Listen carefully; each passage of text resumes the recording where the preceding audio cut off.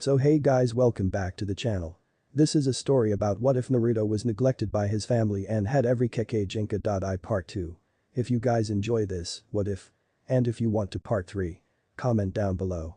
And let me know before I start. Please do support for more awesome content. And leave a like and don't forget to subscribe to my channel. And also share this video with your friends. And check out the description. And check out my playlist. So let's start the video. Chapter 8. Bond. Naruto woke up the next morning with sore limbs, his muscles felt like they were on fire, and he had a terrible headache.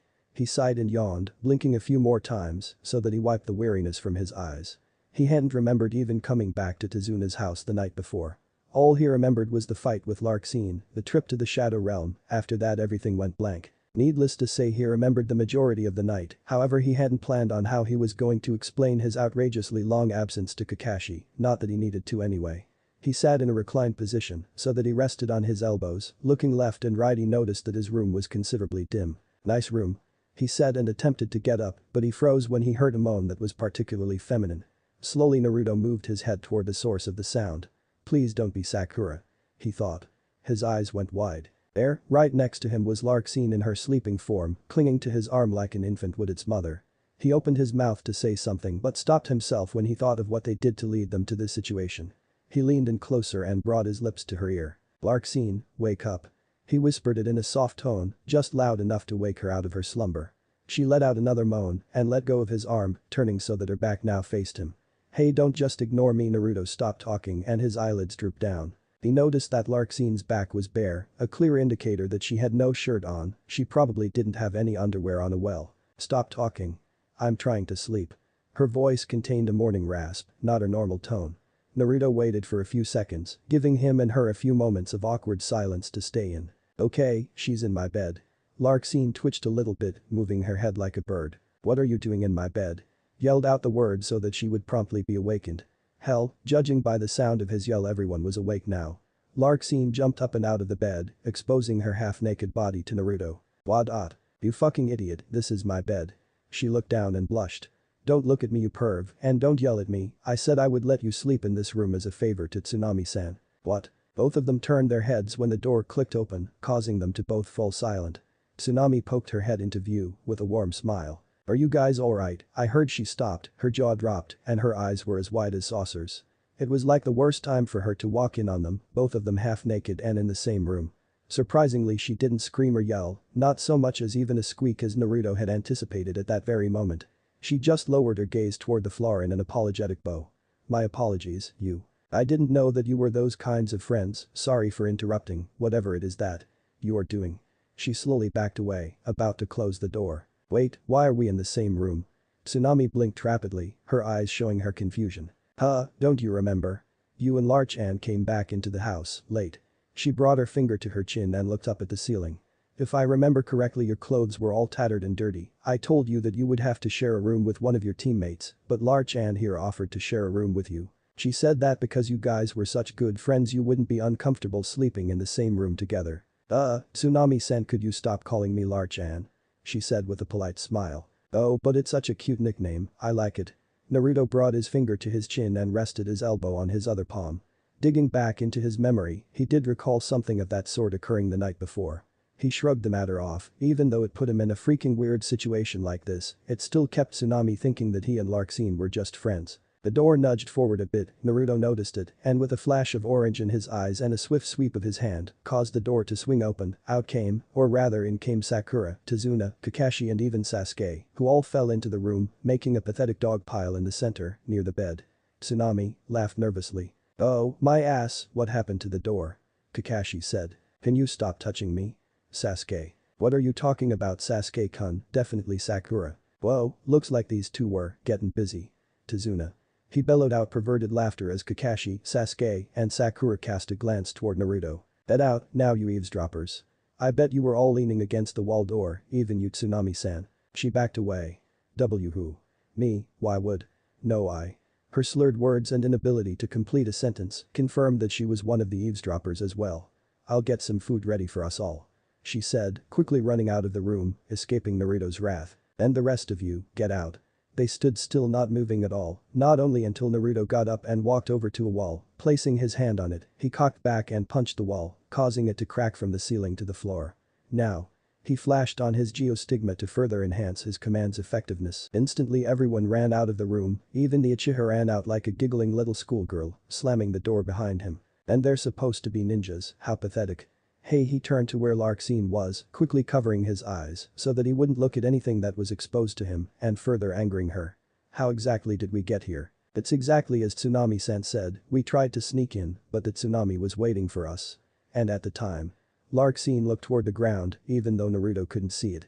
I couldn't think of anything else that would get her to stop asking questions about why we came home so late, so I said we were tired and wanted to get to sleep. So you tell her that it would be okay for us to sleep in the same room? It's not my fault, there weren't enough rooms, and I wasn't going to share a room with that pink-haired friend of yours. Whatever, what's done is done. We'll probably be leaving sometime today, so make your mind on my offer, do you want to come with me or not? Hurry and decide, but in the meantime where's your bathroom? Down the hall. Thanks, Naruto turned before uncovering his hands from his eyes and left the room, but before he did so he turned around, earning him a blush from Larxene. Choose quickly. Larchan. He said before turning the corner down the hall, laughing when he heard Larxene shout. Don't call me that you prick. Downstairs, after Naruto had finished his morning routine he walked downstairs to the kitchen, which was the first thing you saw when you came down.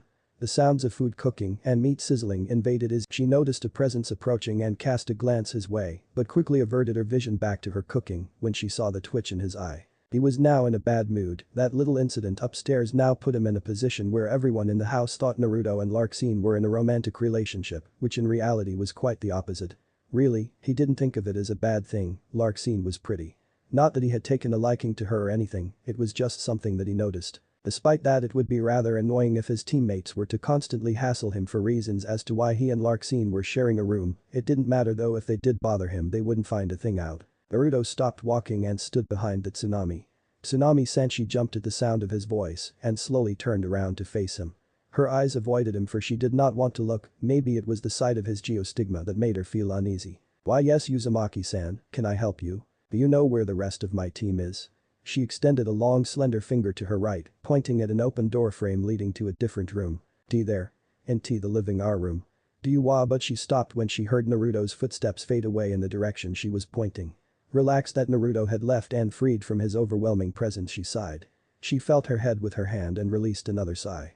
Boy I wonder how Larchan stays so calm around him, she's got her hands full with that one. She went back to her cooking, continuing her previous work. When she heard Naruto's shouts of disapproval and his team's and Tazuna's apologetic pleas, a smile graced her lips. 20 minutes later, the sounds of food being prepared had stopped and breakfast was prepared.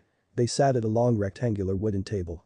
Naruto, Sakura and Sasuke sat along the right edge of the table while Tsunami, Tazuna and Larxene sat on the other side, Larxene and Naruto being in the middle and directly parallel from each other. Naruto sat with his eyes closed, his eyebrow raised in an annoyed fashion. Larxene sat in a position that was similar to his, it was obvious that the both of them were irritated and their faces showed it.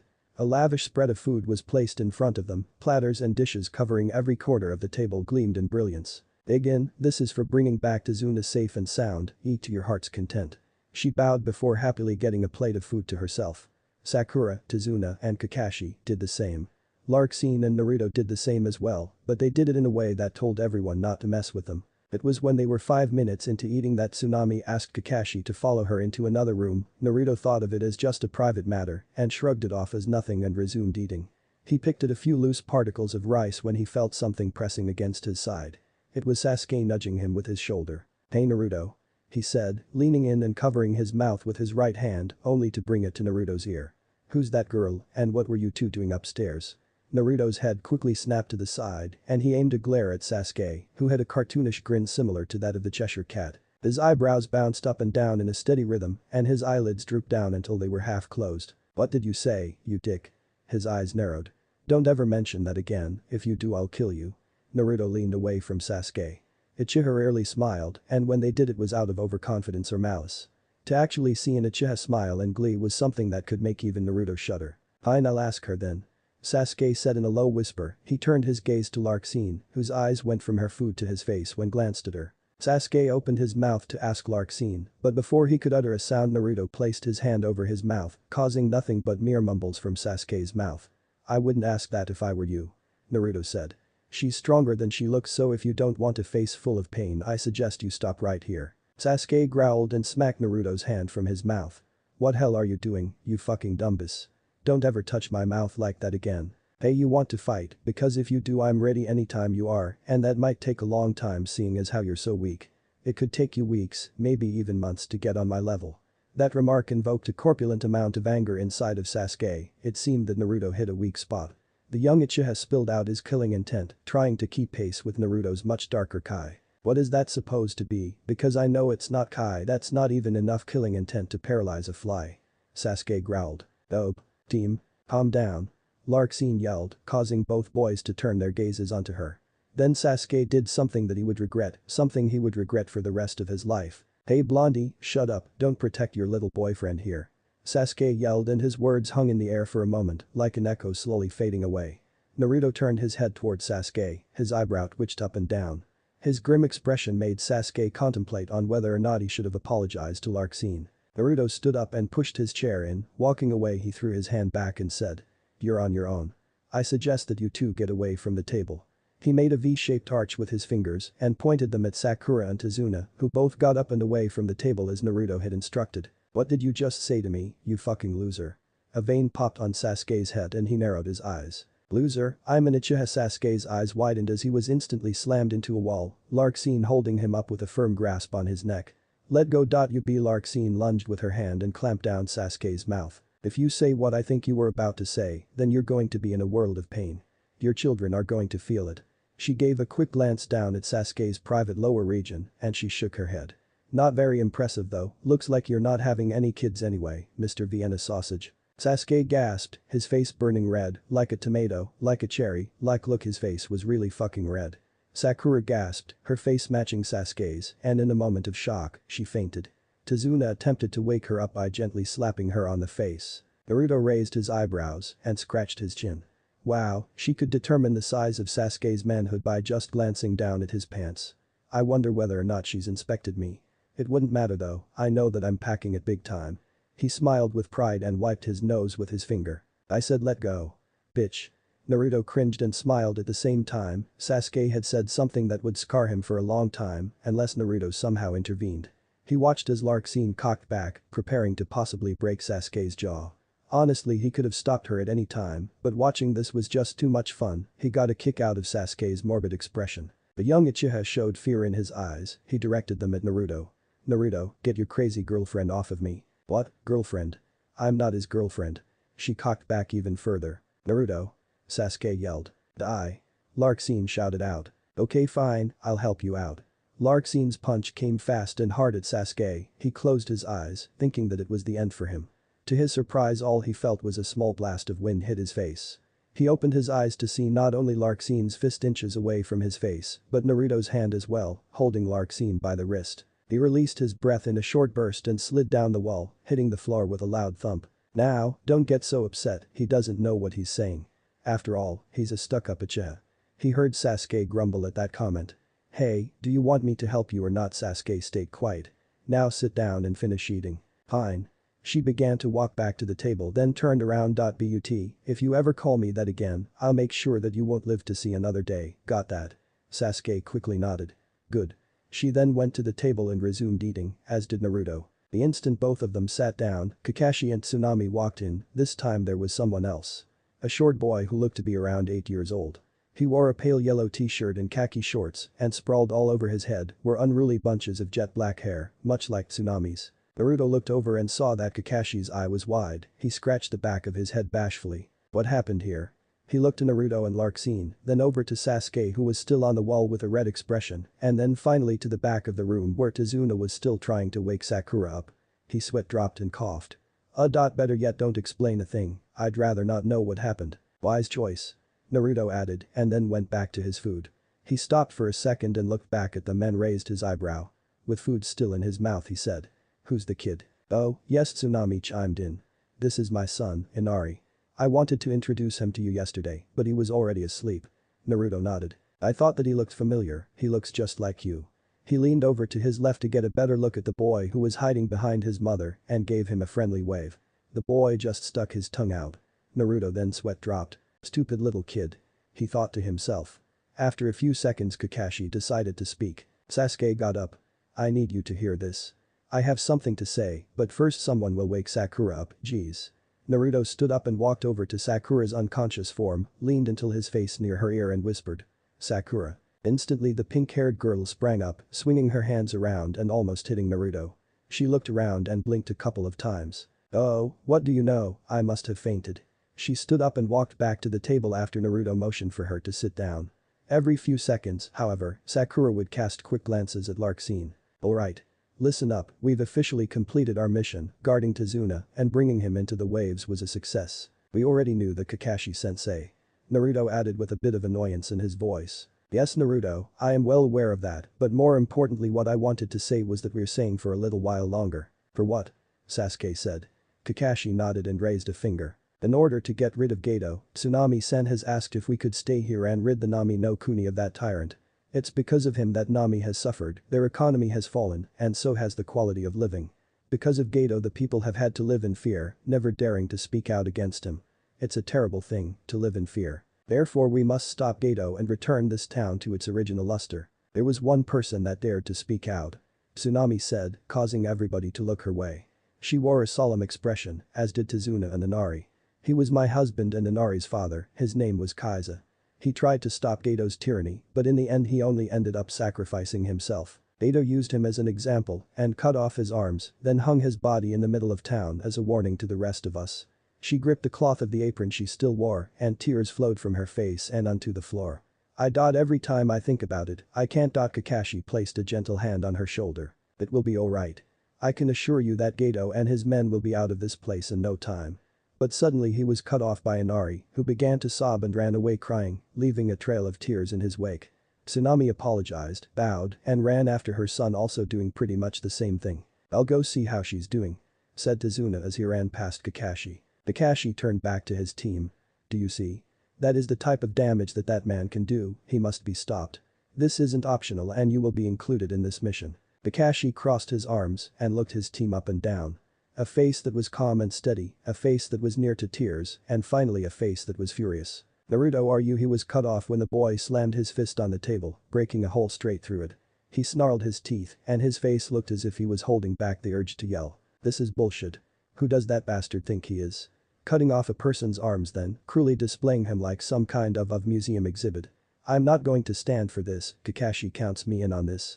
I'm not about to sit here while some asshole is going around slaughtering people. Naruto's chakra spiked and he filled the room with his own killing intent. The pressure from his kai was literally breathtaking. The room was as silent as death. Nearby little animals outside, such as birds and rats, began to fall over and die. Naruto's kai was too much for them and caused them to have heart attacks, killing them almost instantly. Sakura and Sasuke suddenly found it hard to breathe, their breath came in little gasps of air. Being in the same room as Naruto seemed to even have its effect on Larkseen, whose breathing suddenly quickened. The only person that seemed unaffected by the foul killing intent was Kakashi, even so, he was cringing a bit as well, although it was so small that an untrained eye could not see it. Kakashi looked at the boy with a sad expression. Out of all people, he knew the most that Naruto could relate to that type of treatment. He knew that when Naruto was a child, the boy suffered many pains that were just as bad as what happened to Inari's father, probably even worse. The moment caused Kakashi to recall the many times he had seen Naruto being tortured as a child, the many times he had to step in and save him. Sometimes that even meant taking the lives of the villagers that were involved. He had seen Naruto go through many harsh times, and now he wanted to release all of his pain onto Geto. Kakashi felt proud of him, Naruto was stronger than he had ever given him credit for. Kakashi, Naruto said, while suddenly standing up. Now, let's go now. I can't stand here and wait any longer, I have to do something. He slammed his fist on the hardwood again, his breathing seeped out through his teeth. Tell me where to go and I'll destroy every one of those bastards. Naruto, what will that do? I don't even know where his hideout is. For now, until we know exactly where to go, stay put. Kakashi tried as much as he could to speak in a low tone, but even as much as the Jounin tried he too was becoming frustrated. It doesn't matter, I'll go and look, anywhere and everywhere. He turned around and walked out the room, his sickening chakra leaving with him. Kakashi made to follow him, but was stopped when Larkseen stood up and motioned for him to stay where he was. With her fingers she made delicate little hand signs, very similar to the one Naruto had made on their way to Nami. Kakashi's eyes widened once he realized what she was doing, he nodded in surprise. This girl knows how to use hand seals, no wonder he likes her. Kakashi thought to himself. She told him that she would be the one to go with him, and he responded with an intricate set of seals that neither Sasuke nor Sakura could see directly. "Can you keep up with him?" Kakashi asked her. "Sure, that won't be a problem, I'm faster than I look," she responded. "Good, he needs to cool off, watch him and make sure that he doesn't do anything reckless." Larxene paused for a moment. Both Sakura and Sasuke raised their eyebrows, both of them wondering why the Cyclops and the crazy blonde chick were just standing there motionless. "I'm surprised you're letting me go without any hassle, aren't you worried?" "Why would I be? I know you're both strong." "What, you think that I didn't see the way you two really left the house yesterday? Even with that type of speed I can see it all with my Sharingan." "Sharingan, huh, fair enough." With that final silent statement, Larxene left the room in pursuit of Naruto. He turned back to his two remaining students. "What are we going to do, Kakashi-sensei?" Sakura asked. He rubbed his temples and let loose a wild sigh. "For now you should stay put and relax. However, later on today you'll have to go out on a side mission. Recon, you'll scope the town, find anyone who looks to be in association with Gato or his men and follow them. This is a mission that might require you to kill, so be on your toes." He looked down to see Sakura shaking, her eyes did not gaze at him, but they were aimed straight down at the floor. "Hey, kill, I don't." Kakashi cut her off with a wave of his hand. "When I said kill, I meant kill only in the event that you are attacked. All that you need to do is stay hidden and find out where Gato actually is, alright?" He waited for her to answer. When she nodded, he turned to Sasuke. "What about you, you're okay with this, right?" "Yes," Sasuke said with his eyes closed, "but there's one thing I want to know." Kakashi lifted his eyebrow and slid his hands into his pockets. "And what would that be?" "Why aren't you coming with us?" "Because, I'm going to track him through Zabuza." He stopped and smiled at the confused faces his two students adorned on their faces. He waved them off. "Don't worry, all I'm doing is going back to the site where we fought yesterday and following his trail from there." "But how?" they both said in unison, leaning in closer. Kakashi just smiled. "I have my ways. More importantly, you two do know what you're supposed to do, right?" They nodded. "Good, then I'll head out now. I want you two to leave in exactly 2 hours." Kakashi then bowed and disappeared in a cloud of smoke. "How does he do that?" Sakura said. "Who knows?" answered Sasuke, but of course answering a question with another question did nothing. Zabuza's hideout. Zabuza stood at the sill of his window, leaning over it and staring into the deep lake below. He let out a sigh, it came out gruff and exasperated. The cold air and mist floated all around the room, giving it a dank and eerie feel. Making a base right above a lake might have been a bad idea after all. He looked up toward the sky. "Why is always cold in this fucking place? I can practically see my own breath." Of course he knew the answer to that. He turned his head and looked back when he heard the door behind him click open, resulting in a loud squeak. He turned his head back to the sky, already knowing who it was. "Do you have any information on where he is?" Zabuza asked. "He probably left already," Haku's voice suggested, which was then accompanied by the creak of floorboards as she walked towards him. "No, he didn't. I know that he didn't." Zabuza-sama. She was cut off when Zabuza suddenly spun around. She still had her mask on so he couldn't see her shocked expression. "Zabuza-sama, I know this is out of desperation but maybe you should try calling him." "I don't think it's that simple, Haku-chan." He glanced over at his giant blade leaning against the wall, half of it being covered in a shadow and half of it reflecting what little light it had to work with.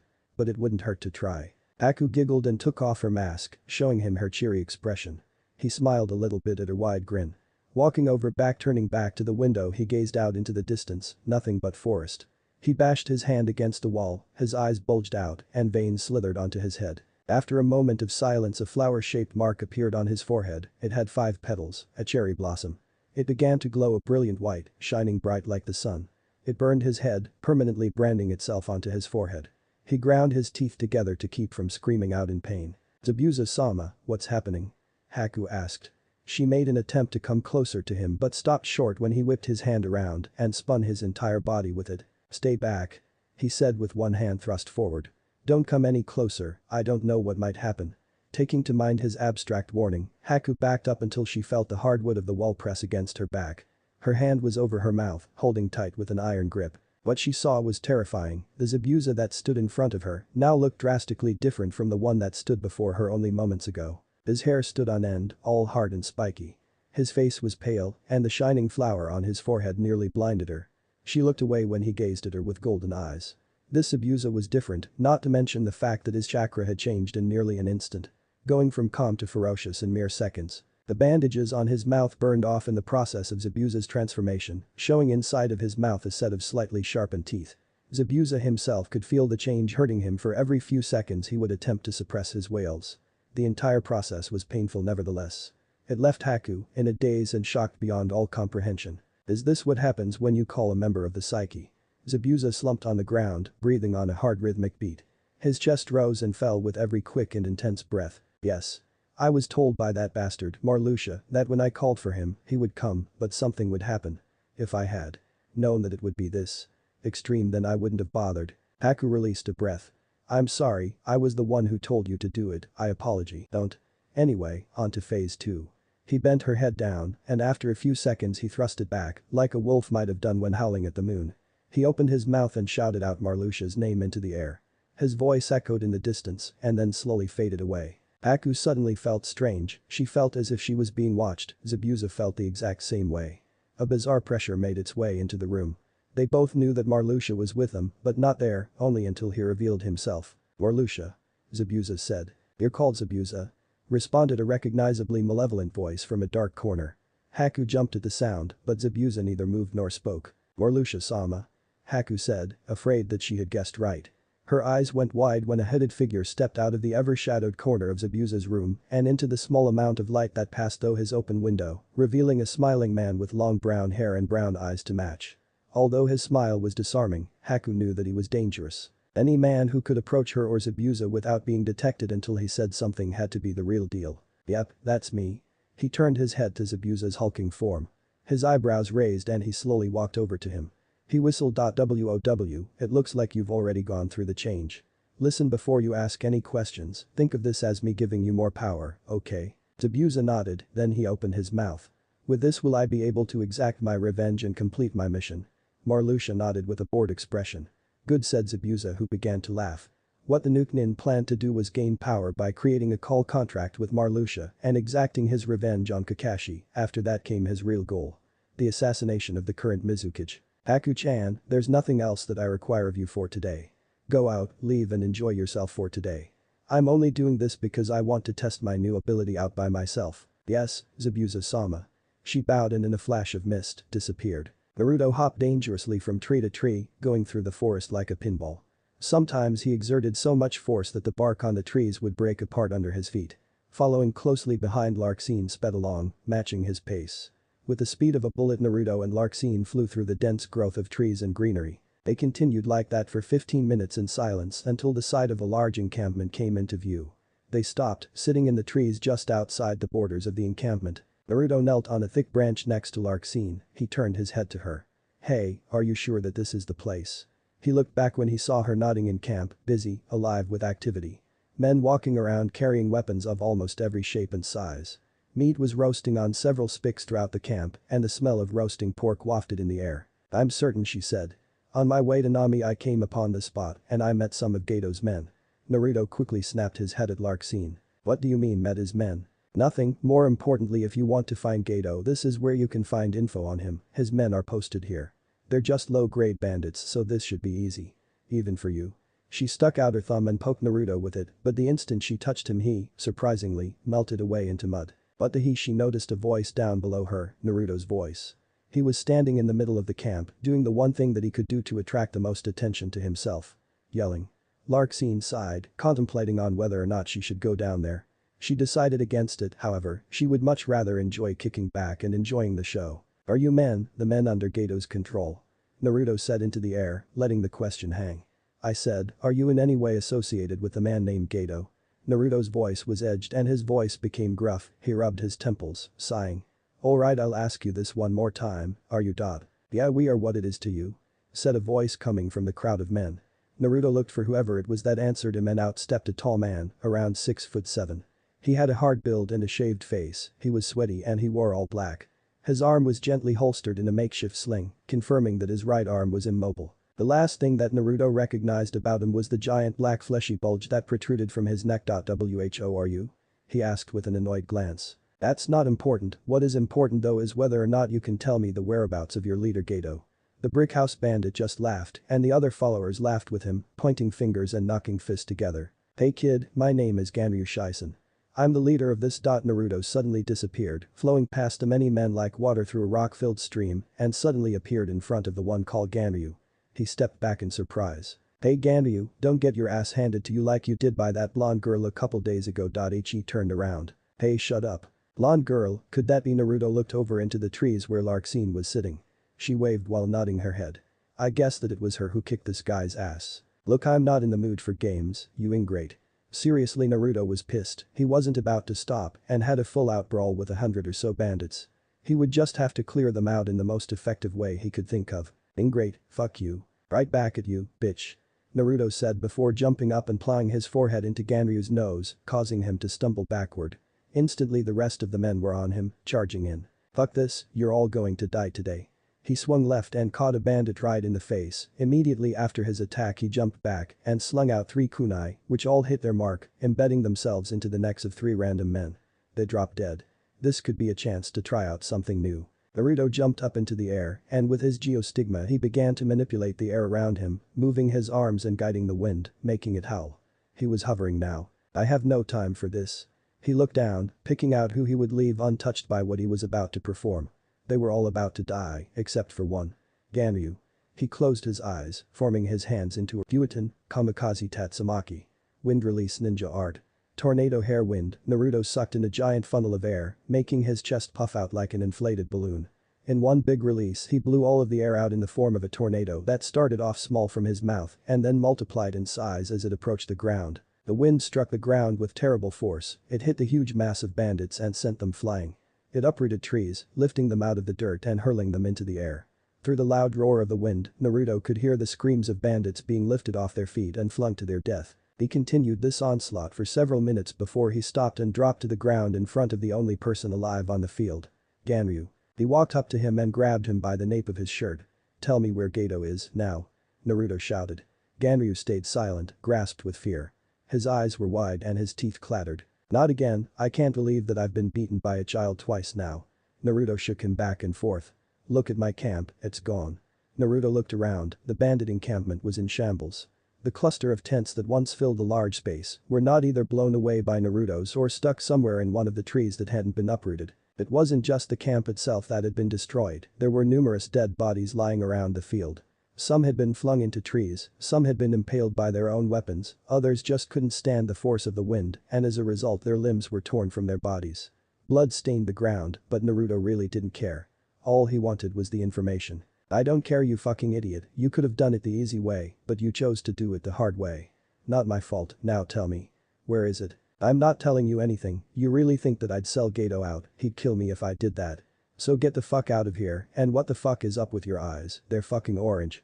Naruto then put his hands around the man's neck, choking him furiously. Fine, Naruto said, but then he noticed something. His geostigma was activated and with it he controlled the power of manipulation. He removed his hands from the man's neck and placed them on his temples. Applying pressure he pumped chakra into Ganryu's head, causing the gruff bandit's eyes to go wide. What are you doing to me? Making you tell me, I just remembered it. It's called lobe extraction. By pumping chakra into an opponent's brain, specifically into the temporal and parietal lobe which control memory and speech, I can make your brain find the information that pertains to Geto's location and make you tell it to me. Cool, huh? Naruto smiled. Ganryu's eyebrows furrowed. You can't do this to me, I thought. Shut up. No, be quiet and let me work. Larxene came here.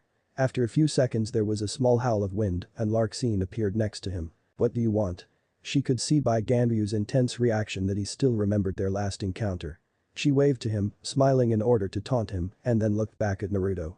Now say what you want to say, Namikaze. I wanted to show you this technique. Larxene huffed and laughed. What is some type of way to impress me? How pathetic. Naruto snickered, causing Larxene to stop laughing. On the contrary, it is a warning.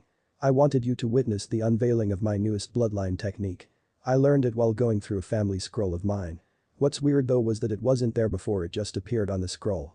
I can finally get a chance to use this technique. What's that supposed to mean to me? It's supposed to be a warning, like I said. I still need information about the psyche, and rest assured that if you refuse to tell me any information I will not hesitate to use this technique on you, not even you can stop it. It's another reason why the geostigma is so coveted. Whatever, she cocked her head to the side looking at Naruto from the corner of her eye. To her interest his fingertips began to glow a vibrant blue and Ganryu's eyes grew even wider. Beginning extraction. While I'm doing this you won't be able to speak unless I will, so you have no other choice but to comply. First question, are you aware of Geto's last location? Naruto pressed his hands against his head, and to both Naruto and Larksin's surprise, the bandit's lips began to move against his own will. "Why yes," he replied. "Good, now tell me where it is." Again his lips moved, trembling from Naruto's force. "He's in the town's main market district, dead in the middle of Nami. In the tallest building you can find, it's black. Is that all you want to tell me?" Ganyu's bit his lip, trying to resist Naruto's chakra. Yes, his men are on patrol on the north and south quadrants of the town, and every day he stations nin from Kiri on the northwest and southeast corners of the town, as well as the main gate of Nami. So if you plan on going in and infiltrating his HQ, I suggest you go in from the northeast corner of the town, trust me you will find any trouble over there. That's where the least amount of soldiers are positioned. Wow, Naruto said Gato's really prepared. Hey.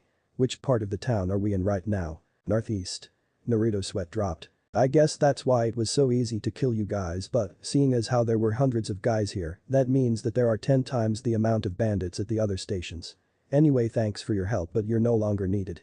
A malevolent grin appeared on Naruto's face right before he increased his grip on Ganryu's head and with a burst of chakra, promptly crushed his head. The sound of Ganryu's gruesome decapitation sounded like a bunch of people crunching paper together, which brought a smile to Naruto's face. He stood up, wiping his hands free of any leftover gore that still stained his skin. He looked out toward the horizon, it was still morning, and the air was still chilly. In the distance the sun painted the bottom of the skyline a faint orange before it gradually lightened up to a bright blue. Naruto glanced at Larksin, all it took was a small nod, and she knew what he was saying. "Let's go," he said. "We're heading back to Tezuna's house." "For what?" she replied, placing her hands on her voluptuous hips. "I thought you wanted to kill Gato." "Yeah, I do, but I'm back to get Kakashi in case of the situation that a few more unexpected enemies show up. It'd be better to have some backup instead of rushing in alone." "Alone? What do you mean? I'm here and I'm all the backup you need." "Boo." Larksin growled in anger. And lunged for Naruto but staggered forward when he disappeared before she could get a firm grasp on him. "Hey, come back here," she yelled out before disappearing with the same amount of Naruto had once used. Tezuna's household. "Sasuke, I think we should get going now." "Shut up, I already know that." Sasuke and Sakura were just preparing to leave for their recon mission together.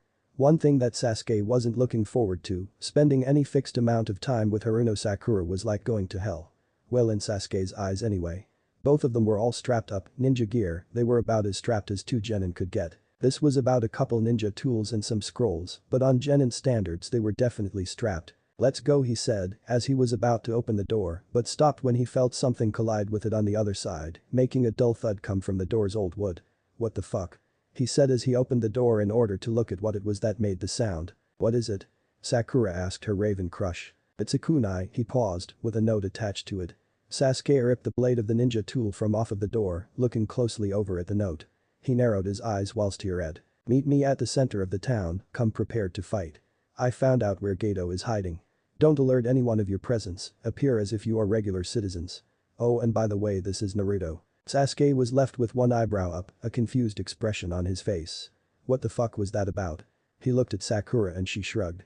"Whatever, let's just go, but first change, we're supposed to be in disguise." Kakashi ran along a wet road that smelled of vegetation and water, if water even had a smell. Thick mist clouded his vision, which was weird because he noticed that it was only foggy in that specific area. "This is the spot, right, Kakashi?" asked a small ninja dog that now sat at his side. He waited for a response while he scratched his ear with his right foot.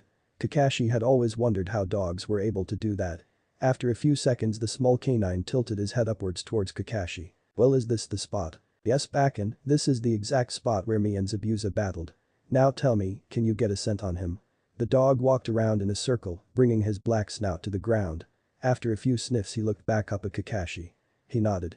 "Good," Kakashi said as he gently brushed Bakken's head. For some reason Kakashi could never figure out why Bakken could talk, he was just like any other ninja dog.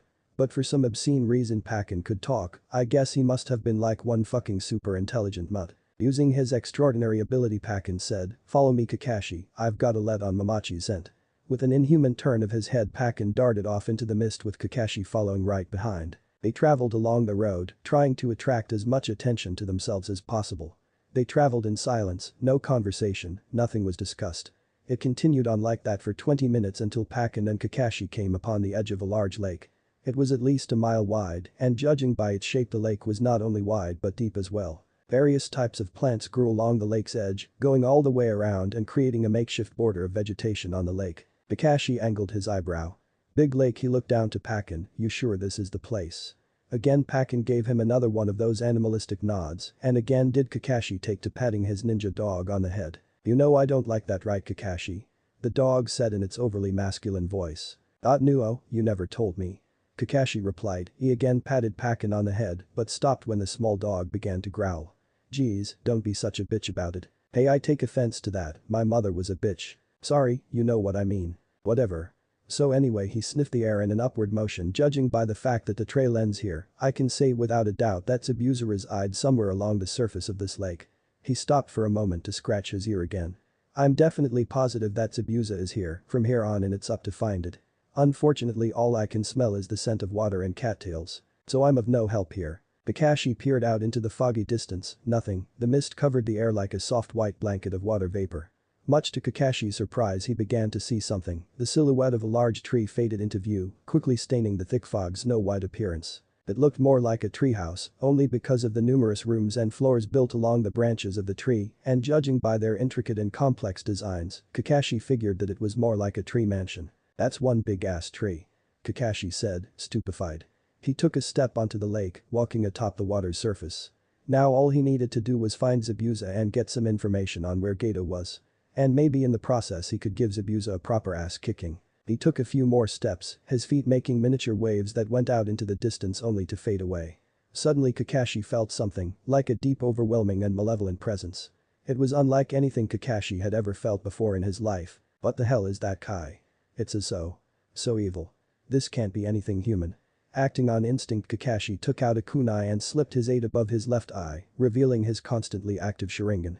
Already in his taijutsu stance, Kakashi cringed as he heard the sound of a familiar person's laughter. His eyes went wide with disbelief. No way. This killing intent, it can't possibly belong to Dot. Kakashi's head twitched as he was cut off by the sound of that familiar voice. Right, you are Haddock, it's me. I've come back to exact my revenge on you for beating me in our last fight. You should have killed me when you had the chance, instead of letting that fake tracker nin come and save me. Kakashi's eyes went even wider and a feeling of frustration crept over him. He couldn't believe that he had missed that, he should have known that that female tracker nin's sudden appearance was way too convenient. Honestly, he didn't know why he had let Zabuza get taken away, maybe something in his mind told that if he wanted a really good fight, then letting Zabuza live was the only way he would attain that goal. If that was not a tracker nin, then who the hell is that person, and who is she to you? Zabuza's voice chuckled, rocks scraping together. I'm surprised that you found out that Haku-chan is really a girl. You must be more perceptive than I thought.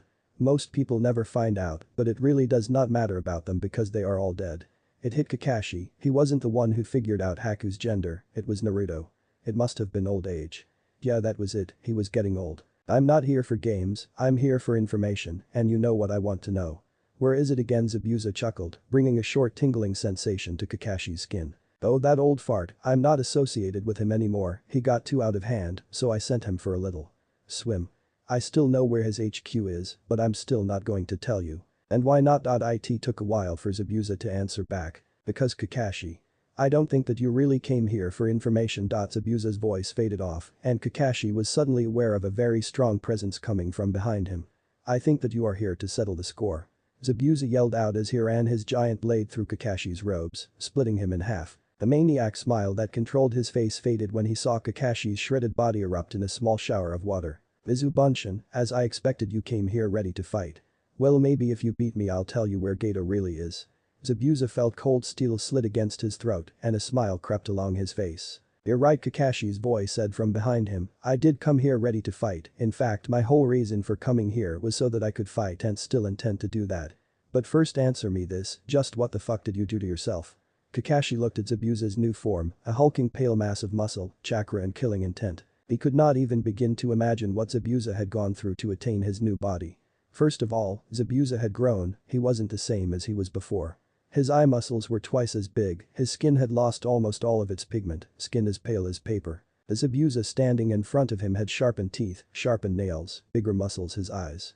Golden. Zabuza's 24-karat golden eyes shone almost as bright as the 5-petal cherry blossom imprinted on his head.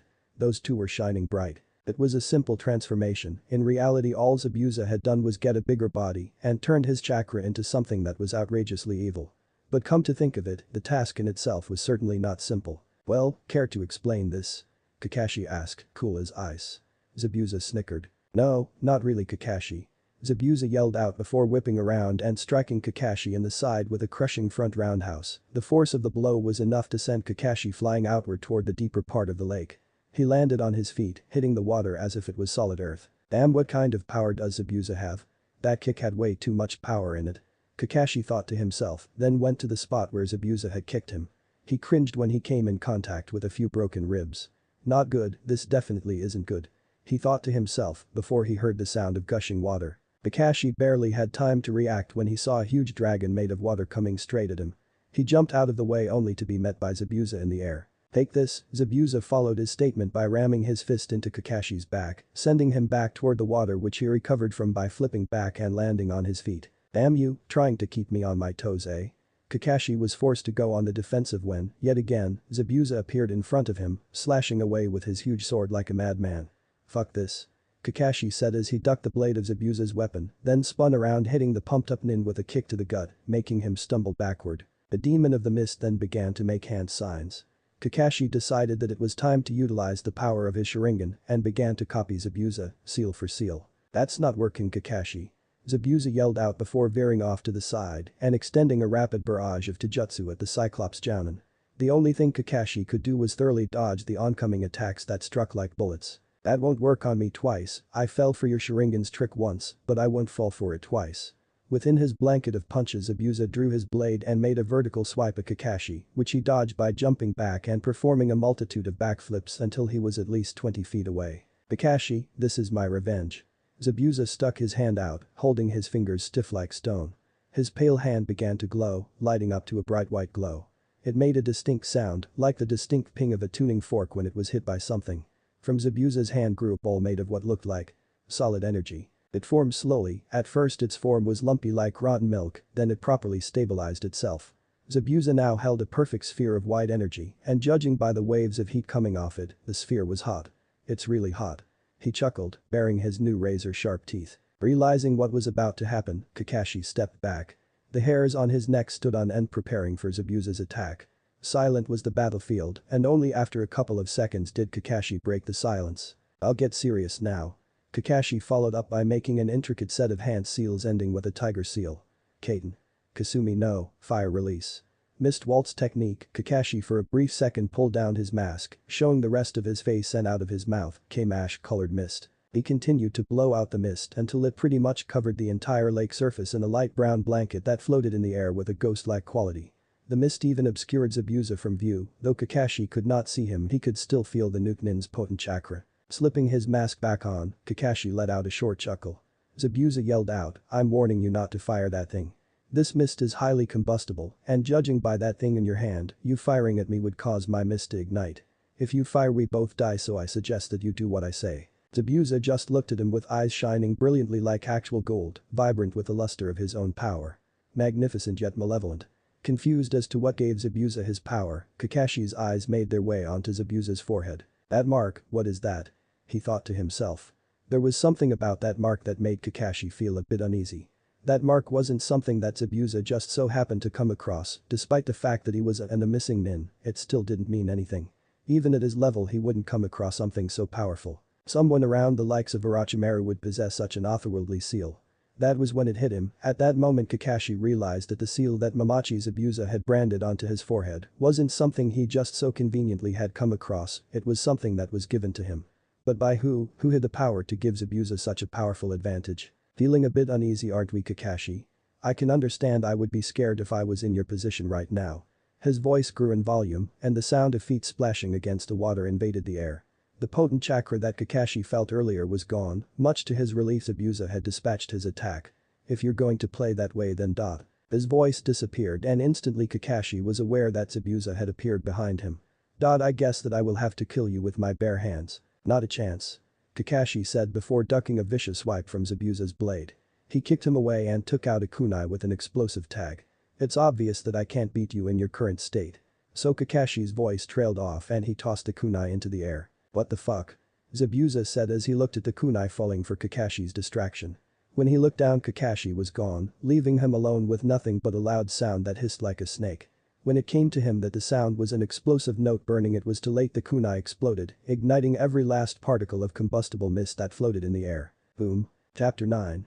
Infiltrate. Haku could not believe what it was that she was looking at. She stood at the edge of a damaged lakeside.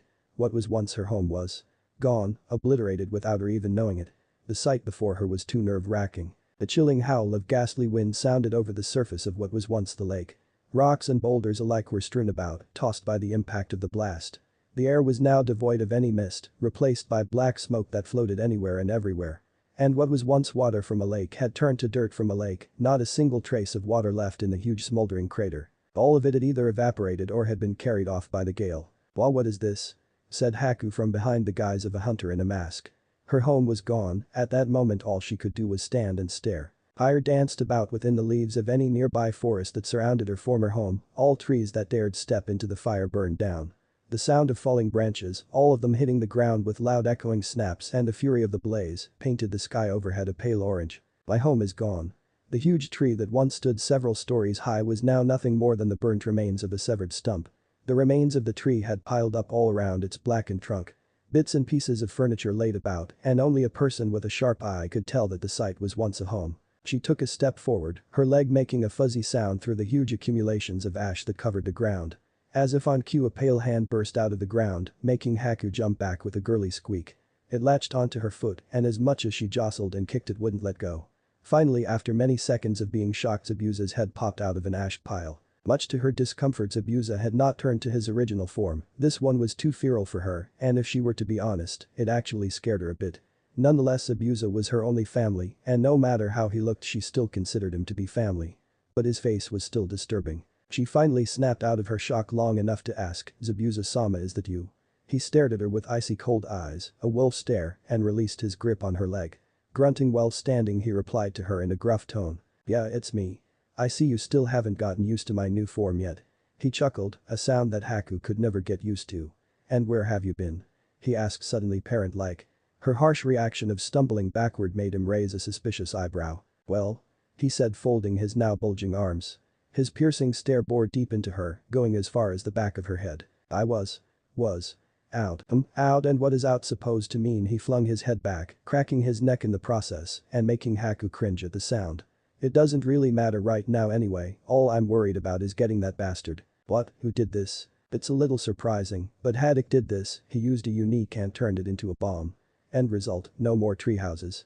He outstretched his hand, and like a snake did his huge halberd come striking out of the ash and into his hand, where he then attached it to the clip that served as his holster. It took Haku a few moments to realize it, but she noticed that Zabuza's body was covered in a multitude of bruises, sore, and cuts. When she addressed him on it, he told her not to worry about it, that in time they would heal. A series of loud rumbling noises sounded off in the distance of the burning forest. It sounded like the steps of many approaching men. They were coming fast. The footsteps grew louder, growing into a loud roar, and then in a few seconds coming to a sudden halt. "Well, what happened here? Looks like you had a little bit of trouble here. It's a shame though, this place is filthy." Zabuza's ear literally twitched to the sound of that voice. He turned his head to see Gato standing on top of a steep hill, behind him standing a crowd of men. All of them looked like neither Haku nor Zabuza were expecting Gato's appearance. He was in only a single arm sling, nothing more. That's all that the fall did to him, not why he should have been seriously injured from a drop like that. Or maybe he just had some catch him before he fell. Who knows? He thought to himself. "Hey. Why aren't you dead?" Zabuza asked, plain and simple. Instantly a vein popped on his head, and from where he was standing Zabuza could have sworn he saw Gato's head increase in size before he yelled. "I had one of my guys waiting outside to catch me before I fell." Looks like Zabuza was right. Wait, no, that's not important. What is important though is my revenge. Now he extended a finger down the hill to Zabuza and Haku. "All of these ninjas you see here are too, and there's 30 of them, so that's more than enough to kill you." Zabuza chuckled. "Oh really? Yeah. Really, and I don't care about how much you've changed, you are still going to die today. Kill them." On command, every nin behind Gato spilled down the hill like running water, and Gato was the rock that they were all afraid to touch, so they went around. "Haku, I don't want you to see this, okay?" Haku nodded, knowing full well what was about to happen. She stepped back. "Is there anything that you need? Now that our home is destroyed, where can I go?" "I want you to meet me in the forest." "Which part?" "B sector, got it." Haku nodded. She knelt down. He turned around, placing his back against a wave of enemies that all ran at him, completely ignoring their cries of battle. Then he said. Haku. Take off your mask. With wide eyes Haku slipped off the one thing that kept her identity a secret. Why he wanted her to take it off was a mystery. Don't die, I'm sure that some of them will follow you. His face held an impassive expression. Shakily she said hi. And disappeared in a swirl of mist. As Abusa turned back to the enemy he smiled, eyes blazing, golden and smiled. Yeah, they're gonna die today. In the forest, Naruto spit as he wiped the blood off of his kunai. For some reason on their way back to the town they came across an unusually large amount of resistance. What was weird was that this part of the forest was supposed to be the one with the least resistance. They had come across at least a dozen or so enemies. If this was what little resistance meant with Geto, then Naruto didn't think that he wanted what a full resistance was. That's Dottie counted the number off on his fingers, silently mouthing off the amount in his head. That's 7 kills for me. He looked over at Larxene, who had just finished dispatching an enemy of her own by snapping his neck, causing him to drop with a loud thud. How about you? He asked. That's about my 6th kill. Why? Naruto shook his head. I just wanted to make sure that I was ahead of you in a kill count. This instantly enraged her. How Naruto could be so competitive was simply astounding, when in reality she was just as competitive as Naruto. They were standing in a large clearing, and all around them were the bodies of the 13 men that they had just taken down. Some had their necks slit, others had their necks broken. Nonetheless they were all dead. Hey, why do you think that we're getting so much resistance? Naruto shrugged, then slipped his kunai back into his pouch for later use that he knew would come soon. Beats me, he said, the only reason that I can think of is that Geto was alerted and he's sending these guys to find us. He looked at the sun. It now gently rested above the horizon, by now it was noon. Judging by Naruto's internal clock and the sun's position. Let's keep moving, we don't have any time to waste, I want to be there before my teammates. He had purposely chosen the forest as his route to the center of town. It raised suspicion if they were to go bouncing straight through the center of the town at the speed of sound. Both Larxene and Naruto were about to jump back into the trees when they heard a loud crash to their left. It sounded like an explosive note going off.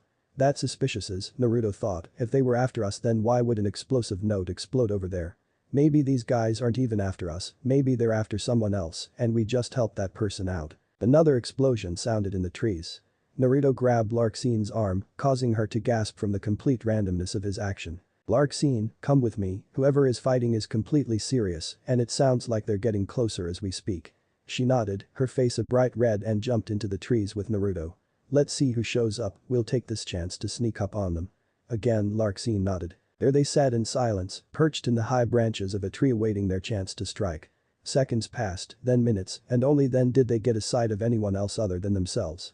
An explosion occurred and when both Larxene and Naruto looked down from their high point in the treetops they saw someone.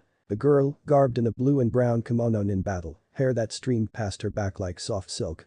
She flew past their field of vision for only a second, dazing both of them. Wow. She's fast.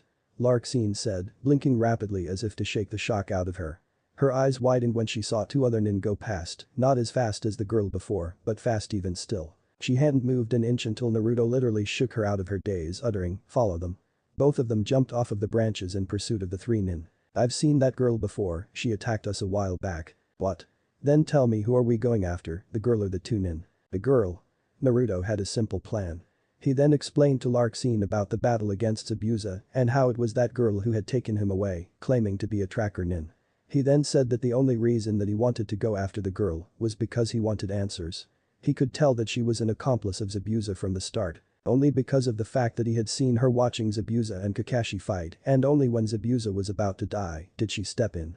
A weird action for a tracker nin, to just watch the fight and not do anything while their target was getting beat to a pulp.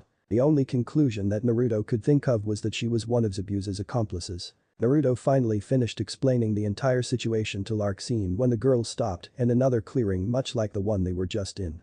The 2 nin stopped as well, taking out 2 kunai and preparing for battle. Judging by what Naruto and Larxene could see, the 2 nin were from Kurigakure no Sado. Naruto narrowed his eyes, I'll get you this time. He said to himself. Aku now stood in the middle of a large clearing, facing the enemy ninja from Kurigakure no Sado. It was funny, that was where she was from. She never thought that she would be hunted by her own people. Again. She stood calm and unperturbed, silently facing the 2 men that now stood in front of her. Now, we don't want to make this any harder than it already is, so come with us okay? Said one of the men with slick back black hair. He motioned for her to come to him like she was a little 2-year-old girl. Like I'd ever come to you. She slid out 2 slender glares that gleamed in the light with the natural brilliance of a diamond. It's a shame that these will have to be stained with so much blood. She looked down at her two needles like a mother would a child, then bringing her gaze to the black-haired nin she disappeared without a trace. "What the?" said the black-haired nin's partner, but when he looked to his left all he saw was his teammate on the floor with two lodged through his throat. He then felt a hand grab his shoulder before he was thrown several feet into a tree. "You still think that this doesn't need to be harder than it already is? I think your friend over there had the wrong idea." She slid out another set of and quickly dispatched him in the same manner as she had done to the first Kirin. Looking at the sky she noticed that it was already past noon, she was in the D sector of the forest as Abusa had instructed, and now she didn't know what to do. And for some reason she kept getting chased by all these ninjas under Gato's control. "Whew, this is starting to get troublesome," she said as she sat down on the ground, resting her tired legs, stretching. A distant sound of flapping passed her ear and she turned to see a falcon just about to land on a tree branch. Smiling constantly at the sight she let off a lonely sigh. Grand and noble was the falcon, a predator of the skies free to live its life as it wished. It continuously moved its head from side to side in quick inhuman motions, its sharp eyes soon locked onto her. At least the birds have nothing to fear, they at least have the right to be free. Then an idea lanced through her mind, extending her arm toward the falcon she called to it with a high-pitched whistle that reverberated throughout the clearing until it faded away. Instantly the falcon clicked its head toward the sound and with three mighty flaps, it was airborne and perched onto Haku's arm. Haku took to scratching it on its head. It was a hunter, it had long pointed wings that were bluish-gray with black wingtips and a back of matching color. It had a wide underbelly with thin clean bands of dark brown going vertically down to its underparts. The tail, long, narrow, and rounded at the rear, was the same color as its back, except for the two horizontal bands of brown streaking across. Its head was blue-gray that faded down to light white upon its neck. A notched beak and razor-sharp talons that were so close to slicing Haku's flesh, if not for the sturdy material of her battle kimono. It was a peregrine, a fast aerodynamic predator. Although in Haku's opinion this particular bird was pretty large, it must have been a female. The females were usually larger than the males, still it was big even for a female. For some reason Haku felt a foreign familiarity with this falcon, as if she could hear her thoughts and read the silent words inscribed inside of those large and intelligent eyes of hers. "Wow, you really are a beauty, aren't you?" The falcon just looked at her, not understanding a single word that she said. The constant movement of her head displayed how curious the bird was toward Haku. With an exasperated sigh Haku turned her head the other way. "Aw, is this bitch that sad that she's talking to birds now?" said a voice. Her eyes widened when she sensed the presence of three men 20 feet behind her.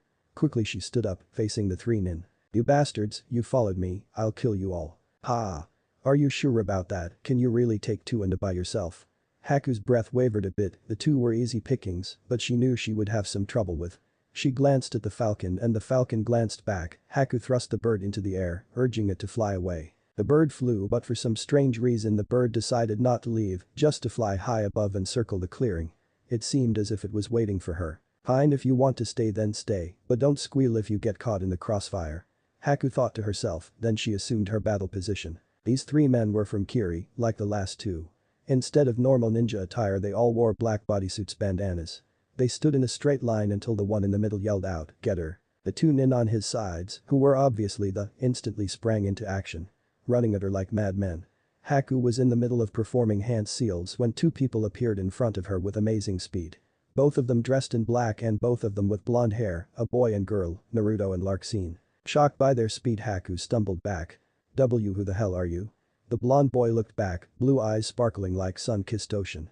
He smiled, leaving Haku unable to stop her heart from skipping a beat. "No. Time to explain.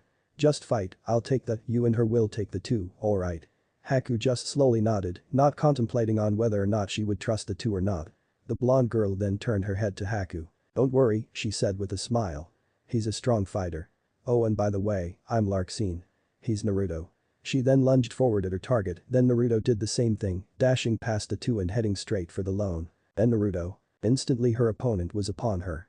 He drew his sword that he apparently kept well hidden and came at her with a vertical slash that she skillfully dodged with a swift sidestep, followed by a spinning roundhouse kick to his face. He stumbled back and unleashed a barrage of lightning-quick slashes. In order to dodge the attack, Haku jumped back a couple of feet. Kirin charged in at her again. He spun and slashed at her head. A breath of wind tickled her neck as she narrowly dodged the attack by ducking backward, Matrix style. She followed up by sliding onto her back and tripping the Kirin, and whilst he was in mid-air kicked him, propelling him into the air a nice 10 feet. Quickly she rolled backward, regaining her balance and on her feet once again. With amazing dexterity she slipped out 3 and jammed them into the ground. There was nothing that the nin could do at that moment, all Haku had to do was let gravity do its work and allow the ill-fated ninja to fall to his fate. And as expected the man fell straight onto the 3, landing directly onto his neck with a sickening crunch. The 3 needle-like weapons protruded out of the man's neck, slick with blood. Done. She wiped the sweat off of her forehead. Out of the corner of her eye she saw the blonde girl, Larxene, knock her opponent to the ground, followed by a kunai to his head, promptly silencing him. That was 2 down, now all that was left was the one who Naruto had pinned against a tree. Have mercy. Please. He pleaded as Naruto continued to walk slowly, that was all Haku could hear from afar. Her eyes widened when she saw Naruto's fingertips glow bright blue, he grabbed hold of the Jounin's head. She didn't know he was performing, all she knew was that she didn't anything like that happening to her. While Naruto had his hands on the man's head she could see that Naruto was talking to the man and surprisingly, he was responding with no resistance. It was like Naruto had control over him or something. After a few minutes of watching him perform his weird technique from afar, she contemplated on whether or not she should try to run. She decided against it, however, Haku knew that it would be a bad idea to run from these two. The sound of a man's head getting crushed broke her out of her thoughts, she looked back at where Naruto was and she saw no other face. All she saw was the decapitated body of a ninja. Did he just do that? Haku found it hard to believe that Naruto had just crushed some guy's head so easily. It was weird, it was brutal. To her it was kind of hot. Now? You. Larxene and Naruto started to move toward her. Thanks for the help. But who are you two? Haku asked as they both came to a stop right in front of her. That's not really the point here, the real question is. Who exactly are you and who are you working with? Naruto paused. A moment of silence, the loud squeal of a falcon caused the 3 of them to look at the sky. The same falcon that was once perched on Haku's arms was flying down from its mid-air stationary and landed right on Haku's left shoulder. It locked its gaze on Naruto, and even under the piercing and watchful eye of a falcon he seemed unfazed. Seems like your little friend wants to join us, no matter. Like I was saying, who are you and who are you working with? Haku raised an eyebrow. Shouldn't I be the one asking you guys that? You just did, I simply chose not to give you an answer. Then why should I give you an answer? Naruto let out a deep sigh, placing his hands on his hips and looking into the sky. Without placing his head down he said. Because. Larxene, the blonde girl standing next to him, suddenly disappeared. Flowing past her with outrageous speed and coming to a stop behind her. Haku could feel the tickle of kunai so close to her neck, so close that if she even so much as moved she would die. The falcon on his shoulder didn't seem to notice. Naruto then lowered his head. Because I asked you, and I don't think you're in any position to say no right now. His expression was solemn and grim. Feeling a bit under pressure Haku responded. Oh okay fine, I'll tell you. My name is Haku, I'm a former ninja of Kiri, the hidden village closest to this town. Well. Technically I'm not a ninja, since I was never enlisted into the Kiri archives as an actual shinobi of Kurigakure no Sado. Naruto crossed his arms. And why is that you aren't an official shinobi, just asking. He tapped his fingers against the fabric of his jacket. The Bloodline Massacre. Bloodline Massacre? Larxene said. Haku nodded, careful not to cut her neck on the sharp edge of the kunai. Yes. It happened some years back, when I was a child. Kiri once was thriving with an abundance of clans that possessed Kekkei. My family was one of them, however it lasted for a long time. The Mizukage had ordered that every person with a should be slaughtered. Having a bloodline limit was a sin, he sent teams of special shinobi in order to kill us all. It resulted in great turmoil within Kiri, chaos. Some of us who had this power chose to fight and defend themselves, others went into hiding. The Mizukage had started a widespread genocide in our village. I suppose that you were one of the people who went into hiding. Naruto said, blushing. Haku nodded with another short movement of her head. Why yes. And no. Haku said. Naruto raised an eyebrow. Both eyebrows actually. Then he relaxed them, turning his face into an expression of great interest. He motioned for Larxene to lower her kunai from Haku's throat, to which the blonde girl responded with a confused huh. After a few seconds Larxene stepped away, taking back her position next to Naruto. Wait a second. Naruto closed his eyes and reopened them. When he did, to Haku's great surprise, there was an orange ring around both pupils. The orange contrasted with the sapphire blue which was Naruto's original eye color. Haku leaned in, unable to gaze away from Naruto's perplexing stare. She found herself in utter delight while staring at him, it gave him an unknown appearance. They were exotic, unique, and alien. Haku muttered out a barely audible sentence which sounded a bit like what is that? It took her a few moments to notice what was going on and what she was doing, and after what seemed like days staring into the eyes of this boy whom she had just met, she snapped out of her daze. only snapping out of it when she heard the sound of Larxene snapping her fingers repeatedly in her face. "Geez, you okay?" Larxene asked, to which Haku nodded, too embarrassed from what had just happened to say anything. Larxene just shrugged, saying nothing. What is that?" she asked. "My." Haku's eyes widened, what are the odds of her meeting someone else with a bloodline limit? Naruto stuck his hands out, placing his palms out, and his arms began to shake. The ground underneath them began to tremble. And with one rigid upward motion Naruto raised his hands, raising up from the ground 3 chairs made from yellow stone. They were plain but so intricately cut that it looked as if someone had sat down and carved them by hand. He motioned for them to sit and they did. He can control earth and bend it to his will. Interesting. Haku thought. "Continue with your story," Naruto said. Haku gave a momentary glance at the sun. Then her eyes widened. She knew that it was getting late and that Zabuza would be getting to her pretty soon. Luckily for her, Zabuza was the type to drag out a fight in order to gain some enjoyment from it. Anyway. Like I was saying, some went into hiding and others didn't, but we did hide but not right away. When the actual genocide, I was not aware of my powers at the time, they had yet to mature. My mother did not use her at all, so I didn't even know that we had had a family bloodline limit. Naturally our family was overlooked by the bloodline hunters. That is until my power had actually surfaced. My father had caught using mine in our garden, and even though I was his child he was in full agreement with the bloodline genocide and tried to kill me. What exactly is your bloodline? Naruto interrupted. I can control ice to my will. Unlike you, my body doesn't go through any changes. So it was easier to hide. Anyway, my father confronted my mother about it and in doing that he found out that she had one as well and killed her. He tried to kill me, but. Her gaze lowered, but I didn't have control over my power and ended up killing him. Haku sniffled as memories of her father and mother's death assaulted her mind, stabbing through her being like a lance of sorrow. Alone and cold, I had nowhere to go. And that's how you found Zabuza. Right. Haku shook her head. No. It's quite the opposite, Zabuza found me. When he did I was basically on the verge of death, he told me to follow him if I didn't want to die. So I did and he taught me how to be what I am today. He taught me to be a killer. Haku rested her head on her hands, waiting for a response. A moment of silence. You know you don't like that much of a killer. But I guess you can't judge a book by its cover. Larxene said while looking over to Naruto. What do you think? Well. I know that story was true. Something like that can't be made up. I'll believe what you just told me, furthermore I want to extend to you an offer. What type of offer? Help us and you can come back to back with us. Whoa. Us? I never said that I would come back with you, I haven't even made up my mind yet. Larxene stated. Yes you did. Because if you haven't made up your mind why are you still with me at this point? Because I already told you that you have to prove yourself. So. Ha. Larxene crossed her arms, turning her head away from Naruto. He just chuckled and turned back to Haku. Anyway, like I was saying, seeing as how you are a rogue nin by affiliation with Momochi, I guess I can go ahead and say that you're always on the run. She nodded. Well you can end it. He waited for a response, eyebrows up, but they lowered when she shook her head. Sorry. I'm afraid I can't, even though I'm always on the run it doesn't matter to me as long as I'm with Zabuza-sama. As long as I'm alive I won't leave his side, he's precious to me, and I won't give that up. Naruto sighed, honestly he didn't even know why he asked Haku to join him and Larxene.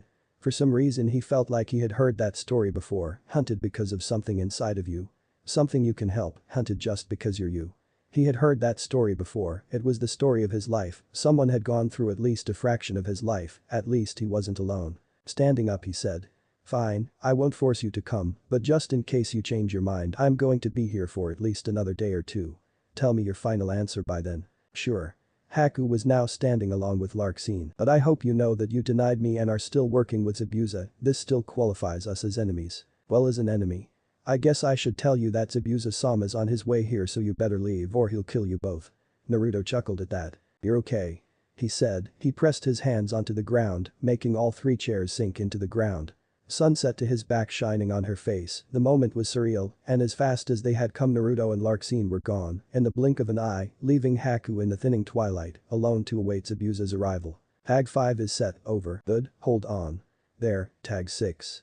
Set, over. Now what? Meet me in front of the infiltration point, over. Are you sure that this is okay?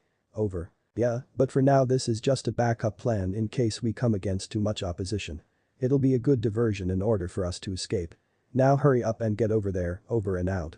Sasuke cut the connection between him and Sakura, creating a short burst of static in his ear. He tapped his wireless headset twice before slipping it off. He was currently on top of a building in the center of town and had just finished setting the final explosive tag out of 6. He had seen a couple of suspicious men waltz into a large black brick building about 20 minutes ago. What was even more suspicious was that this building was the tallest one in town.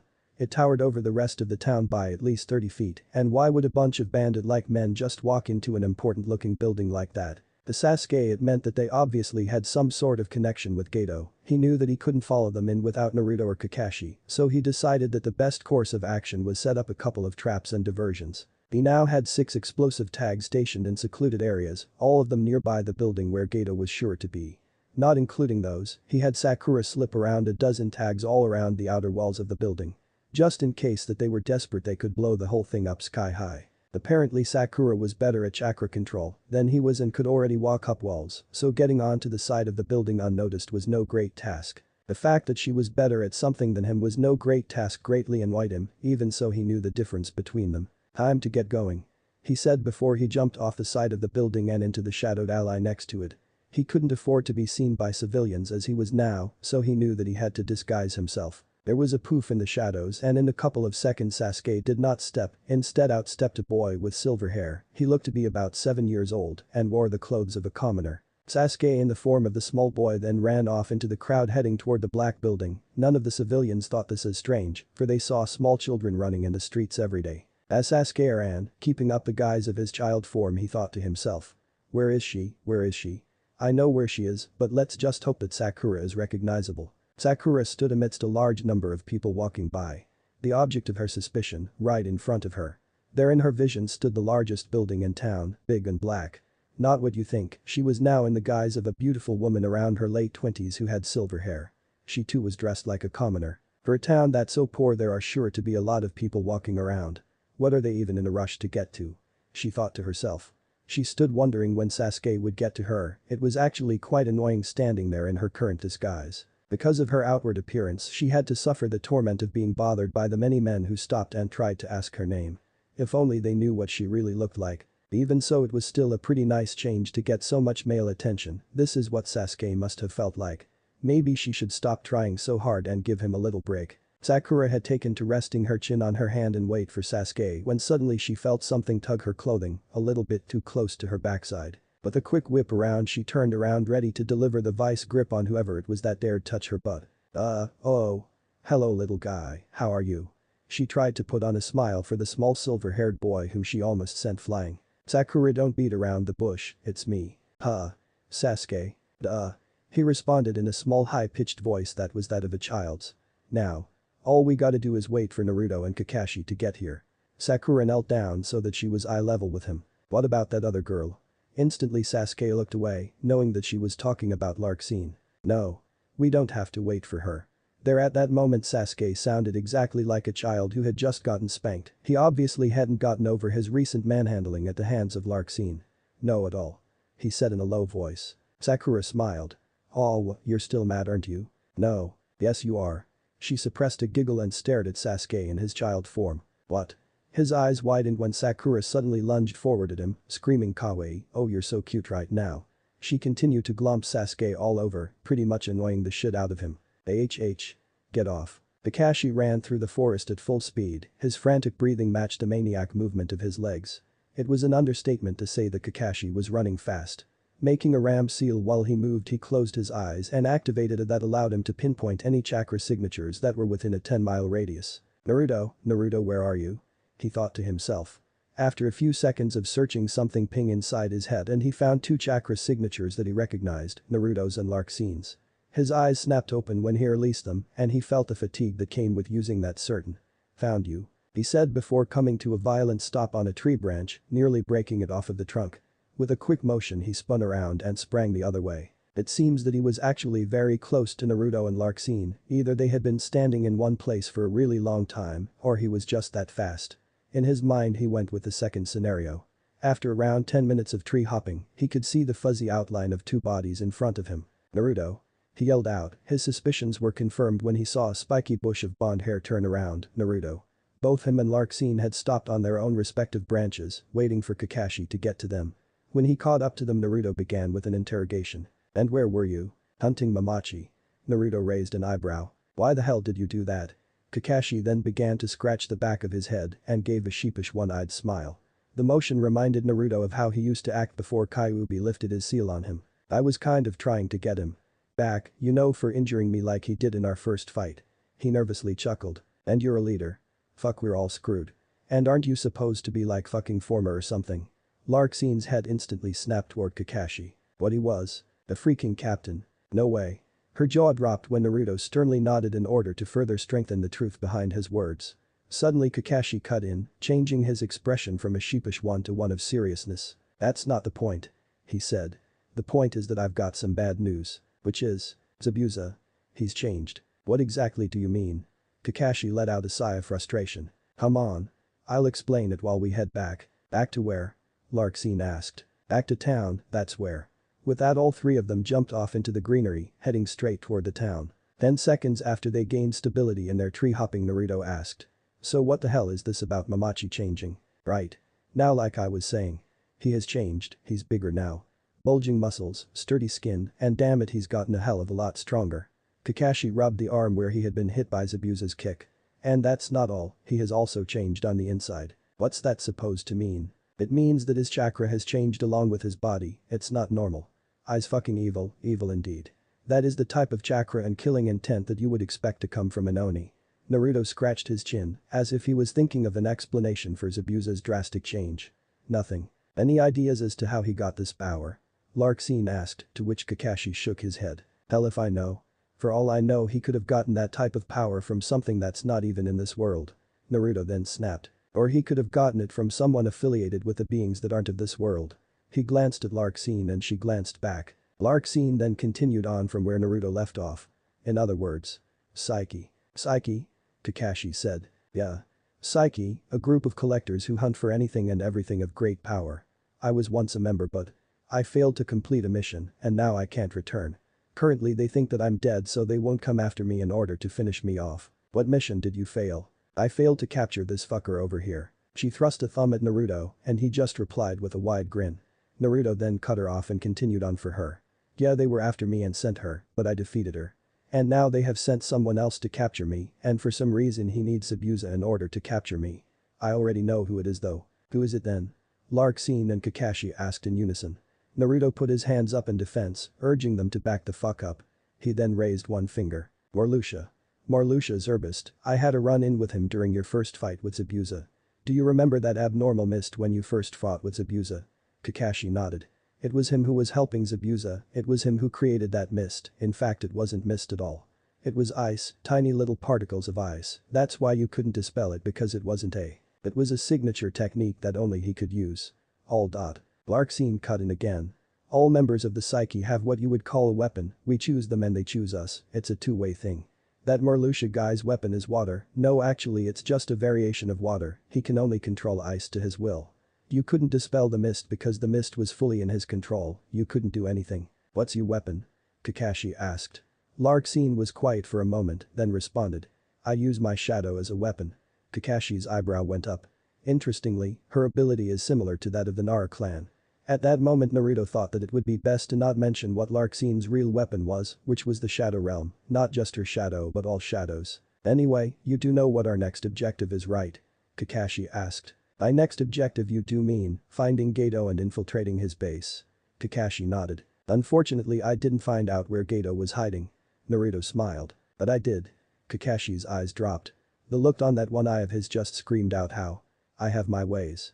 Naruto said. Eyes look ahead, I can see the town up ahead. Both Kakashi and Naruto did what Larksin had instructed and they saw the entrance to the northeast gate. In front of it stood 5 men, probably all below the. Looks like we're going to have a little bit of resistance, huh? Both of them nodded in unison. That makes it all the better. Naruto said. That makes 2 of us. Oh, and by the way. Kakashi looked at both Naruto and Larksin.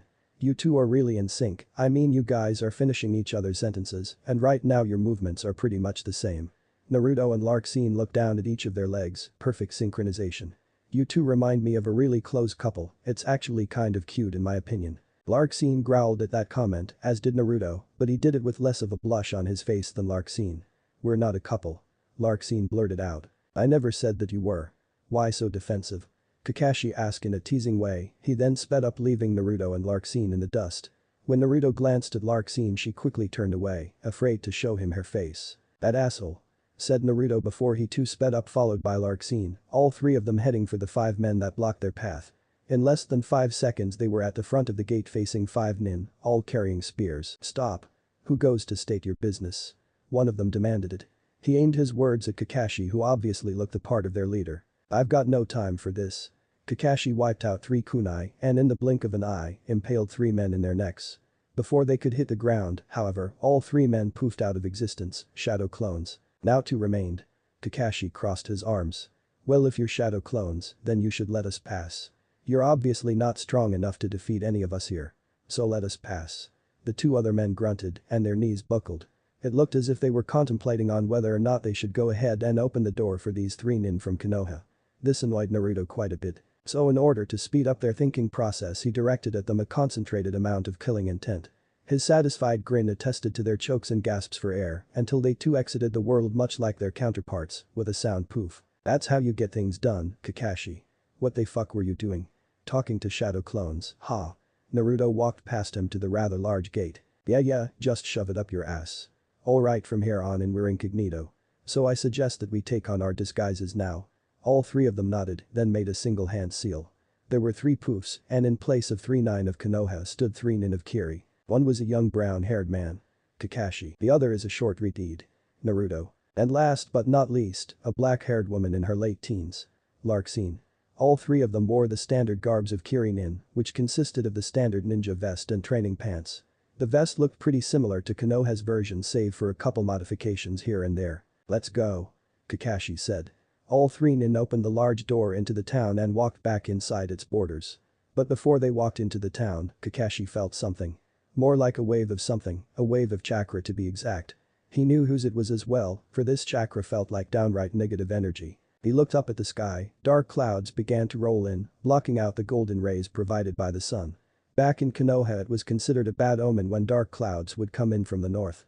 But this wasn't Konoha, but still he just knew something bad was going to occur. His grim thoughts were confirmed when he felt another wave of foul chakra brush past his face like a soft breeze. "Stop." Both Naruto and Larxene stopped in their tracks. Naruto turned around first. "So you felt it too?" Kakashi nodded, as did Larxene. "Is that what you were talking about?" Kakashi nodded again. "Good, that's what I want. Zabuza's coming, he's heading straight for this town, and judging by what we just felt he's probably far away." "Damn, he followed me." Larxene slapped her forehead. "You know that there is no hope of avoiding confrontation. I know of the transformation that Zabuza went through, now that he's in that state his overall brain function has decreased." Kakashi raised his hand and Larxene caught on immediately. "No. He's not dumb." Kakashi put his hand down. Though they once again began moving, walking through the streets like they were normal nin who just so happened to have the day off or something, keeping up their charade. "This Minset has just become immensely feral," she continued on, "in other words, he has become battle-crazed." Kakashi nodded again. "I'm fully aware of that, I realized it the moment I peered into those golden eyes of his." "Whoa, golden eyes. How come you didn't mention any of this before?" Naruto cut in. "Oh, sorry, I guess I forgot." Naruto just scoffed, as if anyone could forget something as unique as golden eyes. "But like I said, I already knew this the instant I looked at him, he's an animal now. Even so, I wish that there was another way we could get rid of him without a huge brawl. Judging by Zabuza's power level, this town can't take a fight like that." Another wave came, this time a bit stronger, signaling that Zabuza was getting closer. The negative energy sent shivers down all 3 of their spines. "No, we can lure him away. If we're going to fight, then at least get the town out of the way," Naruto said, pointing to a large black building that was quite far from them. "That's Gato's base, but for now that's going to have to wait." He made 2 shadow clones. Sparks flew in Kakashi's mind as the light bulb turned on and he jammed his fist against his open palm. "I got it. I know exactly where we can send Zabuza to. And that is, remember that bridge we passed on our way here?" Naruto smirked, which was followed by a snap of his fingers. "Nice, that's our battleground, now all we have to do is find Sakura and Sasuke and tell them what we intend to do. Leave that to me." He turned to his clones and mentally related to them their instructions. "Find Sakura and Sasuke, codename Banshee and Emo King. You know," Kakashi said. "It would be better for them to stay away from the battle.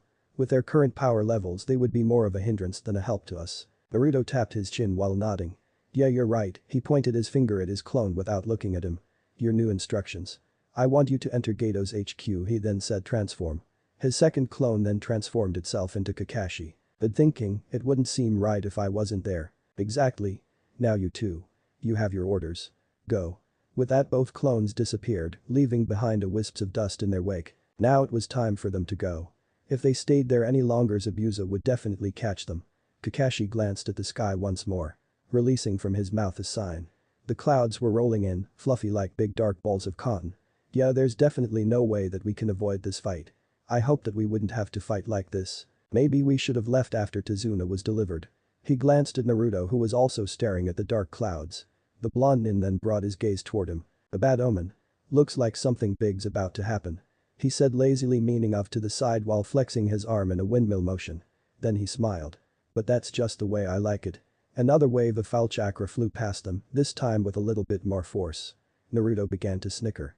Like an insane little junkie who was drugged up on something. That's right Mamachi, come. Both Larksin and Kakashi looked at the blonde in disguise. Both with worried stares. You okay? Kakashi said, which Naruto replied to with a nod and continued to shake and shiver, stung by the cold wind of Zabuza's chakra. There was something wrong with Naruto. He was being affected by something, it could have been this evil chakra. But if it was, then why wasn't it affecting Larksin or himself? What was it that was affecting him? What did the little blonde nin have they didn't? It's happening, Naruto said. What is? These chakras are affecting me. I can feel it. It's like I'm being engulfed in madness. I know that it's only started, but for some reason I feel extremely off edge. I feel like fighting for some reason. Maybe there is something up with this chakra, I don't know, but for some reason I all of a sudden feel the need to fight. Another wave of foul chakra came, making Naruto cringe. Then it hit him. Evil chakra plus evil chakra can only be made out to be more evil chakra. Or in Naruto's case. Demon Yakai. That was it. It was the demon Yakai, more commonly known as Kyuubi's chakra, that was causing him to act in this way. Zabuza's foul chakra wasn't affecting Kakashi or Larksin in the way that it was only because they didn't have Kyuubi inside of them. Naruto. What? I know it's your chakra that's doing this. It can't be helped though. So don't worry. My deepest apologies. Naruto-kun. Naruto clutched the side of his head. Kakashi. We need to go, I will stay here any longer, I'm sure Zabuza's chakra will surely cause me to go insane. Are you sure? Maybe it is better for Dot. Naruto then swiped his hand in the air. Swinging it around like a weapon. No. He brought his hand back to his head. We have to go. And damn it I'm coming with you. Another huge wave blew past them. This chakra was sickening, it was making Naruto mad. It seemed like every time Zabuza got closer the feel of his chakra would get stronger. It brought Naruto to his knees, it was like a terrible pain in the back of his head. With a soundproof Naruto reverted back to his original appearance, unable to retain his disguised form. He laughed and laughed. Cackled even. I can feel it. Ha ha ha. The madness. Naruto yelled into the air. Naruto, get a hold of yourself. Larksin moved in front of him and began jostling him back and forth. He still continued to laugh. Calm down. Honestly she didn't know what fuck was even going on, if Zabuza's chakra was that bad, then why wasn't she like this as well? I can't. Lar-chan. I just can't, I can't even stay still right now. Blue chakra began to flow from his body. She slapped him and the flow stopped.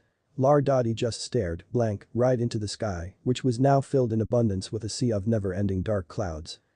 Almost lost control there didn't you? She turned to Kakashi, he knew what she wanted to ask. So he answered her without a question. It's Kyuubi's chakra inside of him that's doing this. Zabuza's chakra has a feral quality to it, and the closer he comes to Naruto, the more Naruto will continue to act like this. It's not just affecting him but us as well. Even now we're being affected by Zabuza's chakra, and if I'm correct given some time we too shall start to act like Naruto. The only reason Naruto has been affected by the madness before us is because of the demonic chakra inside of him, it is being affected by Zabuza's madness and is in turn aiding in speeding up the process of Naruto's growing insanity. In other words Kyuubi's chakra is acting like a catalyst for Zabuza's madness, and if this continues on, Naruto will surely go insane. Wow, to think that I fought twice with Konoha's fabled Jinchuriki and didn't even realize it. At that moment Larksin looked in at Naruto's upward gaze and realized that there was a ring of solid orange around his pupil. Without realizing it Naruto had activated his geostigma. In truth this was actually a defense mechanism in his body. Whenever the body was affected by an opposing outside force, the geostigma would automatically activate itself unless Naruto would not do so. It served only one purpose, to provide the user with an extra amount of chakra for defense. Just in case that person was immobilized, like Naruto, they would at least have enough energy to create a chakra field around themselves. Maybe the geostigma really did have a mind of its own.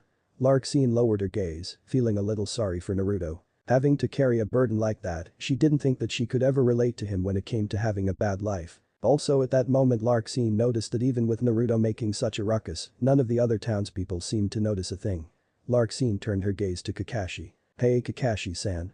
Naruto here is making such a scene, and yet why is it that none of the people here seem to notice? Oh, that's why. Never mind, I see it now. It turns out that Kakashi had placed something very complicated around them that rendered them both invisible and inaudible. They couldn't make a scene even if they wanted to. Kakashi had actually placed it on them when they first stepped past the gate. Larxene mentally slapped herself for not realizing it sooner, and more importantly it caused her to actually consider how strong the Cyclops really was. To use of this level without her noticing, he must have been the real deal. Another wave of chakra erupted in the sky, this time it came stronger than ever. Actually it wasn't even a wave, it was more like an explosion of chakra across the sky. Both Kakashi and Larxene had realized what was happening. They had wasted too much time. And it was already too late, Zabuza was already here. Another huge wave exploded over the town. Every person that could sense chakra, ninja both active and inactive, could feel it. The chakra went past the villagers unaddressed. Because they couldn't sense chakra they couldn't feel it. And at that very moment Kakashi, Larxene and every other ninja in the town was very aware of an obviously evil presence in the center of town, Zabuza. Larxene stood up, looking to where the presence was. Then they saw it. Standing on top of Gato's HQ, a good distance away from them was Momochi Zabuza, and surprisingly hanging off of his arm was. Standing on the large black building was Zabuza with Gato hanging to his arm for dear life. What the fuck? Kakashi said, not caring how loud he was, only because he knew that he still concealed his presence. Is that? Larxene began to ask. Larchan. Hahaha. That he. Is Momochi Zabuza. Naruto cut in, with a crazed expression on his face.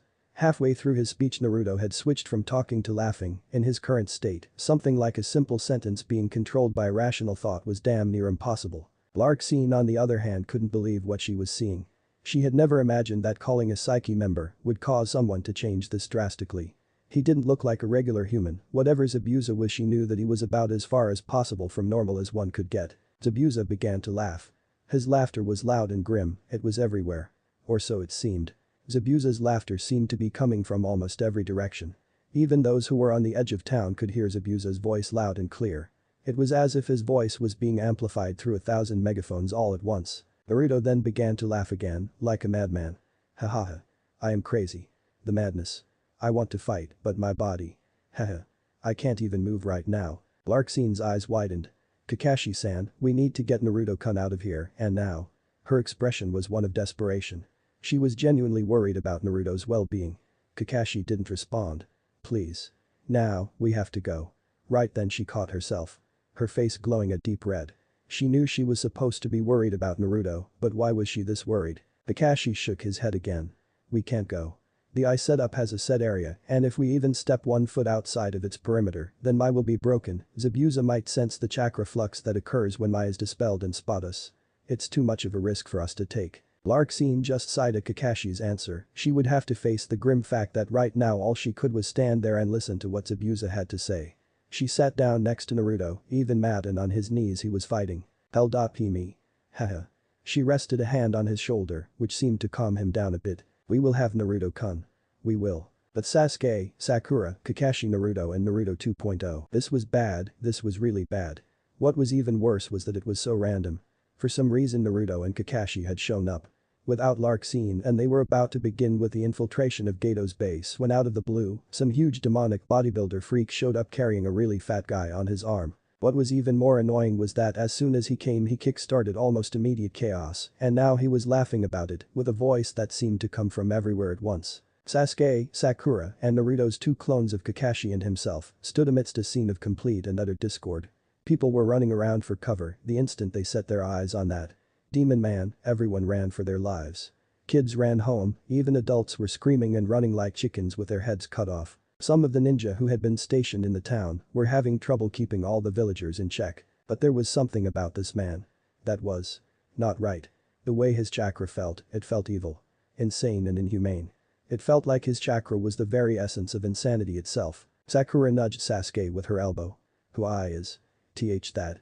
Asked Sakura, asking both Kakashi and Sasuke at the same time. Hell. If you know. Was all she got from Sasuke. It's Momochi Zabuza. That was the response she got from Kakashi. Sakura and Sasuke both gasped at the news. What? Sasuke said, that can't be him. Then he noticed something, the man had no eyebrows. Yep, that was Zabuza for sure. But the snap shut of his mouth. Zabuza stopped laughing. All of you. Shut the fuck up. His voice boomed across the town, stopping any and everybody dead in their tracks. He held the fat man over the edge of Gato's HQ. For all of you who don't know this. This is that earned him a helping of gasps, curses, and shouts from the townspeople below. He is the reason why you all live life the way you do, he is the reason you live in poverty. More shouts and curses were yelled out, all of them directed at Gato. You would think that they would have remembered that there was a huge demon-like freak standing in front of them. Hey. Sakura whispered to Sasuke. I already know, when we've got the chance I'll explode those tags. Sakura just nodded. But you want to? Revenge. Why yes, the crowd answered him back, already stirred up and ready. They were pumped up that every now and then someone would yell, drop the motherfucker. And everyone in the crowd would agree. Just what the fuck is he doing? Said Naruto to Kakashi. All he got was a shoulder shrug. The clone just looked at Zabuza, preparing to mentally relay what exactly he was seeing to his creator. Hey boss. Are you seeing this? He thought, while opening a mental link with the real Naruto. Hey boss. Are you? What the fuck? Suddenly the clone fell to his knees, his head felt like it was about to explode. He let out a little gasp and erupted in a cloud of smoke. Fortunately Zabuza didn't notice this, the noise of the crowd concealed the sound of Naruto's dissipated clone. Seeing this, Sakura and Sasuke jumped away, in surprise. Why did he just poof away? Asked Sakura, thoroughly creeped out. The Kakashi clone just scratched his head. Guess the cat was out of the bag. We're clones. He said, and he too erupted in smoke, leaving Sakura and Sasuke both slack-jawed. It seems to say that as soon as both of the clones tried to open a mental link with the real Naruto, they got a beautiful helping of their creator's current state of insanity. Great. They weren't even real. Said Sakura, turning back to Zabuza. I can give you revenge. That I can. I'll give him to you today. He dropped the Gato into the crowd, by which he was caught and almost immediately slapped around. Zabuza took in a deep breath at the sounds of the cheering townsfolk and the screams of Gato. As the crowd began to carry Gato off into the town square, Zabuza yelled out. Wait, I only did this. So that you can all enjoy your last days of life. That's when all became silent and his words hung in the air, not unheard but unbelieved. What are you talking about? Yelled a random citizen. Rest assured, you can take your revenge on Gato, but by tomorrow I'll come back and you all. You see, I want revenge, or at least a really good fight. And unless there is someone in this town that gives me a worthwhile fight, I'm going to destroy this place. This was followed by numerous murmurs and quite a few screams occurring in the crowd. You have the rest of today and until noon tomorrow to find someone to fight me. Now, have fun. Zabuza began to laugh maniacally, his voice booming over every other sound. After 5 seconds of laughing, he slowly faded away from sight, leaving the rest of the town to decide how they were going to exact their revenge on Gato in their last hours of life. How he did it nobody knew, he was just gone with the wind. And for some reason Sasuke couldn't help but think that that remark was somehow meant to be for Kakashi, perhaps it was Zabuza's way of challenging him to a rematch. Chapter 10. Touch of Insanity. He recovers, she waits, they formulate a plan. Dust floated freely along the corridors of this castle. It was dank, dark, and medieval. Even in this castle, which by the way was huge, it stood about 50 stories high in the middle of an open plain covered in black grass. It was gargantuan, made from a strange black stone, with 2 spires twisting on its left and right sides. In between those 2 spiraling towers was the main body of the actual castle. One would expect a castle of this size to inhabit hundreds of people. But in fact it only held 2 people. And so it brings us to the 2 that inhabited this place, Naruto and Kyuubi. Naruto lay on a soft king-sized bed in a large room. Next to him a large dresser, and directly across his left side was a closet. A big television was stationed in the right corner of the room, next to some rather large windows that allowed the graceful light of an eternal moon flow in. Naruto shifted a bit but then went back to his dreams. Naruto. This time he cracked his eyes open and he let out a reluctant grunt. Wake up. Huh? Where he sat upright, then looked to his left to see Kyuubi standing at one of the windows. The pseudo-human had his back turned to him. He leaned back on his elbows and let out a sigh. Is this what you've done to the place? Naruto raised an eyebrow lazily. Because if it is, I like it. The blonde let out a small chuckle before deeply sighing again, for Kyuubi did not respond. There was a brief moment of silence and for a long time Kyuubi did not say a word. He then turned his head in order to look at Naruto, his gaze was grim. Naruto, it's my fault. It's my fault you were like that. Like what? Naruto asked suddenly. This caused great anger to swell up in Kyuubi. For a moment there was no reply until Kyuubi quickly turned around and swiped at the air.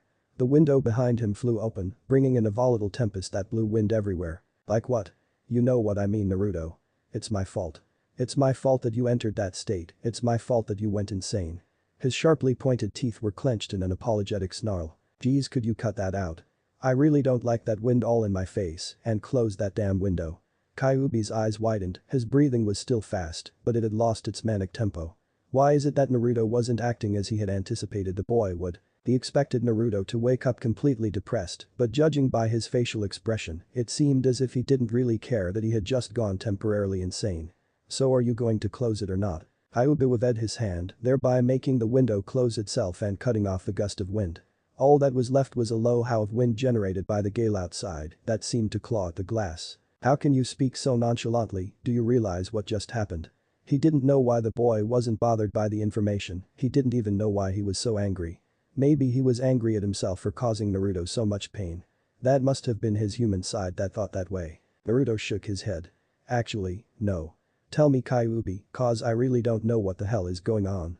He slid to the left and placed his feet on the floor. He wore no shirt and had only a pair of light blue pants on.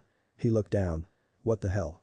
My clothes, you've been messing with me, Kyuubi. That's not the point, Naruto, you really don't remember what just happened to you? Naruto again shook his head, he then looked around searching for something. Your clothes are over there. Kyuubi pointed with one clawed finger at a corner of the room where his clothes hung on a steel coat rack. No, I don't remember anything. But I do remember feeling a certain way. For some reason I feel weird, there's this sensation in the back of my head and it feels chaotic. Other than that I feel fine, but seeing as how you say that I went insane. Tell me, what happened? All I remember was standing in town with Kakashi and Larkseen and then blank. Now I'm here with you.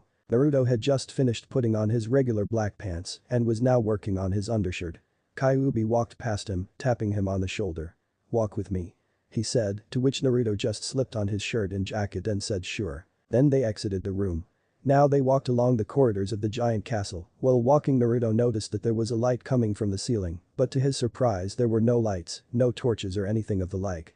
In fact, one could say that the ceiling literally glowed, giving off a hypnotic white light. The many windows along the wall added to the amount of light that was in the hallway. It resulted in the hallways being much brighter than one would expect for such an evil and badass castle. Naruto, you went insane. Crazy, you couldn't even stop yourself from laughing like a lunatic. Naruto raised a confused eyebrow. And it was all my fault. Why the hell do you keep saying that? Hearing the same thing said over and over again seriously ticked Naruto off. Because it is my fault, when that scum Zabuza came near you his chakra touched you. It's something that can only be done with a certain demon's yokai. It's called the chakra of Kanten, or the chakra of confusion. Kanten was an ancient demon who was alive back when I was what you full humans would have called an adolescence. Whoa. That must have been centuries ago. That struck a nerve in Kyuubi's head. That's not the point. He coughed. Anyway, Kanten was was the demon of chaos, and his domain was in what is now the entirety of present-day Demon Country and present-day Marsh Country, Oni no, and Numa no Kuni. That's far from here, way down south. Finally Naruto and Kyuubi arrived at a closed door that had a skull and crossbones and the kanji for training room on it. Training room? Are we going to fight? Kyuubi nodded. First I'm to finish the story, then I'm going to fight, seeing as how you seem completely unaffected by your brief moment of insanity, then I guess it's not too much if I ask for a little spar. Okay. Then continue on with the story. They walked through the door, the inside wasn't what Naruto expected. It had metal walls and there was nothing in it. Except for the words, training room, painted high on the wall. A little disappointing for Naruto, he expected more but decided to address it later. Kanten was wild and often went on random rampages through villages far and near. He wasn't the strongest but definitely the most quick-witted and clever. In battle if he wanted to he could trick you into biting off your own leg. Sounds like one smart demon. Exactly. In fact, he was so clever that he would often trick people into fighting each other for his enjoyment, and considering the fact that many humans back then were as strong as me, you already know that those were some intense battles. Despite how strong we were, however, we couldn't hold a candle to Kanten. There was also the factor of him being vastly smarter than us. Because of our de-evolved brain activity, it made it extremely easy for him to trick us, and in doing that he led us into a period of what you call civil war. I'm guessing that he had to be stopped, right? Naruto said. Both of them had begun to stretch and flew in order to warm up their muscles, and as a way to kill some time, while Kyuubi was narrating his story. Right, so in order to do that we went to the only person we could go to. Kanten's brother. Kinku. Kanten was confusion and chaos, while Kinku on the other hand was equilibrium and balance. We sought Kinku out and he helped us indeed, he succeeded in sealing his brother away in his own territory. And somewhere in the middle of marsh and demon country, that group the Psyche must have found a way to alter Kanten's seal and extract his chakra without affecting the demon inside. Naruto tapped his chin. Okay. I guess that's how Zabuza got his power, but that doesn't explain why I went insane. As you say. He then squatted and stretched out his leg while releasing a satisfied grunt. Oh yeah, that's good, he said. Oh yes my friend, yes it does. You didn't let me tell you the last part. The crucial thing about a demon's chakra is that it is affected by the demon's personality. That's the reason why Zabuza is so power hungry. With that amount of chakra he has become Kanten incarnate. And when Zabuza approached you with Kanten's chakra inside of him, it affected you as well, but because of me being in you, his demonic chakra went directly after you while trying to get to me. Truly it was affecting everyone, you were just affected much faster than your friends. Naruto stood up then bent himself backward, making another grunt. Kyuubi did pretty much the same, except he bent forward. So seeing as how you're a demon and your chakra is so fierce, that must mean that you must have a pretty feral personality as well. Hey Kyuubi responded, I'm a pseudo-demon. I was fully human until I was embedded with this demonic power, transforming me into the Kyuubi no Kitsune. Even then some of my human form remained, but I was unable to access it up until now. The only reason my chakra was so feral was because of the rage I felt when I was attacked and transformed. You know, if you were to actually use my chakra every now and then you would see that my chakra has become a lot more gentle, but it's still badass. Kyuubi cracked his neck making a sound that bounced through the metal room and sent a shiver down Naruto's spine. Hey Kyuubi, why did they have to turn you into a partial demon? Kyuubi stood up straight, then pointed one finger into the air. Because, little one, you can't seal a human into another human. It's against Kami's law. The only way to seal something into a human with the use of a sealing technique is if that thing has demonic energy, ergo they changed me into one, so that in the future they could seal me into you, at least that's how I see it. Naruto then stood straight up. He hopped up and down experimentally, like he had never used his own body. Well, that's enough story time for me. Naruto windmilled his arm. Time to fight. He went into his battle stance. Indeed it is. Said Kyuubi as he slid into his own refined battle position. Hey, are we really going to fight here? Kyuubi then smiled and snapped his fingers. The words training room on the wall began to glow and there was a flash of light. When the bright light subsided, Naruto found that he and Kyuubi were standing on water. They were on top of a large lake and out of the surface of the water protruded several hundred spikes of rock. All around them was rock, they were inside of a large crater, filled with water basically. Oh. I get it, a simulator. Kyuubi tapped his head and smiled again. Quite the sharp one we have here. But that both Kyuubi and Naruto jumped at each other, both ready to begin their spar against each other. Outside world, Larxene walked into a dank room with a bucket filled with water.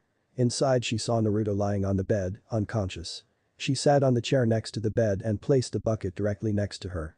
She placed her hand on Naruto's head for about 4 or 5 seconds, then nodded. He's got a fever alright. Reaching into the bucket she pulled out a rag and after squeezing it, she placed it on his head. But why? After Zabuza left the town, Naruto completely shut down.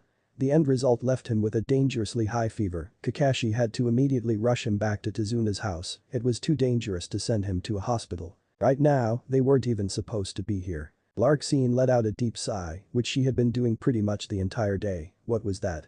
Sigh number 99. One more and she was in the record books. She glanced at Naruto's face. His expression. Peaceful. She reached out and touched the side of his face, letting her fingers slide all the way down to his collarbone, which was exposed because he wasn't wearing a shirt. A sudden gasp came from her when she realized what she was doing and she pulled away. There was a click and the door behind her opened and stepped Kakashi. How's he doing? He asked. Still unconscious and his temperature doesn't seem to be getting any better. Kakashi then walked over to Naruto and glanced down at him. The boy had gone through a lot in such a short amount of time, he was strong. Kakashi wasn't sure if he would still be alive if that had happened to him. He glanced back and saw Larxene's facial expression. Don't worry about him, he'll be alright. Right now I'm sure he's fighting his own battle right now. Oh, if Kakashi only knew how right he was, but for now this is all we can do, we've given him everything he needs, no, we wait for him to sweat it out. Kakashi took the sheets that stopped at Naruto's waist and pulled them up to his neck. I'm going out for a bit, if Zabuza's a man of his word then he really will come tomorrow, and that happens we need to be ready. I'll be out assembling any nearby ninja who are brave enough to go against Zabuza. Do you need anything from me? Larxene asked. No, I'm alright by myself. Kakashi turned and walked out the door leaving Larxene and Naruto alone. Larxene brought her gaze back to Naruto. You better hurry up and get better already, we're going to need you tomorrow. She looked to her left where a dresser was placed and on top of it a digital clock that displayed the time of 8:50. She then looked out the window. The moon shined brightly, casting a magnificent light upon Naruto that made him look luminescent, as if he glowed. It was a surprise, his bright blonde hair actually looked better when it was under the moonlight instead of the sunlight. Mindscape. A large explosion occurred in the middle of a lake, spraying into the air a plume of water vapor. Two blurs flew out on opposite sides, one was black and yellow, the other was black and red. The first yellow blur landed on the water and shot back at the red one, it bounced off of the several pillars sticking out of the water and collided into it. Both blurs crashed into the water. After a few seconds the two blues both exploded out of the water and immediately charged at each other, exchanging blows so rapidly that it was impossible to see who was who. The yellow landed on a rock, and almost as if on cue the red blur shot down on it, they stopped for a second, revealing Naruto and Kyuubi. Both of them wore a matching pair of Spitfire gauntlets. Naruto jumped back and was immediately followed by Kyuubi who slashed at his face, but Naruto dodged by ducking it and coming up with a clawed uppercut. Kyuubi stopped it by parrying it with his own gauntlet, creating a loud pang of metal against metal. He smirked. Naruto-kun. Is that the best you can do? He said before kneeing the boy then throwing him into a rock. Not a chance. Naruto said as he charged back, Kyuubi stood straight and wait. Naruto knew that Kyuubi was a smart fighter, so he had to be quick about his battle tactics. He had given the fox enough power to equal a high around Kakashi's level. He wanted to be a challenge, and that's what was happening, everything that he had thrown at Kyuubi was either blocked, reversed or dodged. Kyuubi stuck his hand out and slowly beckoned for Naruto to come. Naruto-kun, come at me with everything that you've got. I mean to tell you about this. Modifications I made. Naruto lifted an eyebrow. What modifications? Naruto said before he charged in. He aimed to punch at Kyuubi's face, but Kyuubi dodged by stepping to the side and while lifting up Naruto's arm, he struck with a left hook. The ones I made to your body. He said before he struck out, Naruto countered by grabbing Kyuubi's arm, but Kyuubi foiled Naruto's plans when he felt something grab his feet. A pair of hands were locked onto Naruto's ankles. Fuck. When did that? Pay attention Naruto. Naruto looked up only to be jammed in the nose by a headbutt from Kyuubi, causing him to let go of Kyuubi's gauntlets. Kyuubi followed up then by slash to the ribs, a slash to the shoulder, then finally Kyuubi hit Naruto in the face with his elbow. The force of the blow was enough to send Naruto flying. Kyuubi then jumped straight at Naruto, launching himself like a missile. Naruto was still dazed from the force of that last blow to realize that Kyuubi was now above him, coming down with a hard vertical axe kick. Shit. Naruto grabbed Kyuubi's foot in midair, he twisted around, spinning Kyuubi with him. He then pulled Kyuubi in and let go, hitting Kyuubi in the chest with a spinning roundhouse. As they both fell, Kyuubi yelled over to him. Naruto-kun. Let me tell you what I did. Your clones I modified them so that they wouldn't disappear after just one fatal hit, but after 50. Naruto's eyes widened. What? Sweet, wait why? So that you can train by yourself without fear of hurting anyone. Naruto just nodded before they both landed on the water feet first. But that's not all. Oh really, tell me. Kyuubi then shook his head. Beat it out of me. Fine. Naruto was about 20 feet from Kyuubi, so he knew that he wouldn't be able to catch him off guard with close quarters, so he decided that it was time to use some far-range tactics. He slipped off his two gauntlets and dropped them into the water, knowing that he could not lose them in his mind. Oh what are we doing here? Kyuubi said while chuckling. He did the same as Naruto. Naruto sprung into action, with amazing dexterity he threw out 3 kunai at Kyuubi who dodged 2 of them, then stopped the last one by catching it. Is this all you got? Kyuubi taunted before he noticed that the kunai was hissing. He looked down to see a burning explosive tag wrapped around its handle. Smart. But not smart enough. Kyuubi simply tossed it into the air, it exploded and instead of an explosion of fire, there was an explosion of smoke. A smoke tag. I didn't even know those existed. From afar Naruto smirked. Kyuubi was falling right into his plan. He jumped backward and landed on the spike of a rock pillar. Kyuubi's eyes narrowed. Don't even try it. He looked up at the cloud of smoke above his head and with a burst of chakra blew it away. His eyes widened once more when he saw a single kunai heading for him through the smoke, he too slipped a kunai and threw it. But when the 2 weapons hit Naruto's kunai exploded into 50 other kunai, all heading for Kyuubi. Damn. What are you trying to do? Kill me with kunai? Kyuubi, not surprisingly, dodged every one of them. I'm tired of shit. He charged at Naruto who stood still in wait for him. The boy smiled. Ha. Fell for it. He made a single hand sign and in an instant Naruto's gauntlets, which he had dropped earlier, burst out of the water and grabbed Kyuubi by the legs, pulling him down under the water. He could see 2 little strings of chakra attached to them. That was Naruto's purpose for dropping them. He didn't want to abandon them in order to use kunai, but he abandoned them solely for the purpose of capturing Kyuubi. As Kyuubi was dragged underneath the water he noticed something. All the kunai that he had dodged were all around him. In a complete circle, they were all linked together by a single chakra string, and that string was attached to the gauntlets. Wow, I need to give Naruto more credit. He's smarter than I thought he would be. But he mentally sighed. I'm smarter. Above the water Naruto activated his geostigma. He snapped twice, on the second snap there was a spark in his fingers. Now all I gotta do is manipulate the static electricity when I snap and I should have a nice electrical current flowing. Kyuubi shouldn't be able to move right now because of the chakra string network I trapped him in.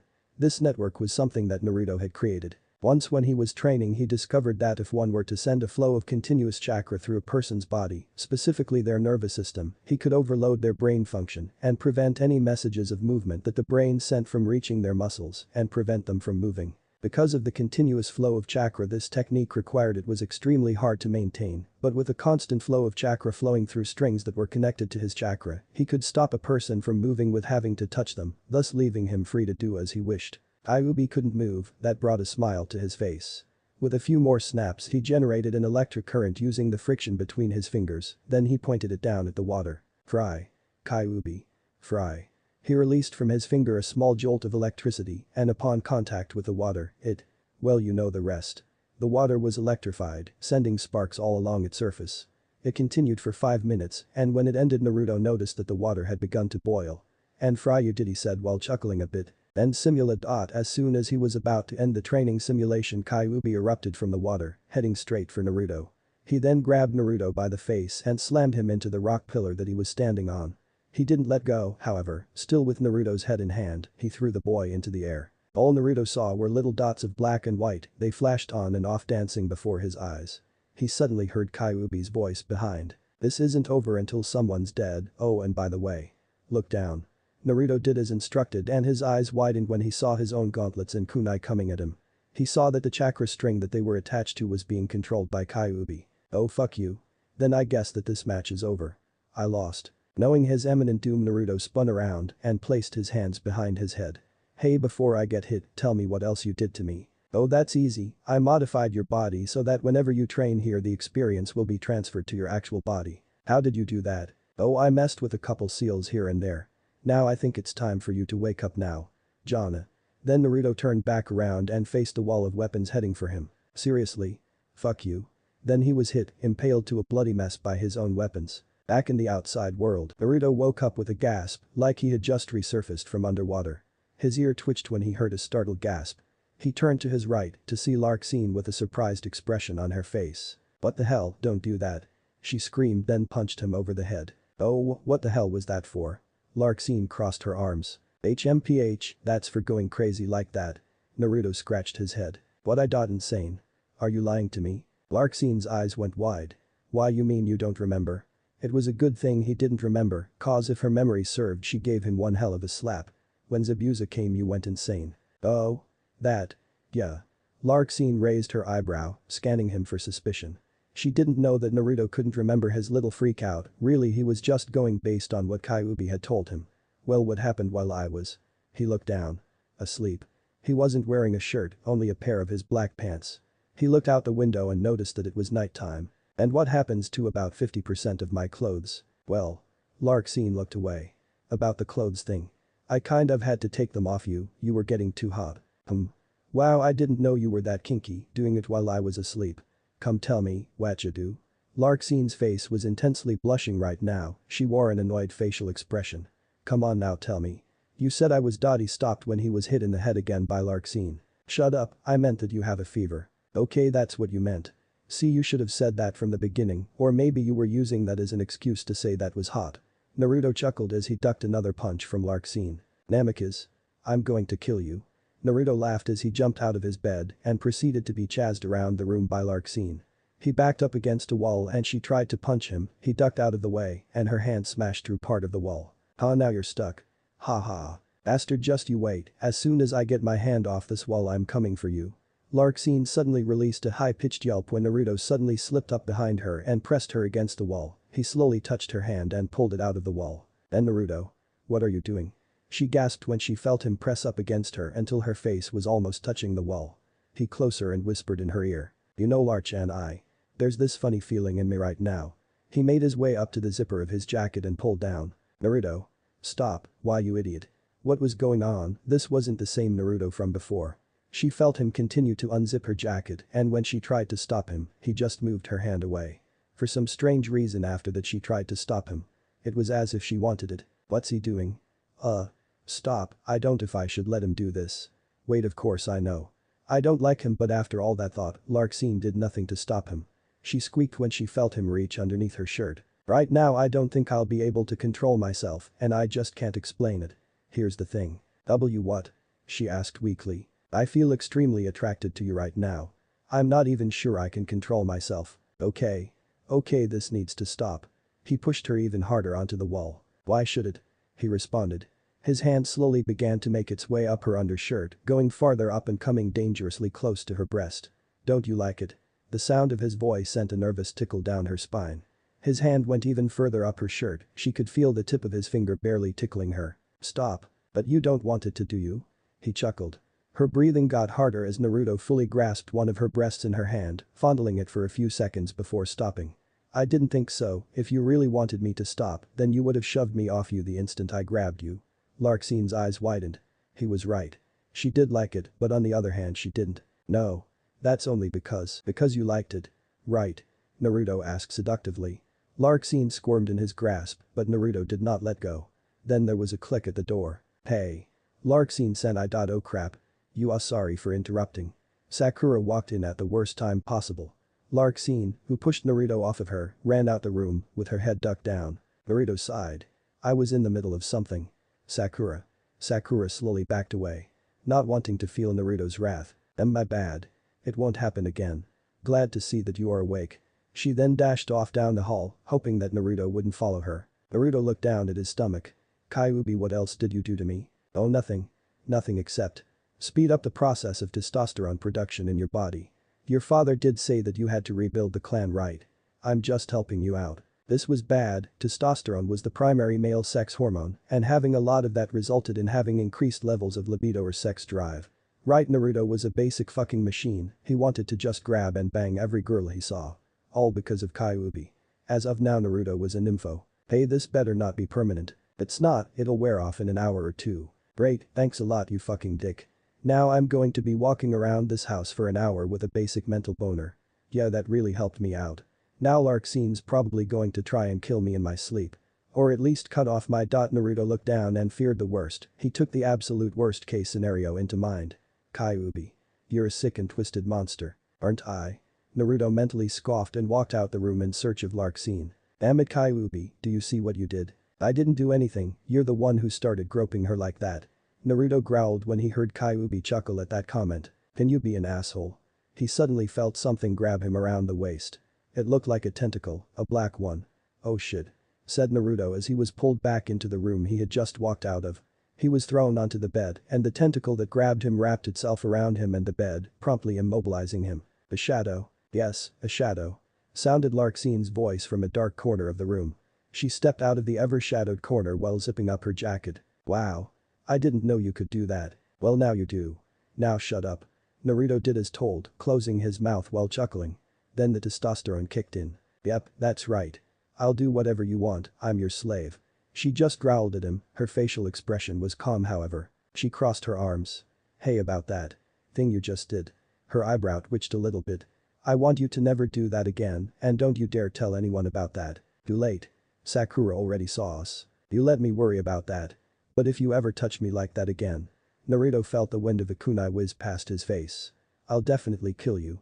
She scoffed and was about to walk out the room when Naruto screamed out. Wait, what? There was a long pause. You did like it though. Right. Her face suddenly became shrouded in red, like a ripe tomato. She forced back the urge to yell. Instead she just said. Just don't do it again. I'll let you off this time, you might still be crazy. She knew very well that that wasn't true. Okay, I'm sorry, won't happen again I promise. He didn't know whether that was a lie or not, with this much testosterone pumping in his system, he didn't know what he would do. Or not do. Still she fell for it and released him. Although I can't assure that in the future I will refrain from touching you. Yeah you will, especially if you value your little She looked down at Naruto's pants and immediately looked up, her face just as red as before. Just get some rest. Naruto chuckled. Yeah, big friend, Larchan. And hey, what's that, a nosebleed I see. Man, am I that hot? No way. It's just a condition. She said in her defense. Yeah, I've heard of that, it's called mass perversity. What, you're calling me a pervert? And look, who's the one without his clothes on? Good call, but who's the one that took them off? You know why I did that? Yeah. I know you did it because he stuck his finger at Larksine. You wanted to have your way with me.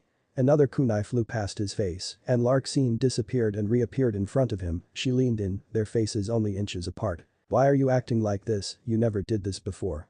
Why now? She asked. Like I said, for some reason I feel extremely attracted to you. He responded. That's a lie, I know that you wouldn't do anything this drastic. Pause, then Naruto let out a sigh. Alright, you caught me. It's because of the K. Then it struck him, Larksine didn't know about Kyuubi. Should he tell her, if she was going to come back with him to Konoha, then it would be rather stupid for him not to tell her about the pseudo-demon that was sealed away in him. It's because of Kaiu. Larksine thrust her finger in the air. What were we about to say? Did Kyuubi make you do it? Naruto's eyes widened. Why, you already know about him.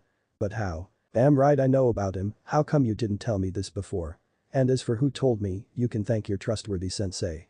He was the one who told me, when you went insane he told me the reason why. I guess he felt that it wouldn't change anything if I knew about your demon. Half demon. Excuse me? I said half demon. He's only half demon, he's got a human side as well. Larksine just shrugged it off as irrelevant. Thanks, Naruto-kun. No sweat, I'll make sure that nobody refers to you as a demon ever again. Anyway, Naruto continued. Like I was saying, it was Kyuubi who did this to me. Well, I was shut down as you say, he decided that it would be kind of cool to speed up my testosterone production and get me like this. He's increasing my sex drive right now. Larksine raised an eyebrow. So you're saying that Kyuubi is making you horny? Yeah. Pretty much. He nervously chuckled. I know it sounds like complete bullshit. Fine, I believe you. Boy, that one left Naruto blinking pretty fast. It sounds like complete bullshit. But I'm willing to believe you this one time. That's it. Nothing else, you're not mad or anything. Larksine shook her head. Nope. Oh. That kind of sucks though. Are you sure you're not mad? Yeah. You sure? Yeah. You sure? Yeah, I'm not mad. Okay. But you know what I did back there was pretty. He was met with a punch to the head. I'm not mad, so shut up and go to sleep before I get mad. Okay. Geez. He got back under his sheets before mumbling something about an abusive woman, which made Larksine ask what was that. Nothing. He responded. Good. She clapped her hands together, wiping them clean of nothing, and walked out the door. Although Naruto didn't see a smile on her face when she closed the door or heard her giggle halfway down the hall. Momochi's abuser was officially considered unstable. There was seriously something wrong with him. After he had come back from the town, he basically went mad. Again. He kept blabbering about fighting someone. Like Hadair Sheikh or someone with a name like that. It was seriously starting to worry Haku. It all started when that mark appeared on his forehead. Haku sat in the room of a local hotel. The name of the place escaped her, it was the place Abusa told her to go to. When she asked whether or not he would come too, he just laughed and ran off talking about how he was going to fight someone and kill them. She sighed. At least the bed's comfortable.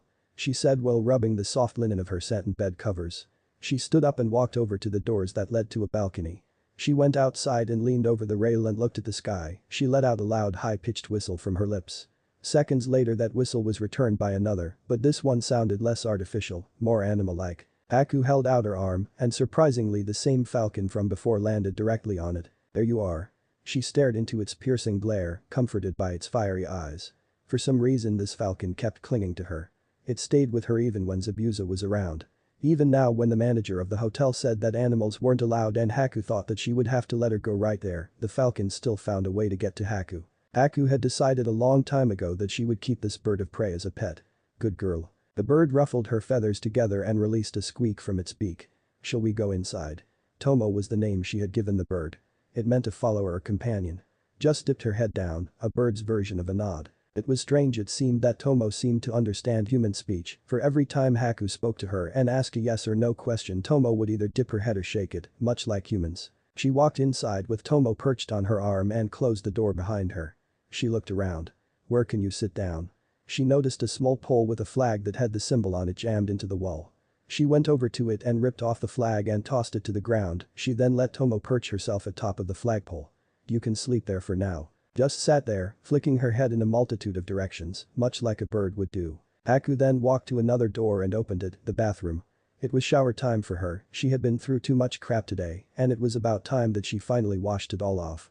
She walked in but stopped when she heard the flapping of wings go past her ear. She looked up to see Tomo fly past her face and into the bathroom. The peregrine flew around in circles until she finally rested on a sturdy towel rack. "You want to come in?" Let out a high whistle and dipped her head. "Fine. But only because you're a girl falcon."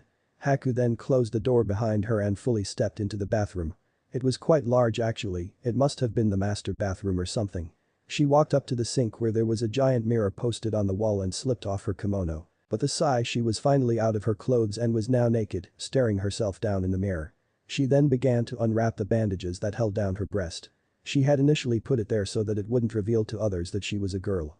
But she also realized that taping back her chest helped in battle, it got them out of the way.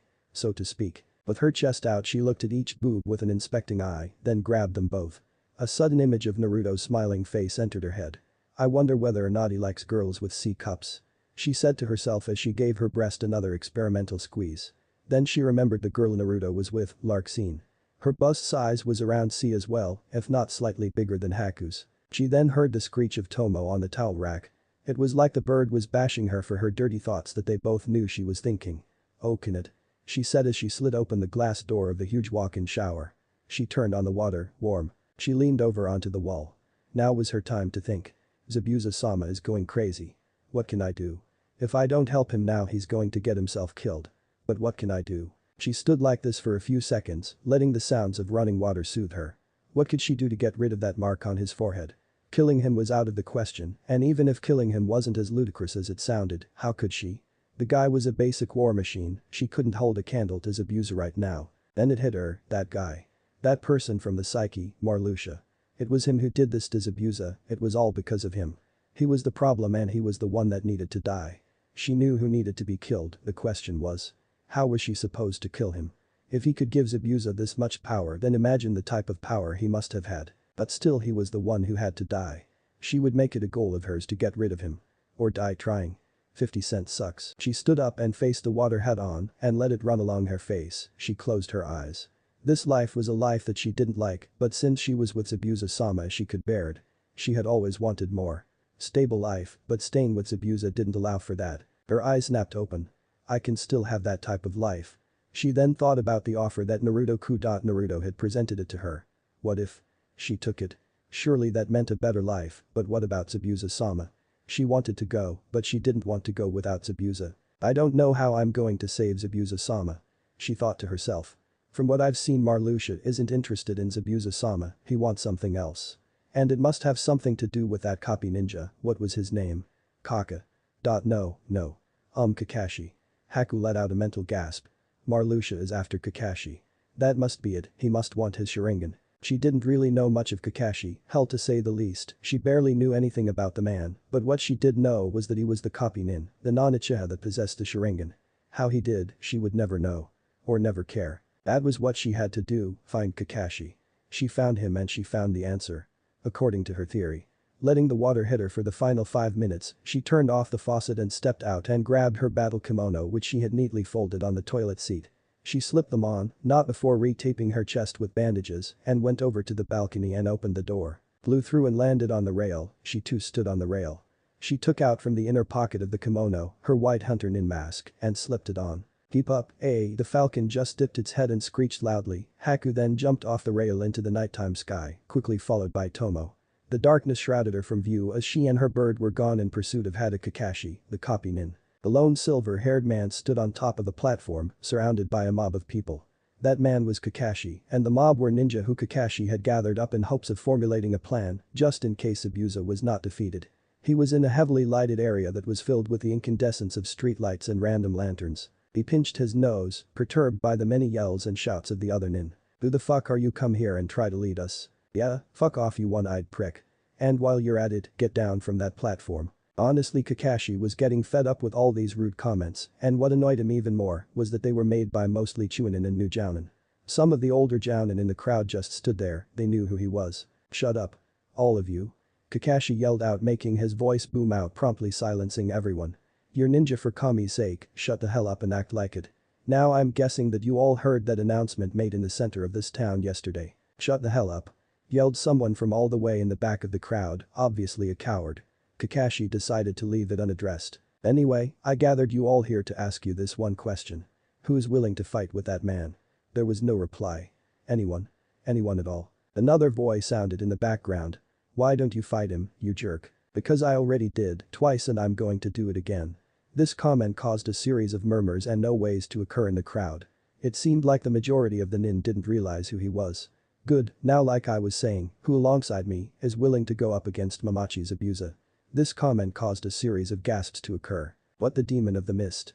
Hell no, nobody who's in their right mind would want to go up against him. I would, and you should too if you're not cowards. Suddenly Kakashi felt a presence appear next to him. He turned around to see a white mask. You. The masked person raised their hands up in defense. It was that same masked hunter nin who took Zabuza away last time. I mean you no harm. Haddock-san. The person knelt down. But I'm in dire need of your assistance. Haddock. Said a voice from the crowd. You mean Haddock Kakashi? The copycat ninja. Oh shit, sorry, I didn't know who you were. This made everyone else nod in agreement and add in their own personal apologies. Kakashi waved it off and turned back to the masked nin. Anyway, what's this about? You attacked me, so why should I? Because. I think I know how to get Zabuza to go back to normal. Kakashi raised an eyebrow. Fine, let's go. Somewhere else. He turned to the mob of shinobi. Never mind. Your assistance will no longer be needed.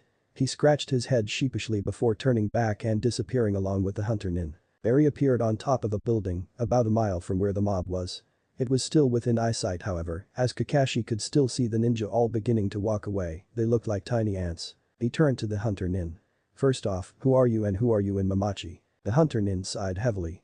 My name is Haku, I'm hunter nin, and I am originally from Kurigakure no Sato. Fine, you know who I am already, so tell me.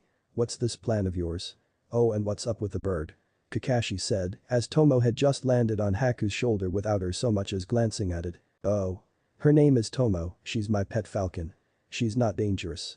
But going on to more pressing matters, I think I know how to get Zabuza-sama back to normal. You may not know this, but the reason for Zabuza's transformation is, Kakashi cut her off, is because of a man named Marluxia Zerbest, a member of a group of collectors called the Psyche.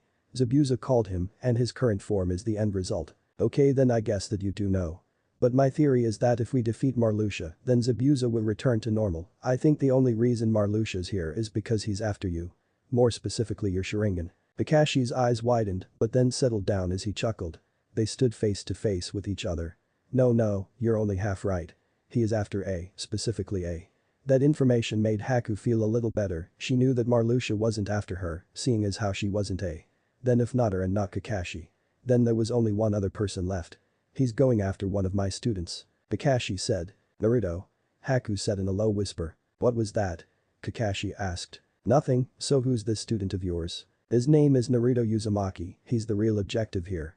Marluxia is using Zabuza as a puppet in order to get to Naruto. Rest assured Zabuza had free will, but deep down it's the real Marluxia who is pulling the strings, he's the one in control right now. Then that means, if we must defeat Marluxia, then we first have to lure him out, but right now Naruto is the only type of bait that is available. Actually no, Naruto is currently incapacitated at the moment, and until Zabuza loses that weird chakra Naruto cannot by any means be around Zabuza. So how can one lure Marluxia out? Without Naruto I doubt that Marluxia is going to come out. Haku crossed her arms and turned, her mask being instantly illuminated by a pale moonlight. Naruto's our only option. Kakashi said. What will happen if Naruto gets too close? He runs the risk of going insane. When Zabuza showed up in town earlier today, Naruto practically went berserk, and after that he shut down. I can't tell you the reason why, so don't ask. Damn, he knew exactly what she was going to ask. Oh well, on to the next question. Okay, then if Naruto is on the battlefield and he goes insane, at that moment, I'd guess that Marluxia would come out and try to take Naruto away. My thoughts exactly, Kakashi said and placed one hand in his pocket. If he's smart then he would have obviously planned to take Naruto when he was most vulnerable, and that's when Zabuza steps in. That weird chakra of his is the key to Naruto's vulnerability. Obviously distance is a factor as well, but that's not needed to be focused on. It'll be a stretch, but if we can lure Marluxia out and defeat him right there, then Zabuza's mark will disappear, and along with it his demon-like chakra, thus curing Naruto of his insanity. Yeah, that makes sense. Hey, why is it that you are so interested in helping us? Kakashi suddenly asked, bringing his gaze onto Haku. That one caught her off guard, she really wasn't expecting him to ask that type of question. Haku stayed silent for a moment and then said. Because there is a bounty on his head and I doubt that I'll be able to bring him in if I fight him in that state. This isn't for your sake but for my own. Fine. That seems like a believable reason. Good, then where shall this take place? Haku asked in a very professional tone. At the unfinished bridge near the edge of town. Haku nodded. It'll take place tomorrow by noon. Of course Haku already knew when it was going to happen. Fine, then I'll meet at the bridge tomorrow. When you see me do not acknowledge me, I'm just the hunter nin who was tracking down Zabuza. Kakashi nodded and in a flash of mist Haku was gone. Kakashi then sighed. Oh boy, this is going to be one hell of a fight. He then jumped off the roof heading back to Tezuna's household. I'm sorry. Larksine-san, I didn't. Mean, too. It won't happen again. Sakura said as she was backed up into the wall by Larksine. Oh really, what exactly was your reason for walking in there? Huh? Sakura looked to her left then to her right and clenched her teeth. I just wanted to check up on him. And see why Kakashi told us not to go in there. She said nervously, then chuckled a bit. HMPH, I don't believe you. I'll let you go for now, but if you ever mention anything about what you saw to anyone, then you're done for. Sakura violently shook her head up and down in agreement. Why yeah you're right, I won't say anything and I'm sorry that I walked in on you. I didn't realize that you and Naruto were. She blushed. In the middle of something. We weren't in the middle of anything. Sakura cringed out of fear and nodded her head again. The pink-haired girl then placed her hands together in an apologetic way. Sorry. Larksine scoffed and turned away from Sakura, leaving the girl to slide down the wall petrified. It was not until Larksine had disappeared from view did Sasuke walk down the hall to see Sakura in her current state. What's up with you? He said with his hands in his pockets. Sakura looked up at him, her eyes as big as basketballs. She was googly-eyed and whimpering. Sasuke-kun. He raised an eyebrow. I'm scared. She then lunged for Sasuke, but fell when he moved out the way. Sasuke-kun she then dashed at him. Hey, what are you doing? Get away. Sasuke said as he ran down the hall, followed by Sakura. Sasuke-kun helped me. Naruto's girlfriend is crazy. If you need help then why are you chasing me? He yelled while turning the corner. Sakura followed after him, but when she turned the corner she came face to face once again with Larksine. Sasuke was already down the hall. Larksine's arms were folded and her eyebrow twitched rapidly. You said I was Naruto's. What? I said. Sakura then spun around and sprinted back around the corner, but she once again came face to face with Larksine. My Kami, this girl's fast. Now like I was saying before. What did you just say? As a matter of fact don't tell me, just run. Sakura just nodded dumbly and headed off in the opposite direction. Just turned around and walked the other way and went down the stairs leading to the kitchen. There she saw Kakashi sitting down, leaning back in his seat. He looked pretty tired. Kakashi-san, any luck with gathering shinobi? He tilted his head forward lazily and shook his head. Nope. It seems like the ninja here are all cowards. No luck huh? No. But I did run into an interesting character while in town. A hunter nin, she said she wanted to join with us in trying to defeat Zabuza. But she discovered that it wasn't that we needed to defeat, but it was in fact Marluxia who needed to be killed. That way we can get Zabuza out of that form and she can take him in for the bounty on his head. Larksine leaned on the table. Kakashi was sitting by. But I know how Marluxia is, he's not the type of person to just be there at the start of a fight. He was the one to wait until everybody is at their most vulnerable point, then catch them off guard and take what he wants and just leave. Yeah, we both guessed the same, so in order to kill Marluxia, we need to lure him out, and in order to do that we need bait. And what exactly is the bait? Larksine said, fearing the worst. Kakashi sighed but sat in his seat and rested his elbows on the table. Unfortunately we don't have another choice. We need to use it. Naruto. Larksine's eyes widened. What was Kakashi thinking? They couldn't use Naruto as bait. That's insane, almost as insane as Naruto will be if he gets anywhere near Zabuza. Have you forgotten that Zabuza's also going to be there? Kakashi shook his head. No I didn't, and as crazy as it sounds Naruto is the only option we've got here. Look, Marluxia's after Naruto, that we already know and you yourself already said it that Marluxia's the type of person who strikes when someone is at their most vulnerable point.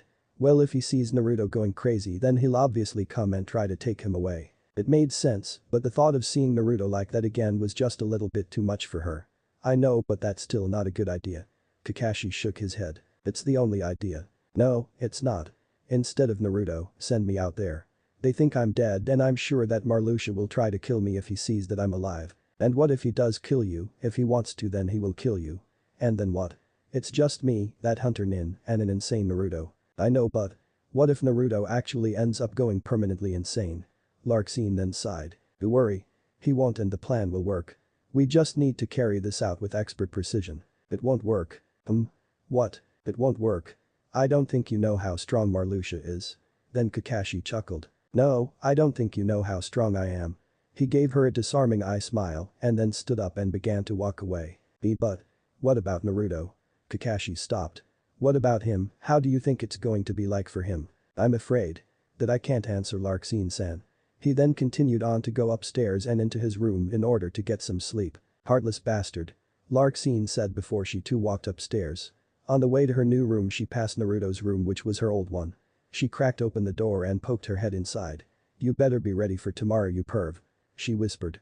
Naruto slightly shifted but soon he remained still. Larxene then closed the door and went to her own room. Mindscape. Hey Kyuubi. What was I like when I went insane? Naruto and Kyuubi sat in two comfortable plush chairs decorated with crimson linen. They were now in what Kyuubi labeled as his room in Naruto's mind. It was the same room Naruto had come to after his fight with Marluxia. Damn. What you were like. Well, you were crazy for one. Oh funny, really, give me some detail. Alright, well, your mind was extremely chaotic at that moment. You wanted to fight, basically that insanity turned you into a basic fighting machine. Plus you could stop laughing. I mean, Kami, how much can one dude laugh? You were like a hyena out there. Really? Everything just went black for me. It was like I was floating around in nothing but darkness. He shifted around in his seat and stared at the fireplace directly to his left and Kyuubi's right. So how did you like the hormone upgrade I gave you? Naruto growled and flicked a kunai at Kyuubi's head, hitting him directly on the forehead. That was not funny in the least bit, you asshole. But the grunt Kyuubi pulled the blade out of his forehead. Ow. Damn, you didn't really have to do that, did you? Yeah, I did. Naruto watched as the wound on Kyuubi's head simply regenerated, new skin and bone replacing old skin and bone. If only that wound was permanent. Oh, you don't really mean that. Fuck yeah, I do. But still, it was pretty fun to see that look on Larxene's face when I grabbed her. He chuckled a bit. Kyuubi suddenly sat up. Uh-oh, what's this? Did Naruto-kun actually like touching Larchan? Does he actually like her? Then it seems that I didn't even have to butt in after all. Naruto cocked his head to the side. TCH, don't get your hopes up, you perv. Kyuubi just chuckled loudly like Naruto had just made a joke. I'm not a perv, I'm just heavily concerned with how you rebuild the Namikaze clan. TCH, yeah, like I said, you're a perv. Naruto said. His expression then got serious. But Kyuubi, seriously, if I go insane again I want you to retain my memories for me and show them to me just in case I forget. Why? Kyuubi asked. Simple. Naruto said. Because I want to know what it's like. Kyuubi gave Naruto a look that made the blonde boy shift in his seat. What? What the hell are you looking at? Kyuubi just shook his head and smiled. Damn, you know, I don't know how you can say such things so easily. So let me get this straight. You want to know what it's like to be insane. Correct, you hit the nail right on the head. I want to know. You know, I'm just going to stop right here and not tell you how weird that is. Hey, what may be weird for you can be an opportunity for me. Naruto responded. What type of opportunity can arrive in a scenario like that? You're going to be fucking insane. Kyuubi said. But whatever, I'll do it if you seriously want to figure out what it's really like. He snapped his fingers and seemingly from nowhere a bottle of vodka appeared. He took a deep swig. With a satisfied grunt he said, when you come back here again, come to your memory banks and that's where you'll find the memories of your insanity. Glad you could help me out in Kyuubi.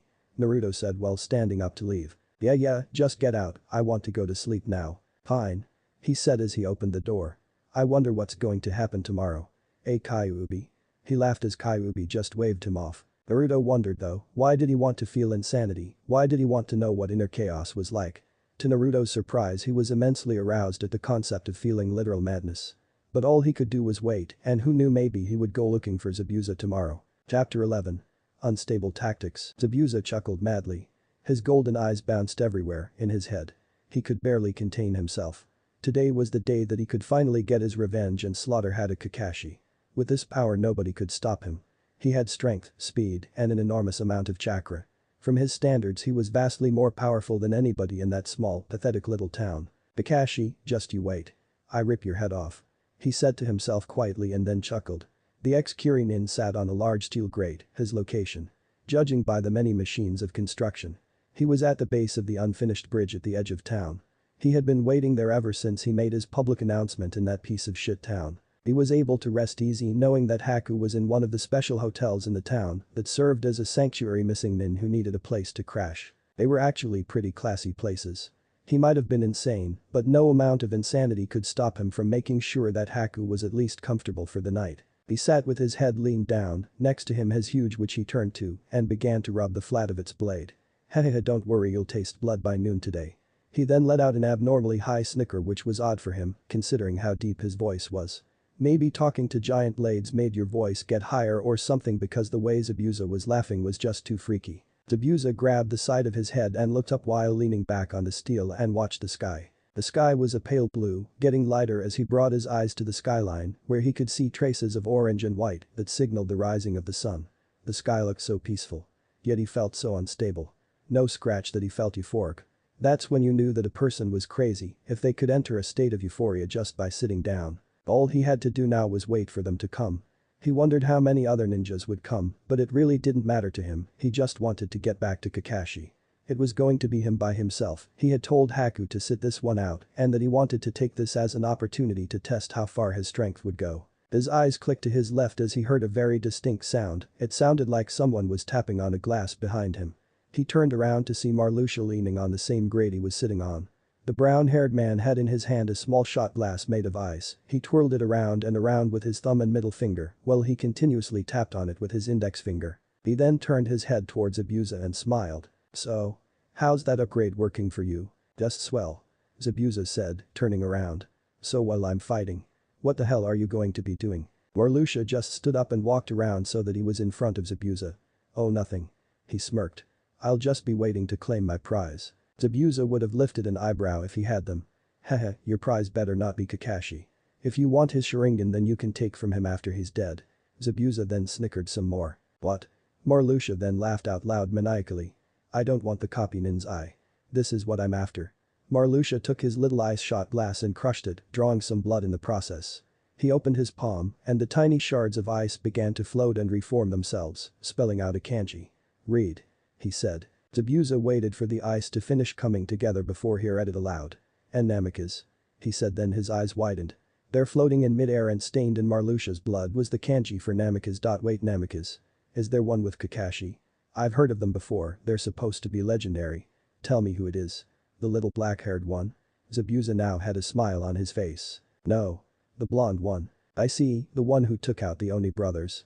I should have suspected that it was him. Yeah, apparently he possesses his clans and he's the only one who has it, and we, the Psyche, want it. Then this should be interesting, so I take it you won't be fighting then." Marluxia began to walk off. "Nope. I'm coming out when the Namikaze is vulnerable." He walked further down the bridge. "You know that there's nothing over that way, that part of the bridge is incomplete. So?" Marluxia yelled while continuing to walk. A forceful wind blew and somehow when it hit Marluxia's body, the Psyche member's body was blown away like it was dust. He left no trace that he was ever there. "Nice exit," Zabuza said. He then leaned back over and looked at his sword. "Good, that means more blood for me and you." The Nukenin then started to cackle that high cackle once again, letting his laughter hang in the air. Naruto stood on the shore of a beach not too far from Tezuna's house. In fact, the old man's house was still within eye shot. The sounds of the waves gently crashing against the shore was the only thing he heard. The soft and repetitive motion of the water captured him in a confused trance. To him it looked as if the water was alive and had a mind of its own. He made a single-hand seal. "Kage Bunshin no Jutsu," he said while releasing his fingers from their crossing position. Behind him poofed into existence two shadow clones, two identical ones. As pleasant as the ocean was, it still couldn't stop him from training. He turned to the two clones and crossed his arms. "You too," he said while darting his eyes back and forth between clones. "Fight me. This is training, so while we're fighting each other, strike to kill." The clone on his left rested his hand on his hip and looked off to the side. "Whatever," he said, causing Naruto to raise an eyebrow. "Sure thing, boss," said the clone to his right. This was a response that Naruto wanted. Looks like the clone on his left was one of those defects that Kyuubi told him about, the ones who actually act on their own and not according to what their creator told them. Of course, if the defect didn't listen, then Naruto could always destroy him, but that was beside the point. "Now that you know what to do." Both clones in front of him got into their taijutsu stances and a smirk appeared on the face of the defect. "Then do it," said the real Naruto. Instantly the defect clone on Naruto's left charged in with a lightning-quick palm thrust to Naruto's chest, which he dodged by stepping back. But before he could react, the second clone was on him and hit him across the gut, followed by a knee to the face that sent him flying back into the water. Naruto hit the submerged sand of the shallow water with a crash, then he slowly stood up, the two clones just stood there, one with a face of pure glee and the other emotionless. "That's what I like to see," Naruto said as he went through several hand seals. "No, water release. Water dragon projectile technique." The large bubble of water formed above Naruto's head, two glowing yellow eyes snapped open as the bubble took the form of a dragon and launched itself at the two clones. As the dragon approached them, both clones jumped out of the way and scattered like pigeons. One went left and the other went right. Naruto's eyes flashed orange as he activated his geostigma. A smile crept onto his face. "Split," he yelled out, and right before his ferocious attack collided with the sand, the water dragon split into two separate and smaller ones that lunged themselves at the respective targets. Stigmata technique. Suinsuryuiden no, twin water dragon projectile technique. The two identical dragons chased after both clones fiercely, they danced and hopped about the sand like little insects. "Is that the best you can do?" said Naruto while he watched his two clones frantically dash about, but his smile left his face when he saw his defect clone stop and face the dragon head-on. His eyes flashed orange, and with a quick flick of his wrist, he dispelled the dragon into nothing more than mere mist. "Whatever you can do I can do," he said as he lunged at Naruto, who quickly dispelled his other dragon, leaving his other clone free to attack and prepared himself to retaliate.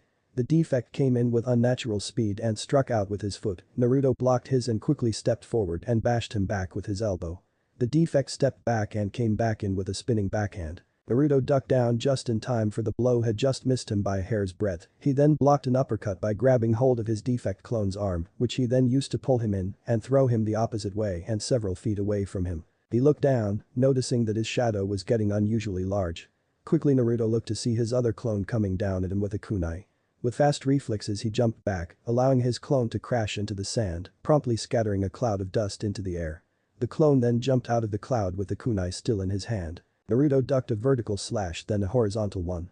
Soon he was forced into a rapid game of slash and dodge. He was ducking left and right. His clone soon stopped slashing and took to stabbing at him. This caused Naruto to enter into a series of small back steps. "Come on, boss. You should have more in your right. After all, if I can do it, you can too." This caused the wrinkles in Naruto's forehead to come out of hiding. He too pulled out a kunai, and with great dexterity, he parried his clone's blow, then he spun around and slashed him across the arm, drawing some blood. Next he struck directly straight, aiming right for his neck. His clone was definitely a goner. Even if he could take up to 50 hits, there was no way that he could survive such a fatal blow. That's what Naruto thought until his plan was foiled, and his defect clone, seemingly coming from nowhere, grabbed his arm and held it in place right before he was about to dismember his other clone. "Sorry buddy, no room for casualties here." His eyes glowed orange, and Naruto was sent flying back by a wave of air produced by his defect clone.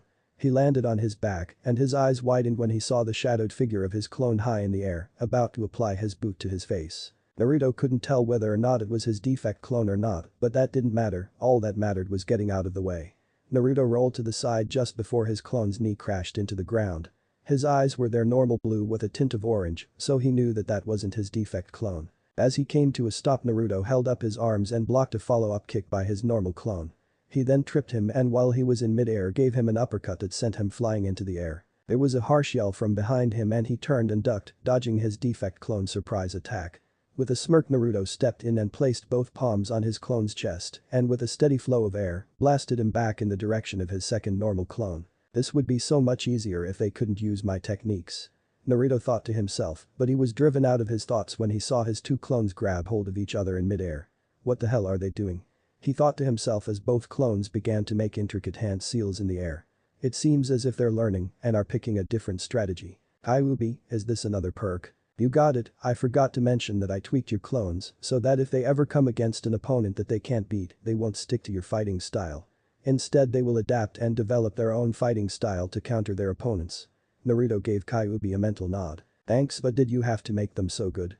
There was no response from Kyuubi. Instead all he heard was the voices of his two clones. The normal clone yelled out. "Fuetin. Tatapa. Wind release." Great breakthrough, he and the defect clone switched places in the air, placing the defect behind the normal clone, and he blew out a huge gale of wind. Then the defect took out a shuriken and threw it into the torrent of air, he then screamed out. "Shuriken Cage Bunshin no, Shuriken Shadow Clone Technique." Suddenly the shuriken split into 2, then 4, 8, 16. In less than 2 seconds Naruto was looking at a wall of over 150 wind-enhanced shuriken. They blocked his field of vision, and he could no longer see his two clones nor the sun itself. From behind the wall of bladed weapons he could hear the sound of one of his clones yelling to him. "Hey boss, is that the best you got?" It was faint, but he could still hear his voice. Naruto simply stood there, waiting for his doom to approach him, not making a single movement, not even a twitch. Naruto narrowed his eyes, then closed them. Meanwhile in the air both clones had taken to hovering, using the geostigma to control the air around them to stay suspended. Then there was a loud crash filled with the sounds of tiny objects hitting the sand.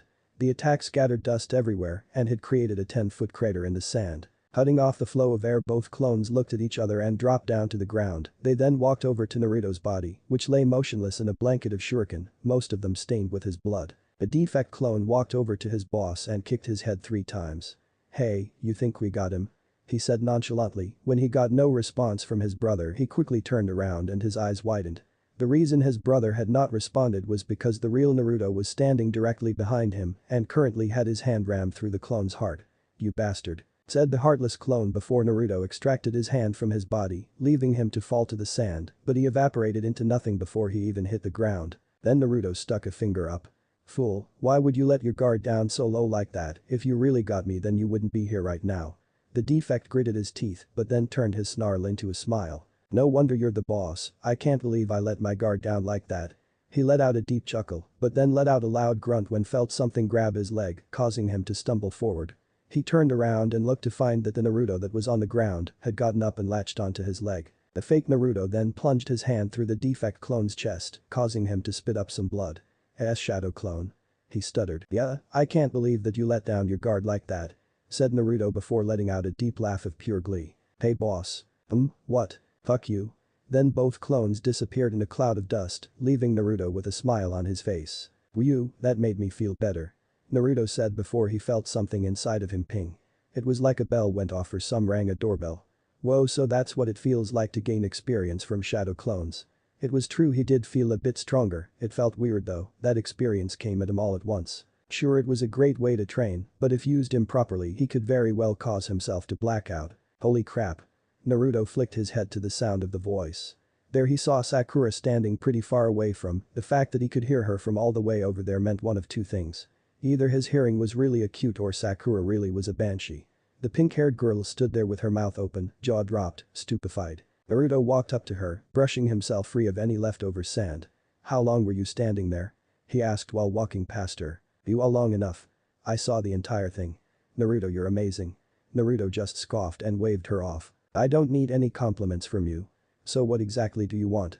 Quickly she turned around and followed Naruto. "The Kakashi-sensei said that he needed to see you and your girl for. She shut her mouth as Naruto gave her a glare that caused her to stumble forward. She slapped her hands over her mouth, realizing what she was about to say. "She's not my girlfriend, okay Haruno. But why were you in her?" She stopped again when Naruto gave her another salty look. "Anyway, like I was saying, Kakashi-sensei wants to see you and Larxene-san." She pointed out to Tezuna's household far off into the murky distance. Naruto sighed and placed his hands in his pockets. "Sure. Thanks. And about that whole thing that you saw." "I know. I didn't see anything," Sakura said with a nervous smile. Naruto nodded and then disappeared. "Sure, I didn't see anything but you two about to get it on." Suddenly Sakura was hit in the head with a seashell. "Ow. How did he hear me?" she said as she slowly rubbed her head and began to walk back to Tezuna's house. All was peaceful for Haku at the moment. The sun was out, the air was clean, and every few seconds a pleasant breeze would brush past her and tickle the back of her neck. She leaned over the railing of her hotel room balcony, wrapped in the complimentary bathrobe that the hotel provided, and looked down to the streets below. There she could see obs of people all rushing to the center of town, where Gato was being held, slung up on a wooden pole much like he had done to many others. Yep.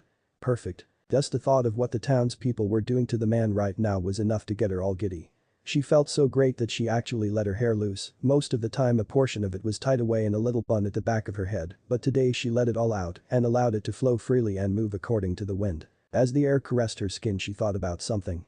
Why was she so happy today? She knew what was going to occur around noon. Zabuza would be fighting today. No, Zabuza wouldn't be fighting.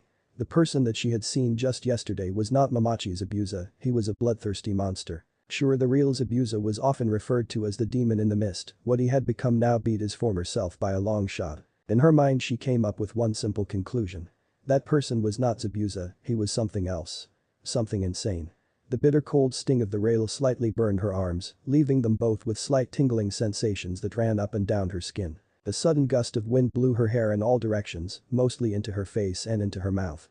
That brief gale brought her back to reality. What was there to be happy for? Someone was going to die today. She herself hoped that it would be Marluxia, but she very well knew that it could be herself or those nin from Konoha who were the ones that died this day. But one person that she would make sure to keep alive was Abusa. Really? Was there anything to be happy about today? Another gust of wind locked her face in a tight embrace, and she closed her eyes to keep any rogue strands of hair from flying in. Right now all she could see was the dark inner walls of her eyelids. "Hey. How's it going, why the long face?" said a familiar masculine voice. Haku's head jerked at the sound of the person's voice. Her first thought was that Zabuza had come to visit her before the fight. Slowly she turned her head and opened her eyes, expecting to see the unruly bush of dusty black hair that was Zabuza's. Instead what she saw was not black hair, but blonde hair. She moved down to the face and let out a quick gasp once she realized who it was. Right in front of her and staring her down with orange-tinted blue eyes was Naruto. He stood on the rail with a bored expression. Her face gained a red visage as the blood rushed to her face and she jumped back with a massive blush. "Naruto-kun, Naruto-san. How? Did you find out where you were?" Naruto cut in. He then smiled, making her face light up until it practically glowed. "My sensei Kakashi met with you yesterday and apparently he followed when you came back here." Haku just stood silent. First of all, how did he follow her without her noticing anything, and second, given the fact that he did follow her, why was Naruto here? "Oh," was all she said in response. After a momentary pause Haku began again. "Wait, why are you here?" she asked. Naruto jumped off the rail and onto the balcony. Now they stood eye to eye. "Because, I wanted to see you," he said, causing Haku's breath to pick up speed. Her body temperature seemed to rise about 10 degrees higher and she felt her heart skip a beat. Why did he want to see her? She couldn't think of anything to say, so she just said the first thing that came out of her mouth. "4. She said, "Oh great Haku, how stupid do you sound right now?" She thought to herself, what if he? "I wanted to know whether or not you changed your mind about my offer," he said. Nope, what Naruto had said was completely different from what she thought he was going to say. Her breath slowed down as well as the rest of her body functions, and she just let out a deep sigh. Why did he have to ask that question? She had already told him that she wouldn't leave without Zabuza, but for some reason she didn't want to decline his offer again. There was a part of her that actually wanted to go and escape her current life of running and instability.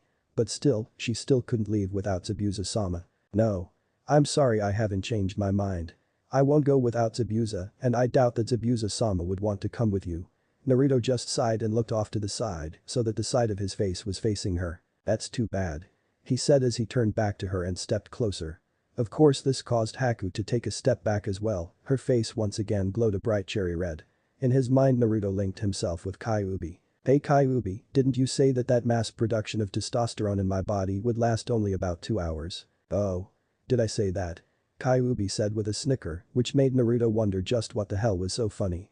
"Well, what I meant to say was for 2 days. I thought that you would be mad if I had told the truth, so I lied." That just ticked Naruto off even more. Honestly, did Kyuubi really think that he would believe him?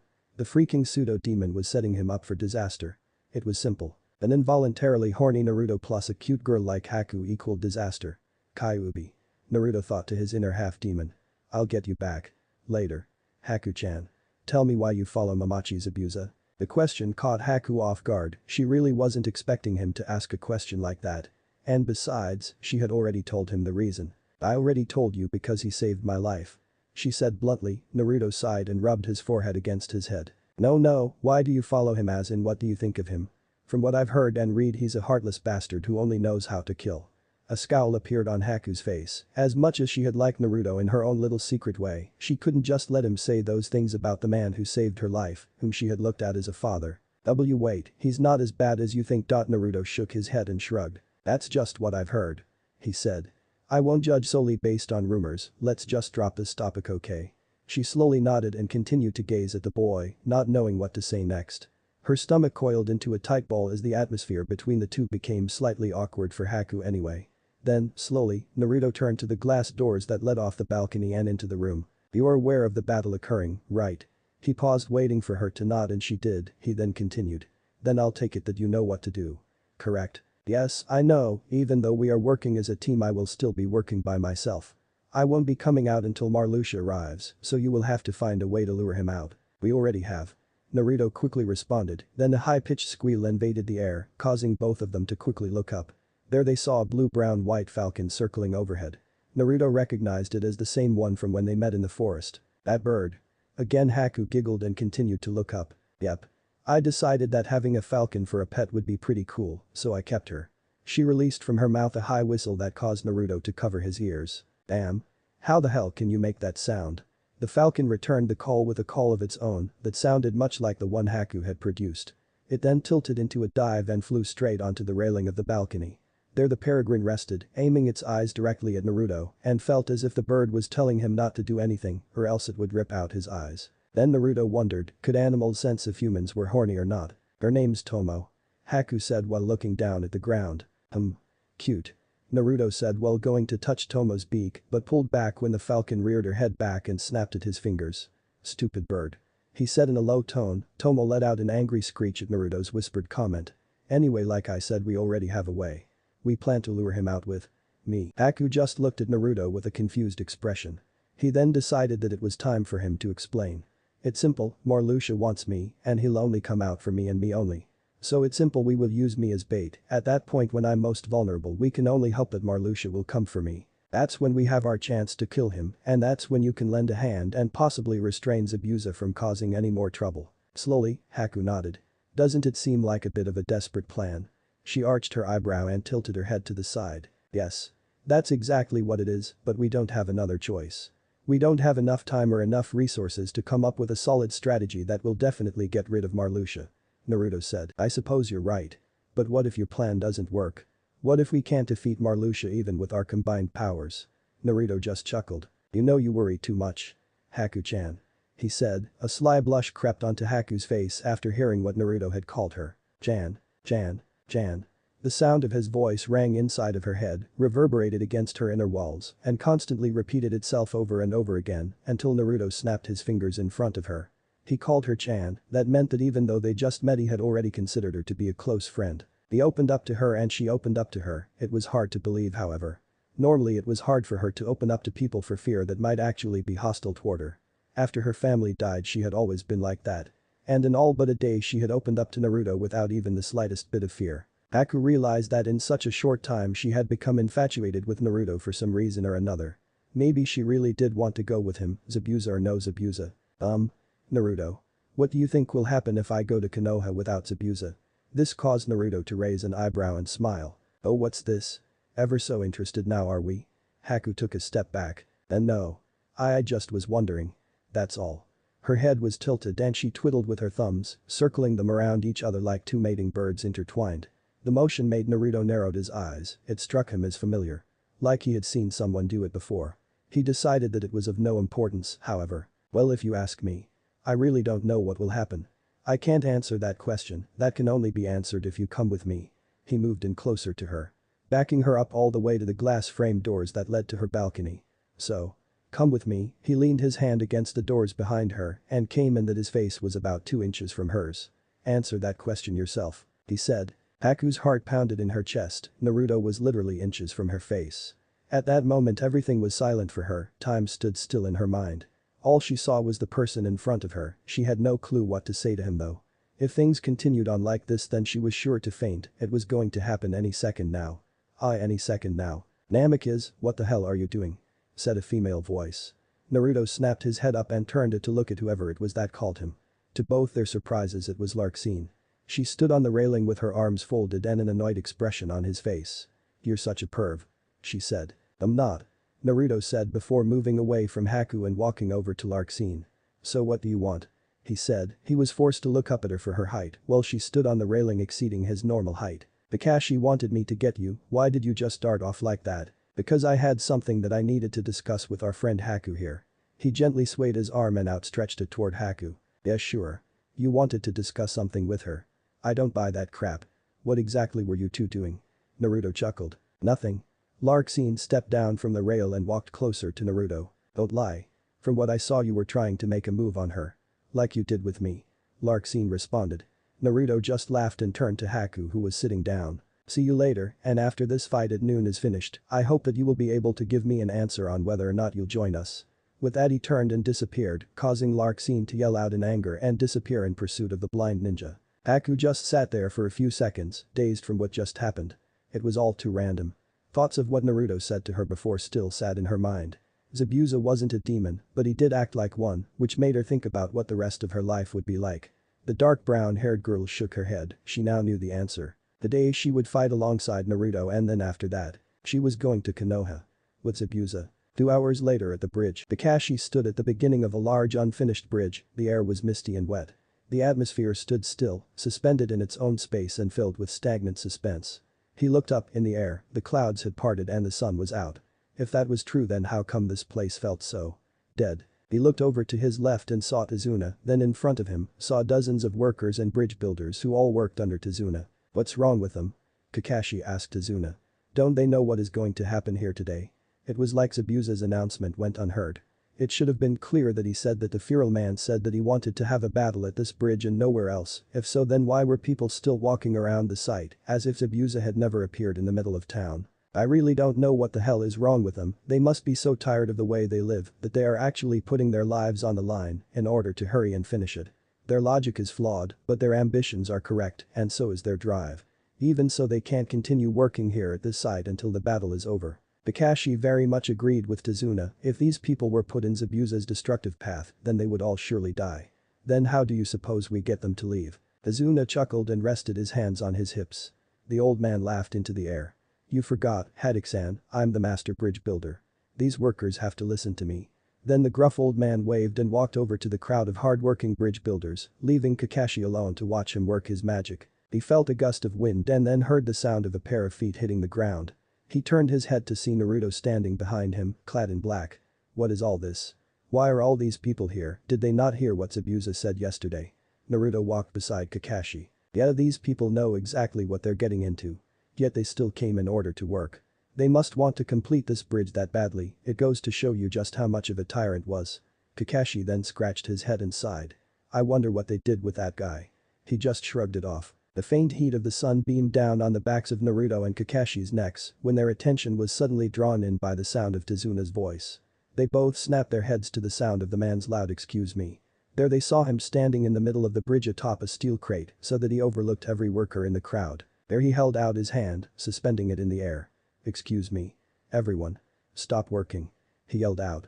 All heads turned, people dropped whatever they were carrying, some just stopped dead in their tracks.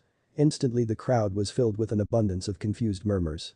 Now that the master bridge builder had everyone's attention he continued. I want everyone to listen up, all of you need to go home. Now. This sparked a multitude of hows and whys in the crowd of working men.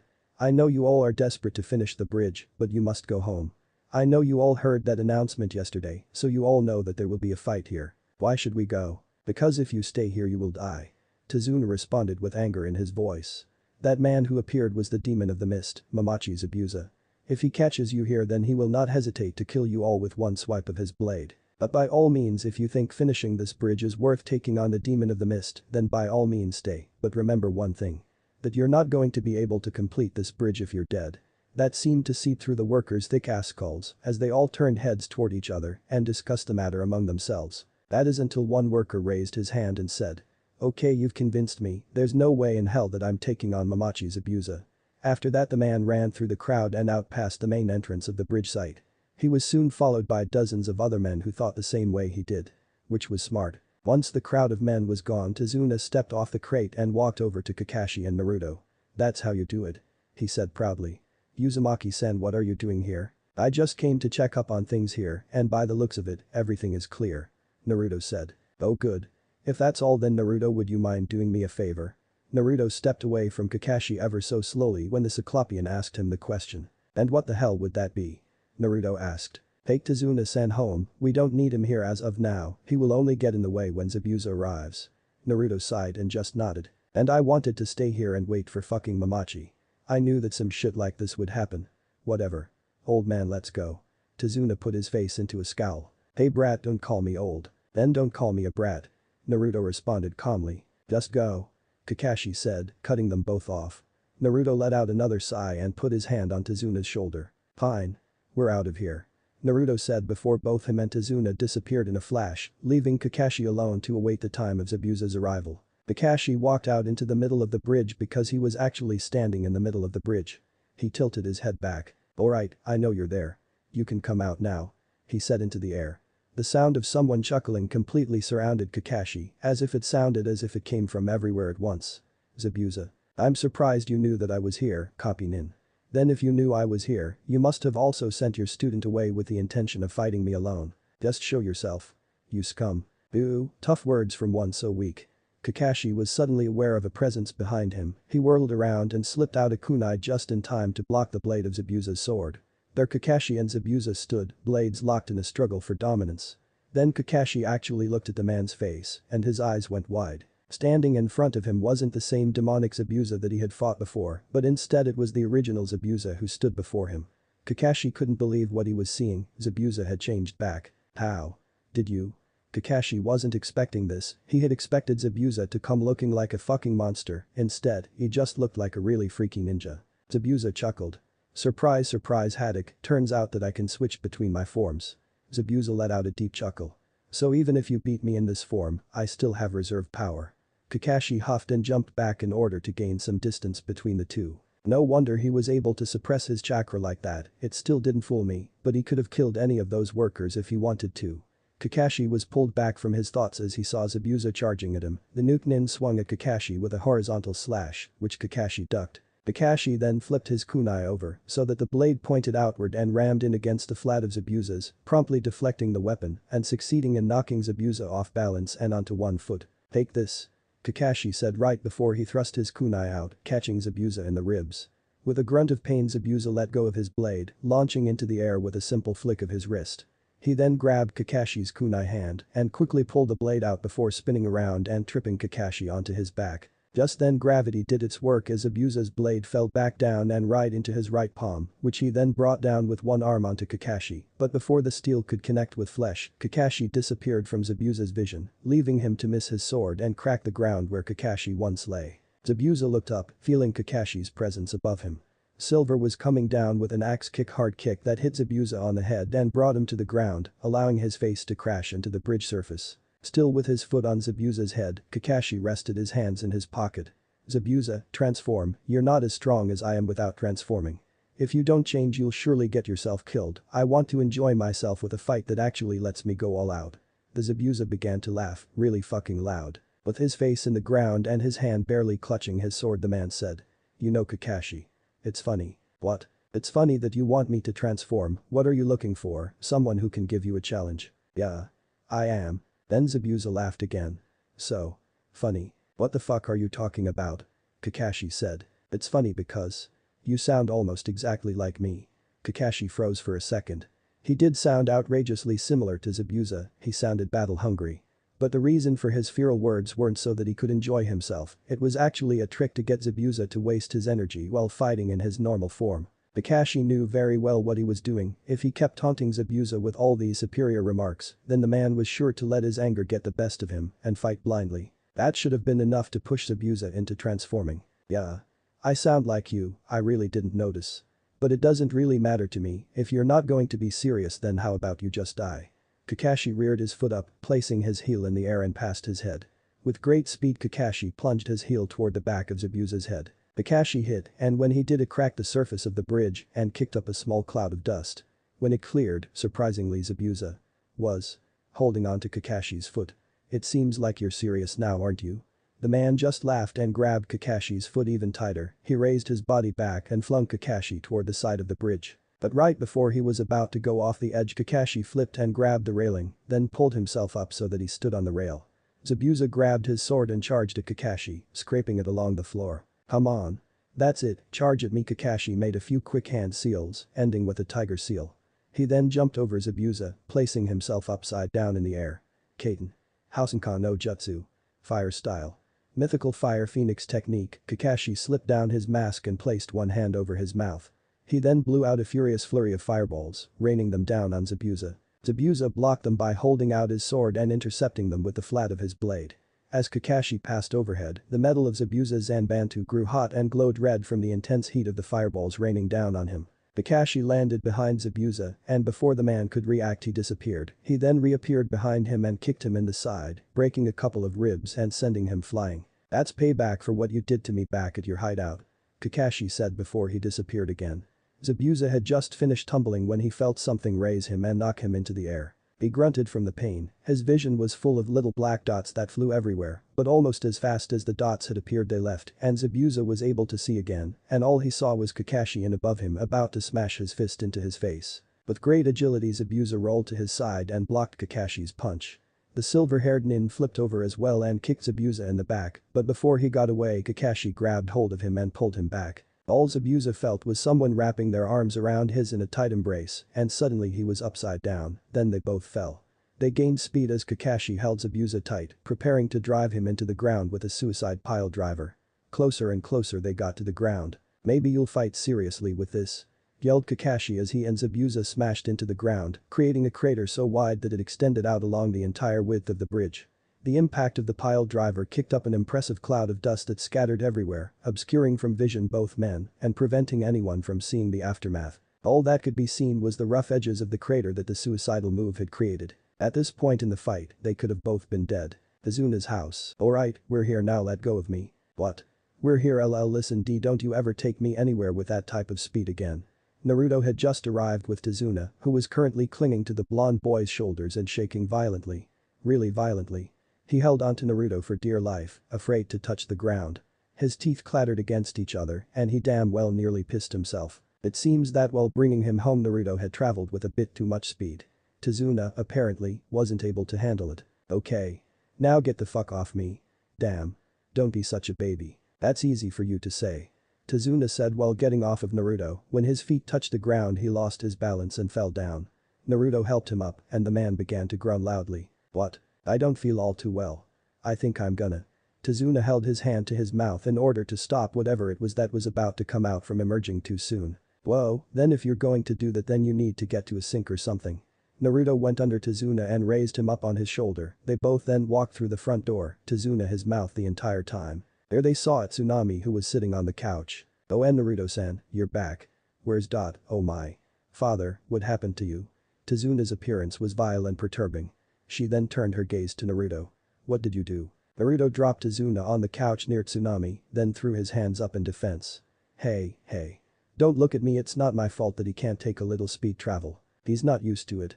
You shouldn't have come here so fast like that," she said in Tazuna's defense. "Sorry, I was just bringing him home." "Well thank you." "No problem." Suddenly Naruto turned around, feeling a dangerous chakra spike. It felt crazy, therefore it could only be one person. And it was pretty clear who that person was. Naruto swung his entire body around. Seconds later there was a loud crash that seemed to come from far away. "Is there a problem?" Tsunami asked, unaware of what Naruto was feeling at the moment. I have to go, the battle has already started." "Wait. But Naruto had already disappeared." He reappeared on the roof. He then felt another presence flash directly next to him. "I'm here." "What happened?" Naruto pointed in the direction of the sound, where a flock of birds were flying from the forest. It looked like they were running from something. Larxene looked in the direction and her eyes widened when she saw a tiny tendril of dust rising from the bridge site. "What, he's already fighting Zabuza?" she said. "Yeah, that bastard's already fighting Mamachi and we have to get over there." Naruto was about to jump off the roof when he felt Larxene's hand on his shoulder. "Hey, are you sure you want to go over there? You'll almost definitely go insane again if you do." Naruto sighed, then smiled. "Don't worry, I know what I'm doing." "Okay." Larxene responded. "Hey, don't move, I've a quicker way to get there." "Then shall we be on our way?" Larxene just chuckled at the question. She snapped her fingers and suddenly both her Naruto's shadows began to grow into one collective shadow, which then wrapped around them in a loose cocoon of darkness that began to whirl around them in a small funnel, a funnel where neither Naruto nor Larxene could see. Slowly the cocoon began to sink into its own shadow until there was nothing left. Back at the bridge, Naruto and Larxene rose from the ground in a small funnel of darkness. They stood about 20 feet from a large cloud of dust and by what they could see, a deep crater. Naruto rubbed his head feeling a bit uneasy from the mode of travel which he used to get here. He looked over to Larxene with a disturbed expression. "What the hell was that? You can travel with shadows now." He shook his head to shake the light-headed feeling he was getting right now out of his system. He now knew what Tazuna felt like. "Yeah, it's a technique I made using the shadows that allows me to travel through, they act sort of like portals for me. It's called Ryakausha, Traveler, I'll explain more of it later." Anyway. She turned her head to the now departing cloud of dust. What the hell happened here? The two heard a slight noise and they were suddenly aware of another presence. Haku suddenly flashed into sight, appearing next to Naruto. She had her white hunter nin mask on. "It's about time you two got here." she said. Naruto suddenly looked at Haku, which then made her look back at the fading dust cloud. She was lucky that Naruto couldn't see the intense blush on her face, for her mask obscured such things from being seen. Haku? How long were you here? He asked. I've been here long enough to see the entire thing, she said. Then tell us what happened, Larxene said, cutting in. Well, from what I've seen and heard, Zabuza-sama has been here the entire time, he was just waiting for the right time to catch Kakashi alone. But that's not all, he's back to his original form. What? Yeah, apparently Zabuza-sama can switch between forms. That's going to put a big hole in our plan, but not to worry, we can still lure Marluxia out. It seems the Kakashi made quick work of Zabuza-sama's regular form. He'll have to go into his another form now. As much as it hurt Haku to speak about Zabuza as if he was her enemy, she knew that in order for her to be efficient enough for this plan to work, she would have to think as if she had never met Zabuza and not let her emotions get the best of her. With the type of situation they were in, the only way to save Zabuza was to defeat Marluxia, so there was no room for emotional error. The three watched as the dust finally cleared and settled until the aftermath of whatever Kakashi had done was visible. They saw a large crater, it looked to be about 10 feet deep. There in the middle they saw what looked like Zabuza with his head stuck in the ground and his feet suspended in the air. They saw Kakashi kneeling down at the edge of the crater, panting a bit. It was obvious that the attack that caused this crater was giving him a bit of fatigue. Haku, looking at the sight, a tear slid down her cheek, hidden from sight by her mask. Holy shit, was all Naruto could say. Kakashi lifted his head and finally, he noticed them. The man shakily stood up and limped over to the three. You noticed, huh? Yeah, how the hell didn't we? Naruto said to Kakashi. Kakashi then brought his gaze to Haku. You should go back to your hiding spot, I have a feeling that the battle has yet to begin. Only come out when Marluxia has come out, got it? Haku just nodded and disappeared in a swirl of mist, leaving nothing in her wake. Kakashi then turned to Naruto and Larxene. You two be prepared to fight, I have a feeling that Zabuza's about to transform. Naruto, are you ready? Naruto nodded. Good. And as expected, what Kakashi had said was about to come to pass. A deadly and foreboding chill overcame the bridge side as all three of them turned their attention to a certain spike of chakra that occurred near them. That chakra spike was coming from the crater where Zabuza lay. They could see Zabuza's body as it began to glow a faint purple. His skin was getting paler by the second and his muscles began to expand and contract. It was not a particularly pretty sight to say the least. He's transforming, Naruto said. Zabuza's body then dropped, placing the man on all fours, he then ripped his head out of the ground while yelling out. As his arms grew, Zabuza gritted his teeth and they grew sharp. This gruesome metamorphosis continued on as Larxene, Kakashi and Naruto watched on in shock. They had never imagined that the transformation would look like this. Haku wasn't all that shocked from her hiding spot, she had already seen this once before, but it still bothered her nonetheless. As Zabuza's painful wailing continued, his eyes were wide open, but he didn't have any pupils, all that could be seen were the white surface of his eyes. Suddenly, like static, Zabuza's piercing golden pupils faded into vision. After that his yelling stopped. Pale, heavily muscled, a feral appearance and golden eyes. Zabuza had finished his transformation. All was silent as Kakashi looked over to Naruto. The boy remained the same, it was as if nothing had happened. What was going on? Last time Naruto came close to Zabuza in this form he went insane. Why was it that now Zabuza's form had no effect on the boy? They all heard a dreadful chuckle come from Zabuza's crater. Then a wave of what felt like foul chakra.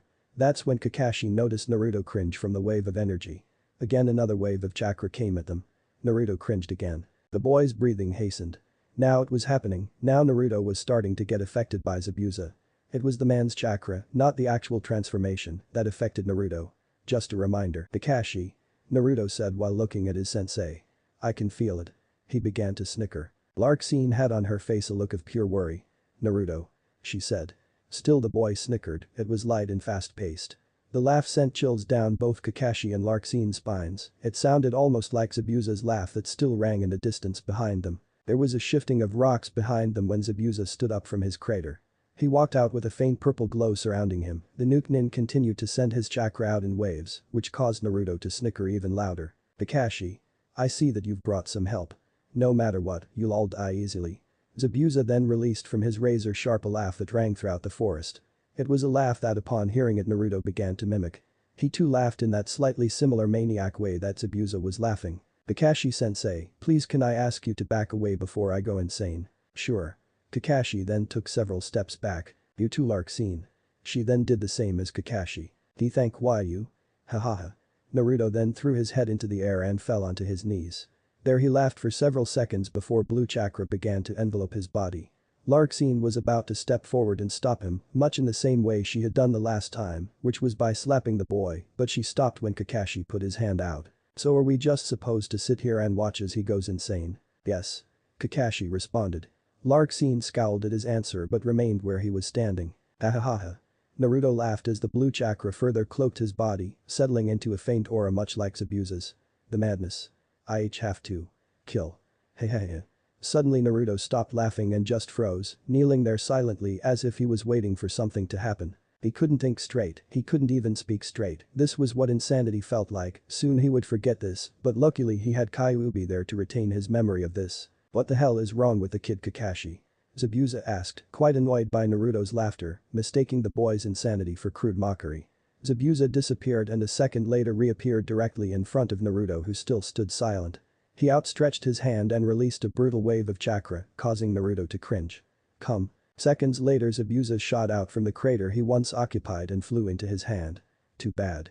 You'll have to die." Zabuza heaved the blade back, ready to cleave the boy in half. "Naruto." Both Kakashi and Larxene yelled out as they made a desperate rush to stop Zabuza from killing Naruto. Too late. Zabuza had already brought the blade down. Naruto was surely doomed at this point, he had no defense at the moment, and with Zabuza's blade coming closer to his head by the second, the only option for him was death. Die. Zabuza yelled as he hacked down onto Naruto's body. Or that's what would have happened if Naruto hadn't sunk into the ground, only to rise up out of it 10 feet away from Zabuza in the same knelt-down position he was in before. From the 10-foot distance that separated them, Zabuza could hear that Naruto had begun to laugh again, shrieking with all of his might, possibly trying to expel all the madness flowing within him. "What the hell?" Zabuza said as he turned around and heaved his blade at Naruto, but as it neared Naruto again sunk under the ground and reappeared behind the man, this time directly in front of him with little but a few inches separating them. From a distance Kakashi and Larxene looked on in amazement. "Kakashi, how is Naruto doing that? Last time this happened he could even move. Now he's freaking traveling underground. I have no idea how he's doing this shit." Kakashi responded. Little did Kakashi know that this was how Naruto's natural defense worked in unison with his geostigma. If the user were ever in distress and was unconscious or asleep, yes, the geostigma would automatically activate, but not only that, it would also act for the user, like it had a mind of its own. That in itself, although it looked like it, was not true. The geostigma did not have a mind of its own, it only acted purely off of the user's natural survival instincts. It was simple, if something was about to kill a person the natural thing to do would be to avoid whatever it was that was about to kill them. That's how the geostigma as a defense worked, it acted subconsciously as a defense system that coexisted with one's natural instincts. It was a defense and only a defense. Still that didn't explain why the geostigma had activated and why Naruto could do all of this, he was neither asleep nor unconscious. Maybe it was because he was literally not in his right mind, he was somewhere distant, watching himself through a giant screen as his real body went berserk. Zabuza looked down at Naruto's face, which had plastered on it a wide grin. "You're getting on my nerves, kid. So fuck off." He cocked his fist back and struck out, preparing to send Naruto to the Shinigami's front desk. Surprisingly, Naruto caught his fist, Zabuza struggled to release himself from Naruto's grasp when the boy suddenly yelled out. "Holy shit. I could have died just now. Too bad you didn't kill me though, you could have saved yourself an entire world of pain." Naruto then tightened his grip on Zabuza's fist, which he then used to pull Zabuza in and fling him about 20 feet away. Naruto stood up and laughed as the blue chakra that once surrounded him fully disappeared, and he went along with it. He later appeared directly in front of Zabuza and punched him in the face, that was then followed up by about 5 seconds of rapid punches to the chest, in which the final punch sent Zabuza skidding back on his feet. Zabuza touched chest and spit up a small amount of blood. "What the hell is this kid? I'd better watch out for him next time." He was broken out of his thoughts when he saw Naruto charging at him again. The boy ran with insane speed that only experienced eyes could track. Zabuza outstretched his hands and his blade that still pierced the ground detached itself and came flying at Naruto from behind. "Naruto, look out." Larxene yelled, but her warning was for nothing because Naruto had already sensed the blade and jumped up in the air escaping harm. Zabuza then caught the blade and jumped in the air in pursuit of Naruto. As he approached, Zabuza struck out with a wild horizontal slash, which to Naruto's delight was parried when the boy gave a crazed smile and flipped over performing a variable axe kick, striking the blade on its flat side. This properly caused Zabuza to get jerked down along with his blade. That allowed Naruto to step along the surface of Zabuza's Zanbanto and punch him in the face. Zabuza grunted as he hit the floor, but he quickly got up ignoring the pain as he dodged Naruto, nearly getting stomped into the ground. damn you. He yelled before he was hit with a lightning-fast follow-up kick that sent Zabuza flying. All Zabuza felt was pain when he hit a pile of steel crates about 10 meters away from where Naruto had kicked him. Looking at his hand, Zabuza noticed that he had lost his sword. Frantically he looked left and right until he finally found his blade. Surprisingly it was right next to him. He reached out to grab it but then realized what he was doing. He had already fallen for the trap. Before he could pull his hand back, Naruto flashed right next to him and grabbed his hand. "Shit," he said with clenched teeth as Naruto, in a sheer display of chaotic gusto, lifted him up and slammed him into the ground. His vision went black as he felt the pain flood through his body like water would a stream. Why the boy was so strong he didn't know. And what was he, fucking crazy? He just kept laughing, as if his pain was funny. But it wasn't. Nobody would laugh at Mamachi Zabuza and get to see another day. Ignoring the sensation in his back, Zabuza pulled Naruto down and gave him a headbutt, cracking the boy in the nose. He smiled as a thin trail of thick blood fell out of the boy's nostrils. What was weird, however, was that Naruto himself began to smile as well. "WW so funny," Zabuza said in his pumped-up transformation. Naruto let go of Zabuza's arm, letting it drop. "You made it. You made me bleed. Ahahaha. That's hysterical." Naruto let out a harsh scream before he cocked back and punched Zabuza in the stomach, causing a shock wave that completely obliterated the ground underneath him. All Zabuza could do was let out a silent yell as he took in the immense pain. "I'll kill you. Hahaha." Naruto held up his right hand and took out from his ninja tool a tiny scroll. Quickly he then tossed the scroll in the air above his right arm and like magic the scroll opened and wrapped itself around it. The scroll then glowed blue for a few seconds and in a brilliant outburst of smoke it was gone. When the smoke cleared it was revealed that it left behind what looked like a hard metal weapon that Naruto wore like a glove. Then Zabuza's eyes widened. It was a gauntlet, more specifically one of the Oni brothers' gauntlets. Naruto snickered at Zabuza's reaction which then turned into booming laughter. "Like it, I call it the Spitfire Gauntlet." This caused Zabuza's eyes to narrow. The boy had the audacity to take out his two henchmen and then parade around with one of their weapons. He saw him cock his arm back, the sunlight reflecting off the polished metal surface and the glare hitting him in the eye.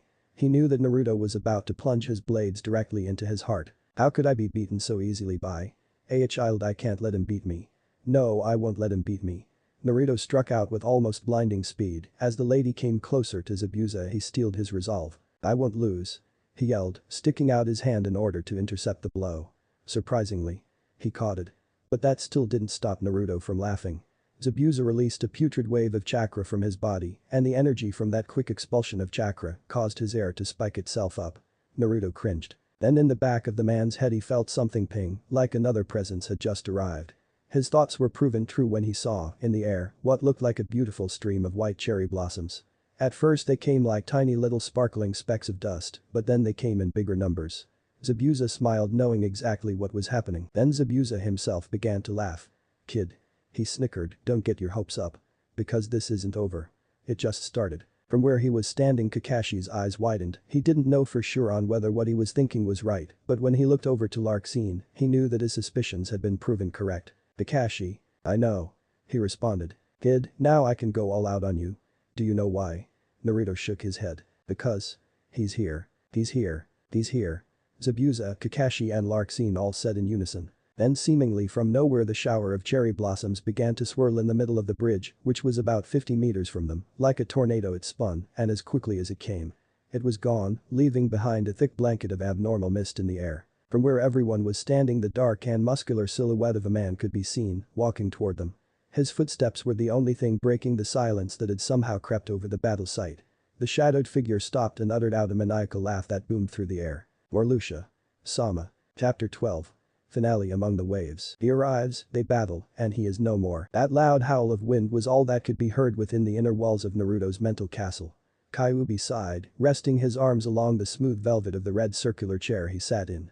He scratched his chin and his facial expression constricted into one of deep pain.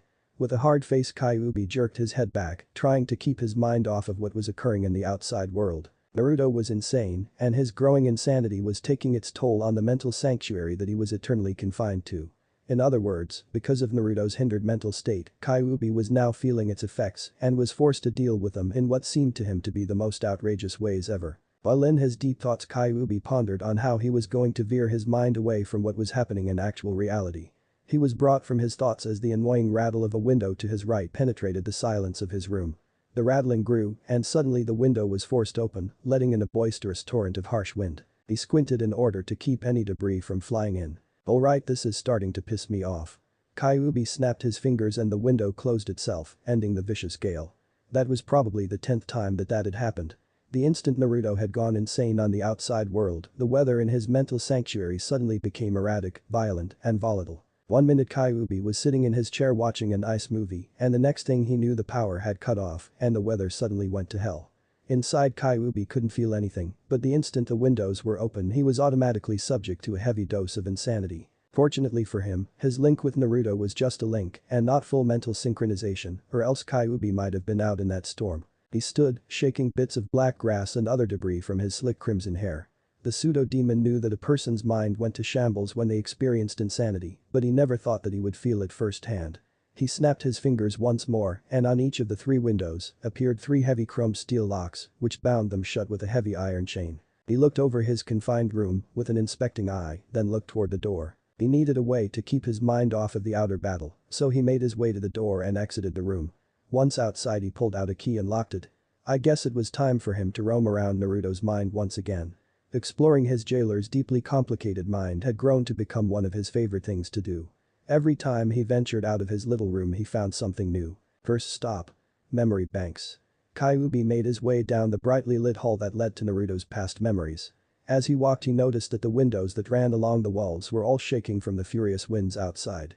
Just to ensure that they wouldn't burst open like the windows in his room, had snapped his fingers and gave them an extra lock as well. As he walked he continuously snapped, making a chrome lock appear on every window he passed. He turned the corner onto a hallway that was devoid of windows, and he brought his hand down, resting it inside his pocket. Soon he found himself walking into a large hall that looked similar to the rest of the castle.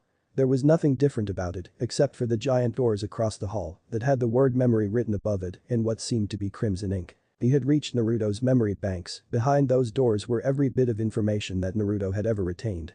Then it hit him, he was supposed to keep Naruto's memory of being insane behind those doors. Now how he was supposed to do that? He had no clue. When the boy had asked him to do it, he had only agreed because he wanted to get to sleep, but now he realized that agreeing to do something that you had no idea how to do wasn't the greatest course of action one could pick. And wasn't he supposed to be the wise pseudo-demon? Nope. The crimson-haired man just slapped his head and walked over to the giant 30-foot doors that held Naruto's memories inside. He looked up. And sweat dropped. Damn. Now how am I supposed to do this? He asked into the air while scratching his head. Honestly, just what the fuck was he supposed to do? How does one actually retain a person's memory for them? Kyuubi just shrugged it off. He'd figure it out. Eventually. There was the sudden flutter of footsteps, which didn't go unnoticed by Kyuubi's extremely acute ears. Even though he had been turned into a demon fox against his will, it did come with some perks. For example, extremely accurate senses of smell, sight, and hearing, so anything that tried sneaking past Kyuubi had almost no chance of going past without him noticing them. But the question was, who was there in Naruto's mind that would try to sneak past him? It couldn't have been Naruto, for he was currently preoccupied at the moment. Kyuubi felt a tight ball form inside of his stomach. It wasn't fear that formed the twisting all in his gut. It was curiosity. In Kyuubi's mind, anything that could infiltrate Naruto's mind while he was inside had to be strong. It was actually safer to say that it wasn't curiosity that excited Kyuubi, but rather his natural drive to ferret out strong opponents. Kyuubi's ears flicked as he heard another series of rapid footsteps sound behind him. He placed his hand on the huge door holding Naruto's memory and smiled. Whoever you are, you can stop trying to hide. Trust me, trying to sneak up on me won't do you much good. Smoothly, the semi-demon turned around in one liquid motion and turned around to face his potential enemy. There was nobody there. Kyuubi scoffed and sighed. Whoever this person was, he knew one thing about them, that person was skilled at hiding his presence. If Kyuubi wasn't who he was, he probably would have had a kunai protruding from his skull right about now.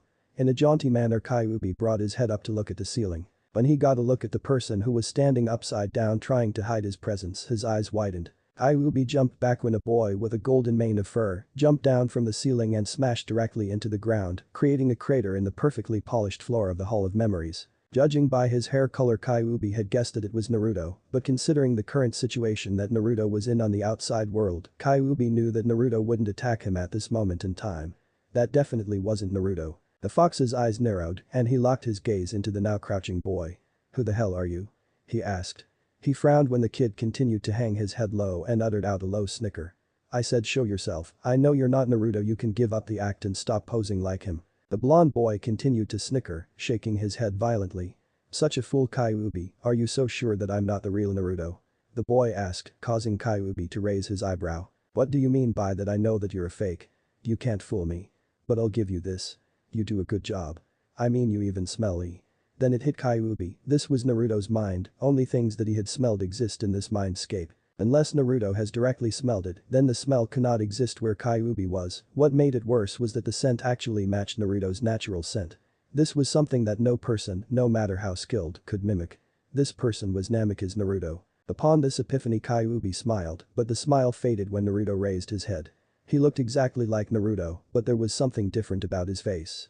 It was his skin. This Naruto's skin was noticeably darker than what it was before. It had gone from its normal light, pale complexion to a darker golden brown complexion. Was this really Naruto? Kyuubi thought differently. His face was the same, his eyes were no different, and all that was different was his skin. Even though this person was noticeably darker than Naruto, judging by Kyuubi's senses he was Naruto. Oh, do you see now? Kyuubi-kun, I am Naruto. Don't lie to me. Now why would I lie to the convict? That comment caused Kyuubi to clench his fist, his face forming into a furious snarl. This person wasn't Naruto. He may have looked and smelled like him, but he wasn't Naruto. Naruto wouldn't say something like that, it was so unlike Naruto to mock Kyuubi on his misfortune of being sealed away inside of his body. You bitch, do you know who you are speaking to? Kyuubi said as a murky haze of red chakra began to envelop him. The chakra surrounded him, and out of the lumpy energy came a single tail of red chakra. Suddenly the chakra dissipated. No, you're not worth that much effort. He said. This must have something to do with Naruto's insanity. I'll capture him and find out what's going on once the real Naruto finishes fighting. Kyuubi retracted from his thoughts and locked his crimson gaze onto the imposter. With 2 quick steps Kyuubi launched himself at the boy with inhuman speed. You won't escape. Out in the real world, heavy mist permeated the air, displacing it and replacing it with a ghost-like blanket of sparkling ice and water vapor. From her position next to Kakashi it looked as if she was staring at a glittering cloud in the distance. Larksin may not have liked Marluxia, but damn, he knew how to make an entrance. She stayed low, crouched and hidden by the mist. She could barely see Naruto anymore, and Kakashi was nothing more than a fading silhouette next to her. She thought to herself, this is good, phase 1 complete. Now all we need to do is immobilize Abusa and then we can take care of Marluxia. She felt a peculiar burst of chakra and then as if it was blown by the wind, the mist was blown away, but the sparkling shards of ice remained in the air. There stood Marluxia, with a calm face and calm demeanor. Why he looked so relaxed was a mystery to her. He turned his gaze onto her and his eyes widened, his lips mirrored his eyes as his mouth opened as well. A smile crept onto her face when she saw his reaction. To be a bit honest, Larksin was actually expecting something a bit more robust, especially since it was coming from Marluxia. She had anticipated that the instant he saw her he would try to attack and kill her, which didn't really do much for her in the end. Nevertheless she was glad that Marluxia hadn't acted according to the script in her mind. Instead the brown-haired man just smiled, which brought Larksin's confidence in winning this fight down a level. His confidence plummeted as Marluxia's smile widened and he began to laugh again. She then saw Marluxia take a couple steps and as quickly as his feet hit the ground they were off and he seemingly flew over to Naruto, who still had Zabuza on the ground, and grabbed him by his neck, lifting him several feet in the air. This caused anger to well up inside of Larksin, her insides burned as if they were on fire. Simply the sight of Marluxia touching Naruto was enough to get her pissed. She heard a whisper next to her and she quickly turned her head in Kakashi's direction. Hey, you take Zabuza and I'll take Marluxia. Got it? Larksin just stared at him for a few seconds, not knowing what to say when her insides burned her even more. Then she shook her head. No. I'll take Marluxia. Kakashi's eyes widened. No. I can't let you do th. But he was cut off when Larksin simply turned and dashed toward Marluxia while in the process spraying quite a bit of dust in his face. What a fool. He said as he dashed off in pursuit. What was she doing, blindly charging in at Marluxia of all people? She had no clue why she was doing this, she just did it, her body was moving on its own. Her feet pounded against the hard cement, kicking up tiny clouds of dust every time she took a step and she could feel her body overflowing with a massive adrenaline. Then Marluxia did something that she didn't expect. He dropped Naruto, letting him fall to the ground with a hard thump, which only served to further enrage her. She pumped chakra into her legs, overflowing them with chakra in order to gain even more speed. But as she closed in on him, Marluxia dashed straight at her, ghosting across the surface of the bridge and coming to a stop when he was directly in front of her. Larxene, who wasn't expecting this, stumbled forward only to run directly into his clutches. Soon Marluxia held her the way he held Naruto, by the neck and suspended in the air. Tightening his grip on her neck, he whispered to her. Larxene. Long time no see. Shut the fuck up. She said through clenched teeth as she brought her hands up to his, trying to release herself from his grasp. Hey. That's no way to speak to those who are above you. He tightened his grip on her throat, causing her to gag and choke. Zexin-sama was right, you are better off dead. I bet he'll be glad to know that I was the one who fulfilled his wishes. A smile crept onto his face. It was evil, malevolent, pretty normal, considering that it was Marluxia. Marluxia continued to choke, squeezing on her neck like it was putty and slowly sapping the life out of her body. Her lungs screamed for air, and her vision was beginning to get hazy. Tiny purple stars danced before her eyes, fixing her in a semi-conscious daze. Haten. Dikakyu no Jutsu. Fire release. Great fireball technique, a loud hiss seared in the distance, bringing with it a harsh orange light that, by what Larxene could barely see, was getting brighter and brighter by the second. She mustered up enough energy to look to her right, and when she did, her eyes widened, startled by the huge ball of orange flames that now rapidly approached the two of them. Marluxia stuck out his free hand, and before his palm danced a shining cluster of icy shards. He grabbed one of them between his forefinger and thumb. He let go. Isuengo Ice Protection. The instant the shard of ice touched the ground, it erupted upward, ascending into the sky in the form of a massive wall of ice. The frozen shield rose just in time to intercept the blazing ball of fire that threatened to end both Marluxia and Larxene's lives. As the torrent of flames rammed into the wall, Larxene could see a brilliant display of light refracting through the ice, shining in her eyes the colors red, white and yellow. Then the ball was gone, leaving only a scarce remnant of what was once Marluxia's Isuengo. Standing not far from the shield was Kakashi, who held his hand out in front of his mouth in a post-jutsu position, signaling that he was the one who shot the fireball. He wore a shocked expression like it was a jacket. At that moment Larxene didn't know whether or not she should have been mad at Kakashi for almost killing her or thankful to Marluxia for saving them both. My, that was a strong jutsu. It actually damaged my Isuengo. Sadly it wasn't strong enough. He inclined his head towards Zabuza, who had been watching the show up until now. Zabuza, get rid of him. He ordered. Gladly, the demon mistook him right before his sword hovered over him and he dashed directly at Kakashi. Marluxia laughed as he still continued to choke Larxene, who was slowly slipping away to a world where only the unconscious roamed. Before you die. Marluxia yelled from behind the still charging Zabuza. Zabuza closed in on Kakashi with his sword raised high. Kakashi slid into his taijutsu stance. Let me tell you my name. Zabuza got even closer, it was too late. Zabuza was already on Kakashi, heaving down his blade on the jonin, only for it to be dodged. With reflexes Kakashi spun around, whipped out a kunai and slashed Zabuza across the chest. The man stumbled back smiling and grabbed hold of Kakashi's arm. While pivoting his foot on the ground, the man spun and kicked Kakashi in the ribs, suspending Kakashi into the air. The Cyclops Jonin closed his eyes and opened them only to see Zabuza coming down at him like a meteor that was pointed down, and Zabuza clutched the hilt with both hands. Now you'll see why they call my sword the guillotine. He roared. Kakashi felt something hard in his hand and noticed that he still grasped the kunai he used to injure Zabuza in his hand. Out of desperation Kakashi brought it up in the path of the giant blade right before it lopped off his head, and after the clash of steel, they both continued to fall under the forceful pull of gravity. Damn, this isn't good. I won't survive if I land with Zabuza's blade on top of me. Kakashi thought, knowing that if he and Zabuza were to fall together, the man's large would slit his flimsy excuse for a shield in half a second they would hit the floor. This was definitely bad. Zabuza smiled as he was sure that Kakashi wouldn't survive his attack. With the wind slapping his face, he pushed down even harder to ensure that Kakashi would die. They hit the ground with a thunderous boom for the second time in one day. The attack left a highly noticeable mark in the bridge. A crater, 20 feet wide and 5 feet deep. Hahaha. Good work Zabuza-san, now that you've killed that bastard I'll let you kill this one. Marluxia yelled. He was surprised when he saw Zabuza walk out of the crater with a slight limp. I didn't kill him. He used some sort of earth to escape. Larxene knew exactly what that meant and gave a weak smile. Underestimated him, didn't you, Marluxia team? Marluxia frowned and squeezed even harder, causing Larxene to release a weak grunt. You bitch. I didn't ask you to speak. Marluxia was cut off in mid-sentence when he heard the sound of something cracking underneath him. He looked down and saw that the ground underneath him was breaking apart. Soon Kakashi burst out of the small fracture in the ground, turning it into a huge hole as he struck out with the same kunai he held before in an attempt to slash the arm Marluxia used to hold Larxene. He hit his mark and smiled as he saw Marluxia's arm erupt in a spray of ice. Not blood, but tiny ice particles were erupting from Marluxia's arm in a blindingly bright shower of white light and ice. A bunchen. Kakashi said right before the rest of Marluxia's clone crumbled away into nothing. Its arm holding Larxene was the last thing that faded away, and once it did Larxene gasped for air and dropped to the ground. Her hands immediately flew to her neck, gently massaging and rubbing the skin in order to soothe her. She coughed a bit and looked up at Kakashi. "Thanks. I thought I was a goner," she said. "Just don't do something stupid like that again, I might not be able to save you next time," Kakashi said while his gaze drifted to Zabuza. "Now like I said before, I'll take Marluxia and you take Zabuza, got it?"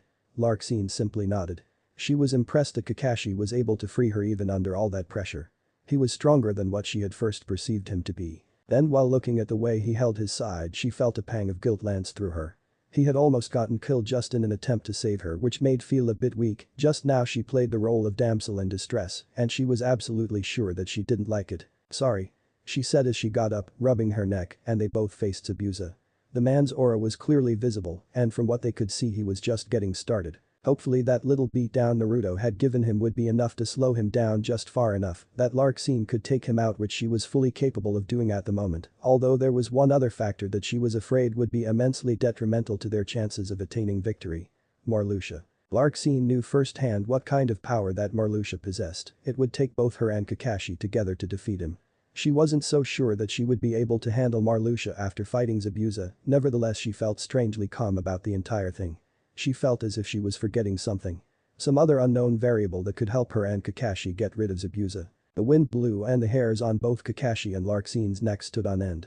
Marluxia was still around, neither of them could forget that, the foul aura left in the air was there to attest to it. A series of short clicks alerted them of Marluxia's presence directly behind them. Kakashi turned around to see Marluxia standing 10 meters away from them opposite from Zabuza.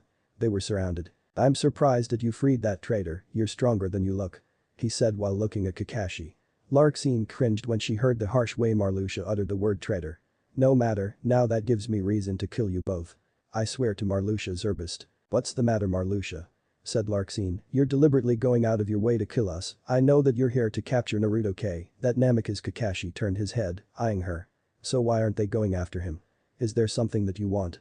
Perhaps you possess some sort of ulterior motive for not extracting his Kekkei when you had the chance." Although she could not see it, Marluxia smiled. "No. I just want to see you two dead." He began to laugh. "And trust me. I will not fail to carry out my own wishes." Marluxia then raised his hands, generating above his head a sparkling cloud of white particles. "I, Marluxia, the White Sakura, will kill you both and then when I'm finished I'll extract Namikaze's bloodline." Marluxia brought his palms together and crouched onto the ground. "Hanami." Cherry Blossom, viewing the cloud of bright ice, spilled onto the floor and rose up again, creating a huge tidal wave of ice aimed directly at Kakashi and Larxene. Kakashi was prepared to jump when he felt another spike in energy behind him. He turned and saw Zabuza with his palm outstretched. The man held a bright white sphere of energy in one hand and in his other held. "Naruto. Don't move unless you want me to send this kid to the Shinigami," Zabuza yelled. He brought the ball of energy close to Naruto's right temple. The boy was unconscious and his body was limber, swaying in the wind like a worn-out rag doll, upon seeing a thin ball formed in Larxene's stomach, looping itself into a hard knot. "Stand there and take the attack. It's either you or the boy and I know that you both want to keep him alive," Zabuza roared. Larxene looked at Zabuza, then at the wall of ice, then back at Zabuza. There was only one choice. She had to rely on someone else. The knot loosened, she finally remembered what that unknown variable was. Kakashi felt the exact same way that Larxene felt at the moment. The both of them turned and faced Zabuza, their backs to the luminescent wave of ice. "Momochi, I'm afraid that you won't be killing anybody. Neither will Marluxia," Kakashi said. "What the fuck's that supposed to mean?" Zabuza yelled. "This," Larxene answered back. Right as the wave of ice was about to rip them to shreds it erupted upwards, scattering little bits and pieces of frozen shrapnel into the air. "What the fuck?" But before he could react, the ice in the air clustered together and became one huge spear of ice. It shot itself directly at Zabuza, impaling him in the stomach and making his sphere of energy disappear, while at the same drop Naruto. Zabuza's eyes rattled in his head, shaking violently at what just happened. That was the question. Had Marluxia-sama betrayed him? Zabuza couldn't think of any other logical reason for his unexplained evisceration. That had to be it. He was staring at a huge 10-foot spear of ice through his stomach because Marluxia had decided to attempt to kill him at that very moment. But why? Why would he? The spear of ice was painted red where it had gone through its body and the tip dripped with blood. Zabuza fell to his knees and then down to his side. There he stared at Marluxia, who had a shocked expression on his face. Silently Zabuza cursed him for giving him so much power then cruelly taking away in one instant. Then Zabuza noticed that Marluxia's eyes weren't looking at him but rather at Kakashi and Larxene. No, they were fixated on someone else other than those two. Zabuza's eyes widened. Standing behind Kakashi and Larxene was another person, a girl garbed in a blue, brown and white battle kimono. She had 2 long locks of dark brown hair hanging on either side of her face, and the rest of it was tied away in a little bun that rested comfortably on the top of her head. Zabuza couldn't believe what he was seeing, he couldn't believe what he was thinking. His eyes must have been playing tricks on his mind, for who he was looking at could not have been real. Why she of all people would do this to him was beyond his comprehension. He knew of her Kekkei, her power to control ice, but he never anticipated that she would use that power against him, not like this anyway. Zabuza's eyes widened to about the size of 2 baseballs when he saw that girl turn around, and when he looked at her face. He saw a white hunter nin mask. He definitely knew who this person was, the mask told him everything. She was the person who had unexpectedly impaled him, not Marluxia. As this girl walked over to Zabuza, she took off her mask revealing her face to him. Her eyes filled to the brim with tears. She crouched in front of him, sniffling. "Zabuza-sama. I'm sorry, I couldn't let you do it," she said. "Haku-ch. An. Why?" Zabuza said before he coughed up a slight upchuck of blood. In Naruto's mindscape, Naruto woke up with a jolt. He was in his mind's bedroom. He was on the floor and sweating, and as quickly as he had woken up he stood. He rubbed his head thrice, I love that word, and looked around in a daze of confusion. The room was dimly lit with one of those invisible lights that seemed to be everywhere. Why Naruto had even decided to create them like this was beyond his understanding at the moment. His mind was solely focused on the fact that he had somehow been knocked unconscious or was asleep. He remembered standing in front of a huge crater next to Larxene and Haku, then there was this terrible feeling, no doubt his growing insanity creeping in his mind, other than that he couldn't remember a thing. The dead chill of his mental room forced Naruto to cup his hands over his mouth and blow in order to warm them up. As he walked over to his door, still cupping his hands, Naruto noticed something. The repetitive rattle of the window behind him. Quickly he turned around, ever ticked off by the sound, and his eyes widened. Outside blew a violent storm, a storm more violent than the likes of those that he had ever seen in the real world. What's going on? A storm, there should never be a storm outside. Then Naruto paused to think, unless there was something wrong with my body on the outside.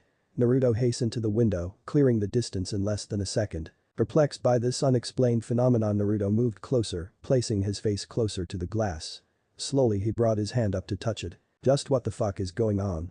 Closer and closer he got, drawn in by the ghastly howl generated by the intense gale. Closer and closer he came, his fingers just about an inch from the window. His skin made contact with the cold surface. Instantly Naruto was thrown back as the glass doors swung open and he was confronted by a wall of wind. It blew him back and he smacked his back against the door to his room.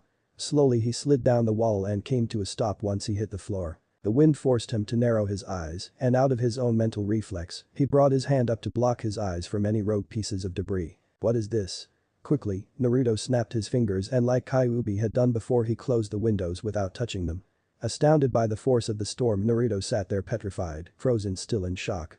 He then stood, almost slipping, and dashed out his room, not even bothering to close the door. As he sped through his mental hallways at breakneck pace.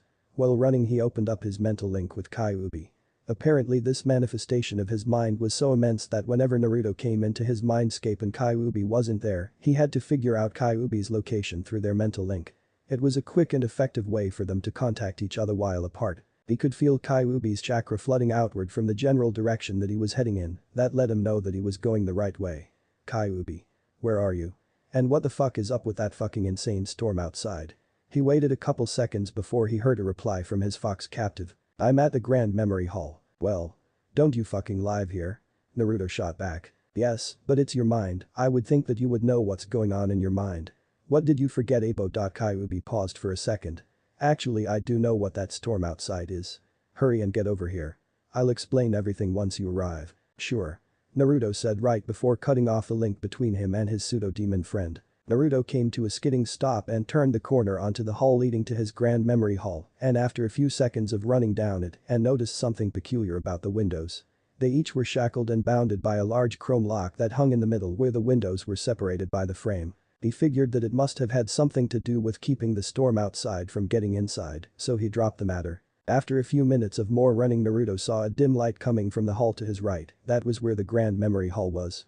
Naruto could now feel Kyuubi's chakra a bit more clearly now. There was no doubt that the fox's chakra was being expended at the very moment, it wasn't as if it even mattered though. Kyuubi possessed such a vast amount of chakra that if he wanted to he could release a constant output of chakra for a year and still have more to spare. When Naruto stepped into the light and turned the corner, his eyes widened as he came to an abrupt and almost immediate stop. In front of him stood Kyuubi, his hands folded behind his back with an expression on his face that was nothing but serious. There was a slight glow coming from his body, a faint dangerous aura that, every few seconds, would pulse. "What the fuck are you doing, Kyuubi?" The man said nothing for a while, he just continued to give Naruto that same severe expression which only served in placing Naruto out of his comfort zone. What's wrong? Naruto, do you remember what you asked me to do before when you went insane? Naruto looked at him, slack-jawed and blinked hard several times. Yeah, I asked you to retain my memories of my insanity. But why are you asking that now? Kyuubi continued to gaze at him with that same grim expression. Because Naruto, I think I did just that. Kyuubi said, his voice carrying an uncanny monotone. Okay. Could you show it to me? Then, it must have something to do with this storm. Kyuubi nodded. I will, but can I ask one thing? Are you afraid to look at yourself? This question caused Naruto to raise an eyebrow. Just what was that supposed to mean? Was he afraid of himself? The question was a bit too abstract for Naruto to grasp in his current condition. He didn't know whether or not Kyuubi wanted him to answer it or whether the question was just a cleverly worded riddle in order to get him to look at himself introspectively. Either or, Naruto didn't see the point behind it, it was just Kyuubi being Kyuubi. But he decided that he should address the fox on his question. Is that supposed to be some weird riddle or something? Naruto asked jokingly while chuckling a bit. His light laughter subsided when he saw that Kyuubi's grim-faced expression did not lighten up but remained the same. Okay, I guess not. Naruto's expression then settled into one that matched Kyuubi's. He figured that at the moment the best thing would be for him to just answer the question. I guess that I'm not afraid to look at myself if we're being serious. Kyuubi closed his eyes, then sighed. Good, then I'll assume that you won't be afraid of what? No, who I'm going to show to you. This caused Naruto to raise an eyebrow, was Kyuubi going to show him? Himself, because that was the impression that Naruto was getting right now. Wait, what exactly do you mean by who you're going to show to me? There shouldn't be anyone else in here besides you and me, remember, this my mind. You're absolutely correct. Naruto-kun. Kyuubi then took a step to the side, revealing someone behind him. Until now Naruto hadn't realized that there was someone behind him. Wait. Someone behind him. That shouldn't have been possible. Naruto's eyes widened as he gazed upon the unruly bush of hair that belonged to someone other than himself, and he soon was forced to accept the fact that, yes, there was someone else in his mind. He took a step back and away from the shaggy-haired intruder, who now had his head lowered, hiding his face from view. His arms were positioned behind his back and he was on his knees, making him temporarily shorter than Naruto. Around his arms, Naruto could see that they were bound together by a peculiar red chakra, the same chakra that now served as an aura for Kyuubi. The thing that perturbed Naruto the most was that the intruder was dressed in the same exact way that he was, his hair was also an exact copy of Naruto's. It was like he was seeing double. What the fuck is this? Naruto asked Kyuubi, to which the pseudo-demon just swayed his arm around, extending it toward the intruder and simply said, "Ask him." Naruto felt uneasy as he brought his eyes back to the intruder who was now starting to look suspiciously like a boy. There was about a million things flowing through Naruto's mind at the moment, one thought. Who the fuck was this person? Slowly Naruto opened his mouth, his lips ready to form a constant stream of words that was sure to come, but as he began to enunciate, he was cut off by a shrill high-pitched laugh. The kneeling intruder was laughing. What the hell's so funny? Naruto asked him, yet the boy still continued to laugh, which angered Naruto to almost no limit. But sadly he did have a limit which forced Naruto to clench his teeth in order to stop himself from lashing out and probably stomping the boy until he stopped. For some reason Naruto found the boy's laughter to be extremely creepy, there was nothing disarming about it and he could have sworn that he heard it before. "What are you doing in my mind, you freak?" Naruto said, uncomfortable from the boy's laugh as he took a step forward, preparing to kill him if he did not talk. "Speak," he yelled out in frustration. "Haha. Seeing as how you ask so nicely, then I guess that I'll spare you a few words." Naruto's eyes widened. Not only was he seeing someone who looked like him, but he was hearing someone that sounded like him as well. A tiny gasp escaped Naruto's lips as he released it out of shock. When the boy spoke he sounded exactly like Naruto, like a crystal clear recording of the blind man's voice. The only thing that could differentiate the two voices was the slight malicious edge in the voice of the latter. Frozen like a statue, Naruto stood there, completely astounded, until he was broken out of his stiff posture by the boy's voice. "What's wrong, Naru-kun? Afraid of who you might be looking at?" Naruto's eyes narrowed. "Who are you?" He grabbed a boy by the nape of his identical jacket and lifted his head so that he could get a better look at his face.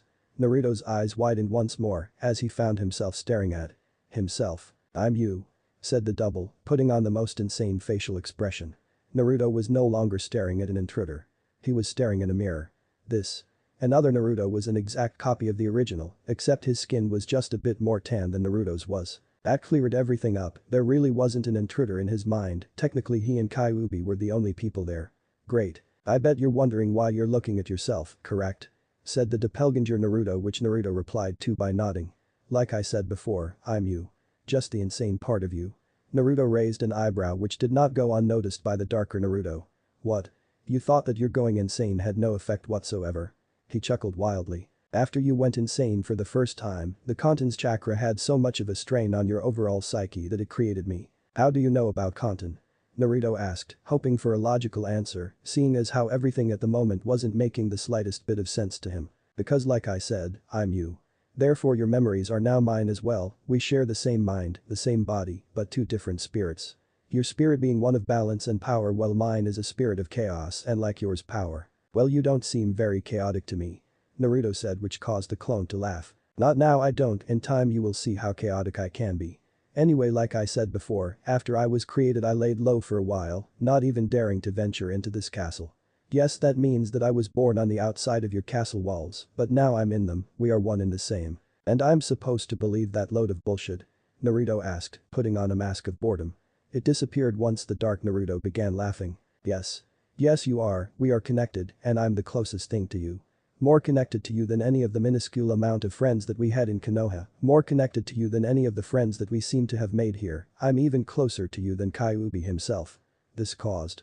Naruto gave Kyuubi a quick glance, he saw him nodded in approval, then he looked back at himself. "So if what you are saying is true and you are me, let me ask you one thing.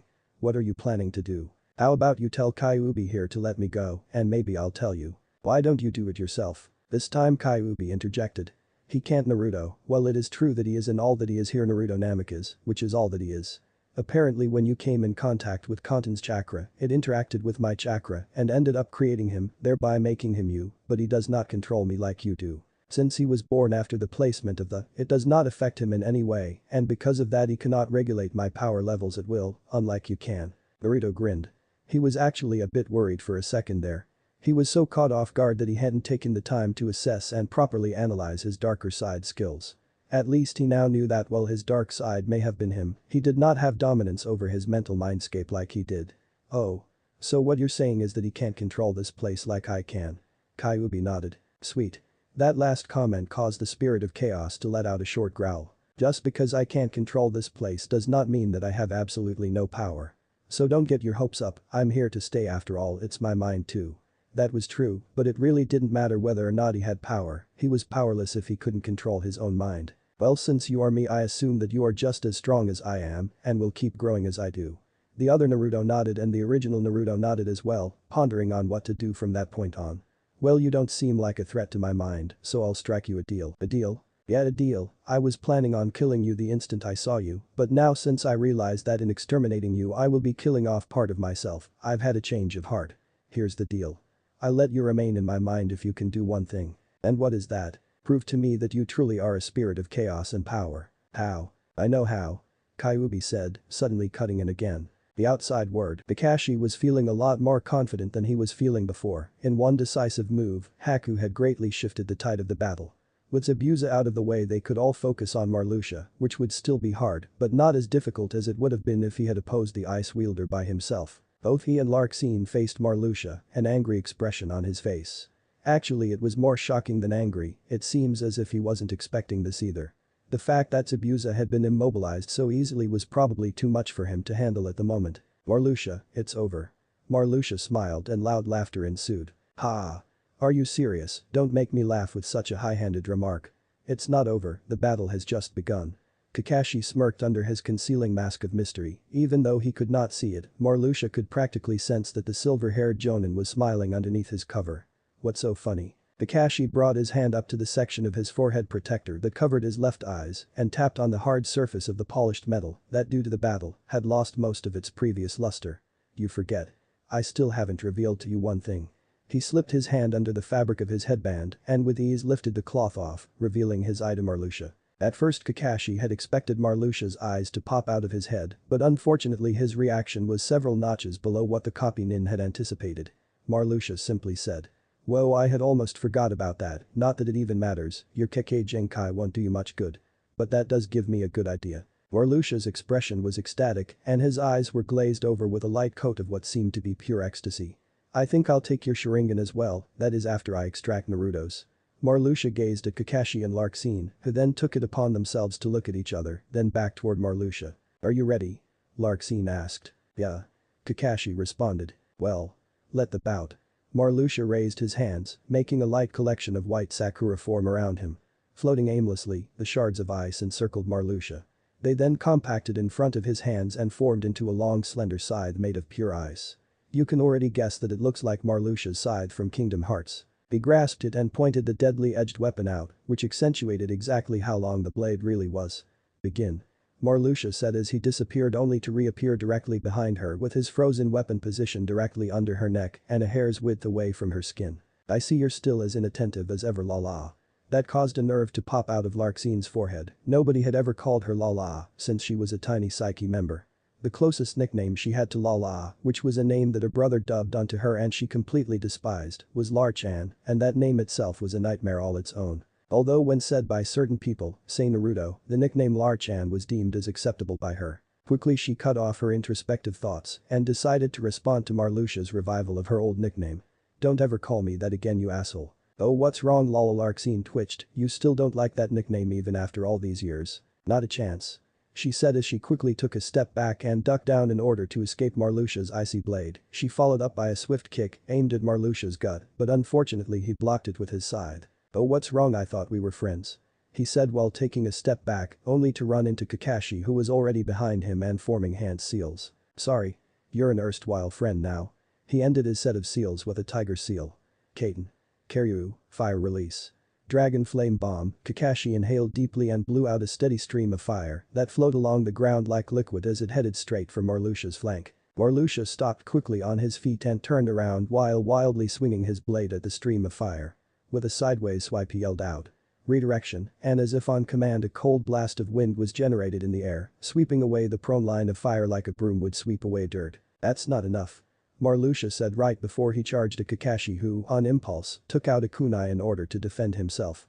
When Marluxia reached Kakashi, he struck at him with several quick and fluid slashes. His slices were like water, light, quick and fluid yet powerful at the same time.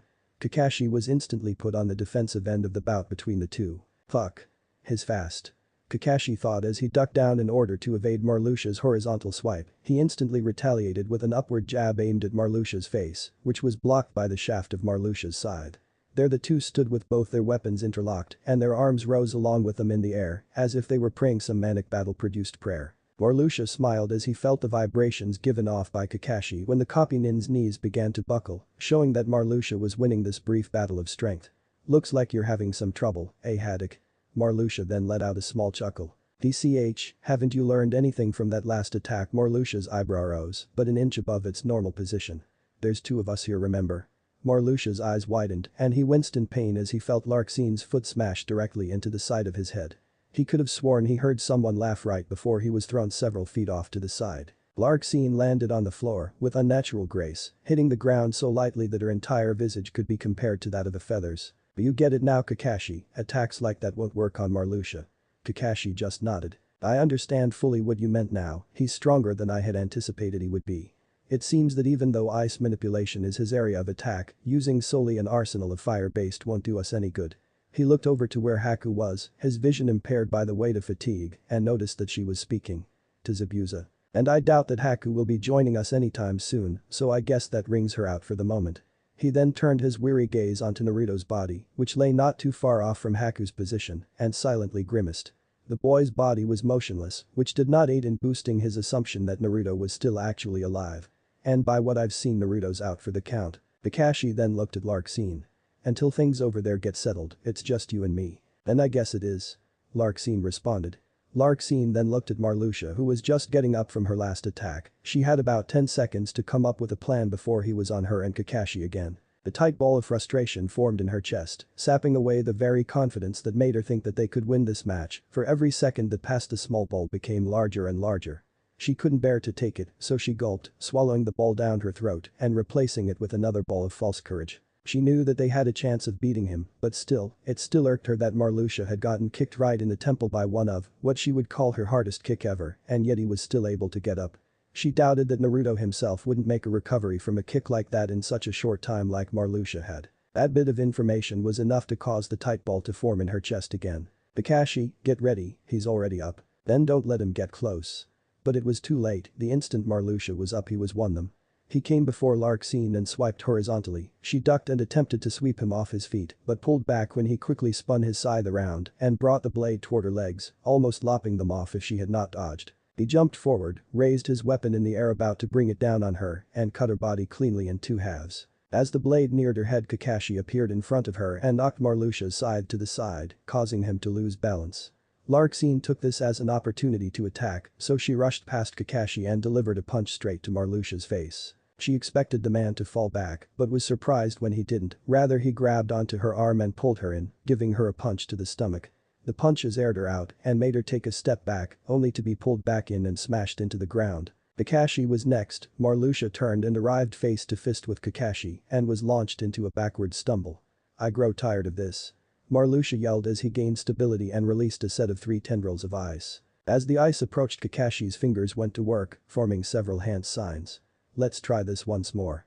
He said before he deeply inhaled a mass of air. Kaiten. Kikaku no Jutsu.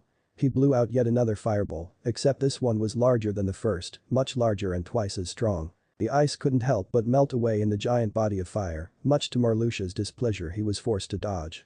A smile of amusement was on his face as he simply jumped out of the way of the approaching inferno, launching himself high into the air as if he was being propelled by some outside force. And as quickly as he had come up, he was on the ground and charging at Kakashi once again. Because of his heightened sense of anticipation that he Sharingan bestowed onto him, Kakashi was sure that dodging Marluxia's physical attacks wouldn't at all be a hindrance to his chances at victory. He was on the defensive again, dodging and ducking the swipes and slashes made by Marluxia's frozen scythe. Marluxia was a forward opponent who wouldn't go down without a fight, that much was clear, but Kakashi knew that if he played his cards right, he and Larxene could still win. That still brought up the subject of Larxene, who was now currently laid out on the floor, inches deep inside of the hard cement surface of the bridge. Kakashi parried Marluxia's blade with his kunai, creating the peculiar clang of metal against ice. At this rate, his only form of support until Naruto or Larxene resurfaced back to a world of consciousness was Haku. As he blocked another blow, he spun around, while at the same time getting a proper look at Haku's position, sliced Marluxia's arm, causing a spray of blood to ensue. He jumped back several feet. After he'd spun, he saw exactly where Haku was. 20 meters to his left, a bit farther down the bridge. He turned his head toward her. Could you hurry it up over there? He yelled. It was a fact that Haku was still very much engrossed in her futile conversation with Zabuza. What she was saying to him he didn't know, he just filed it under the file that said, "I'm sorry for stabbing you with a huge ice spear, that one." The brown-haired girl brought her gaze away from Zabuza, making the transition to Kakashi, her eyes watery and soaked. It was obvious that she needed more time with the ex-Kirin whom she had declared her surrogate father. From her position, Haku nodded and turned back to Zabuza, gazing at his weak expression. Zabuza-sama. I'm so sorry, I didn't want to do that. But. She was cut off by a deliberate cough. She resumed. Please. Can you ever forgive me? The hope that Zabuza would somehow forgive her, thus explicating her, was the only thing in her eyes at that moment. She looked into Zabuza's eyes, he didn't respond. In fact, he hadn't responded to her the entire time she had been trying to explain herself. In fact, whenever she would say something and he wouldn't respond, she would hold her breath waiting for his answer that never came. Sadly, she eventually had to release her breath and then go on to the portion of her confession. It made her wonder whether or not Zabuza, at the moment, did not harbor the ability to actually generate speech, or if he had been purposely ignoring her out of anger and frustration. Hopefully, for the sake of her mental well-being, it wasn't the latter. The thought of Zabuza shunning her away was too much of a burden for her to carry for the rest of her life. Zabuza-sama. Please. Won't you answer me? His eyes were pale, for his pupil had already begun to lose the artificial golden color that made them so intimidating. Fear once again gripped at her insides, clutching deeply at her heart, which was her most obvious point of vulnerability. Hope was brought back to life and sparkled in her eyes when she saw Zabuza's eyes shift onto her face. She was solely focused on Zabuza, completely drowning out any other sounds going on around her. All was silent. "Haku-chan. Don't pressure yourself over what happened," he said. His eyes went to the sky and then back to Haku. "You had to do it," he said, releasing a bloody cough. "I only wish that it hadn't been this way. I wish I could have realized what I was becoming beforehand. I guess my greed and thirst for revenge blinded me." He compiled his entire being together, which was enough to assemble a slight smile on his maskless face. His sharpened teeth reminded Haku of what he was becoming, a monster, and it was obvious that he wouldn't be following that path anymore. Haku reciprocated his smile with one of her own. The fear was slowly being dragged away, like a game that was claimed after a big hunt. As gruff as his voice was, his words were still warm and compassionate through Haku's ears. "So does this mean that you forgive me?" Haku sniffled out. Zabuza looked away from her and closed his eyes. He brought up his hands to his chest, a peaceful expression on his face. "Yeah. I forgive." The rest of his sentence died out because he had already slipped away. Sorrow was a word that could often only be attributed to the most grim, "that's me," times. This was definitely one of those times. The sorrow Haku felt was too much for her to handle, she needed a way to release it. At the moment a distant clang sounded off behind her, she turned and saw Kakashi and Marluxia in yet another interlocked struggle for dominance. Now she had something, no correction, someone to take her frustration out on, and it would be for all the right reasons. "Marluxia. This is your entire fault." Tears rushed from her face and down onto the ground. "I promise. For Zabuza, that today. You will die." Quickly she stood up and spun fully around on her heels. Then her fingers went to work moving like tiny accurate little robotic devices that were designed solely for the sake of performing complicated hand seals. "I swear to it." Sakura was seriously bored right now. All she had been doing was sitting around the house watching Tazuna do. Well, nothing. Being a bodyguard sure sucked. At least she was with her Sasuke-kun. If she had to sit with a smelly old man all day, then at least her vision wouldn't get hungry, for all she had in front of her was raven-haired eye candy. Sasuke himself was pretty much in sync with Sakura. He was bored out of his mind as well. It was obvious that they wouldn't run into any trouble at Tazuna's home. There was no action for him, nothing at all. He wanted to be where the fight was. Where Naruto was. The thought actually made him a little bit jealous of the blonde boy. It brought his mind back to his school academy days when Naruto was the bane of his class, the trash, the one nobody wanted to be affiliated with. As Sasuke continued to mentally denigrate the boy, he asked himself a question. Where did that all go?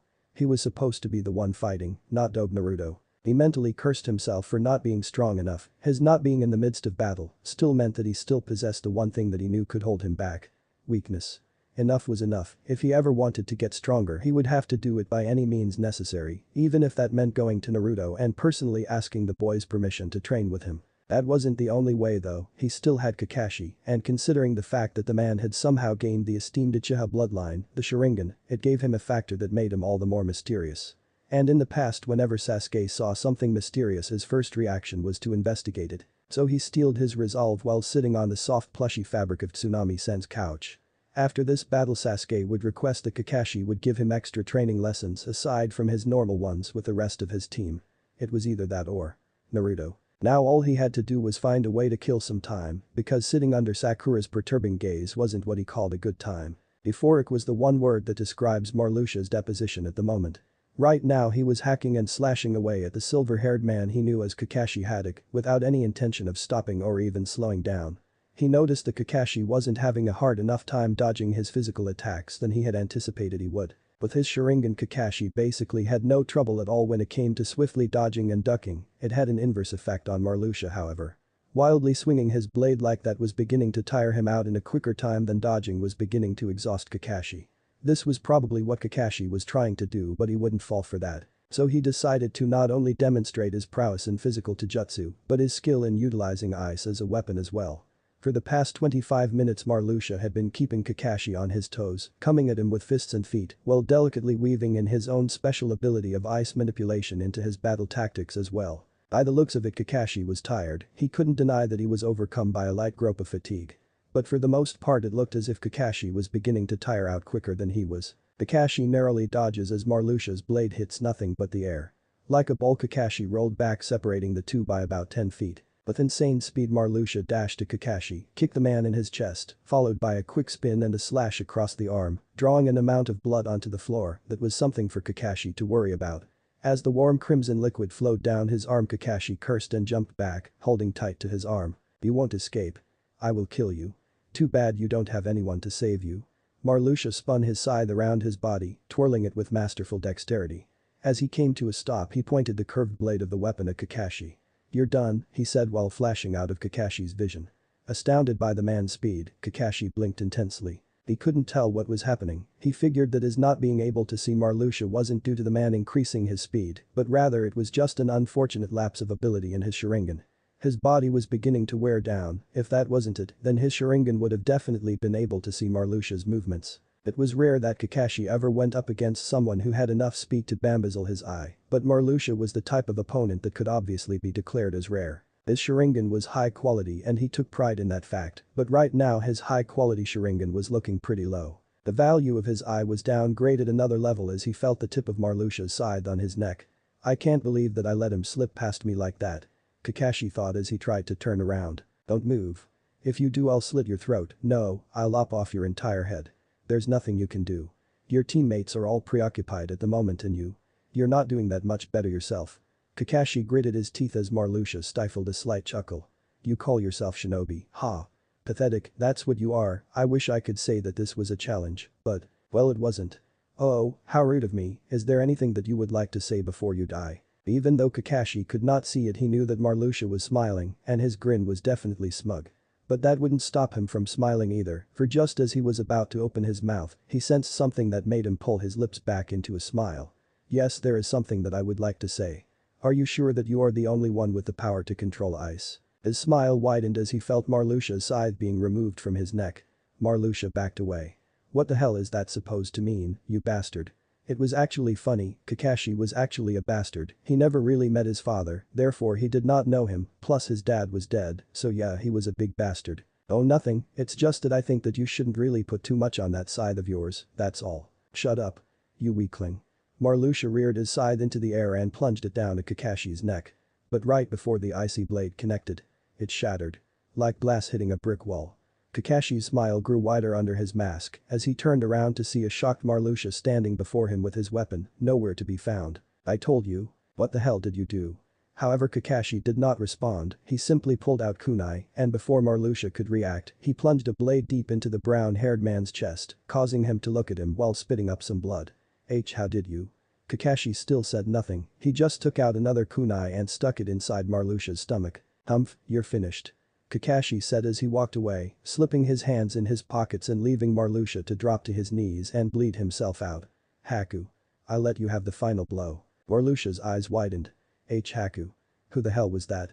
He knew he had heard the name Haku before but, for some reason he couldn't seem to connect the person's face to the name. Slowly Marluxia reached to pull out the two kunai protruding from his body, slowly he grasped the first one and his hand jerked from a sudden pinch of pain. When he inspected his hand he discovered two slender needles, inches deep into his skin. A small trail of blood dripped from the two wounds on his hand. "Hello, Zerbus team." Marluxia's head snapped to the side when he heard a voice that was obviously behind him. "Do you know who I am?" Slowly Marluxia shook his head. "What a pity, my name is Haku, I'm Zabuza's friend. But not anymore because of what you did to him.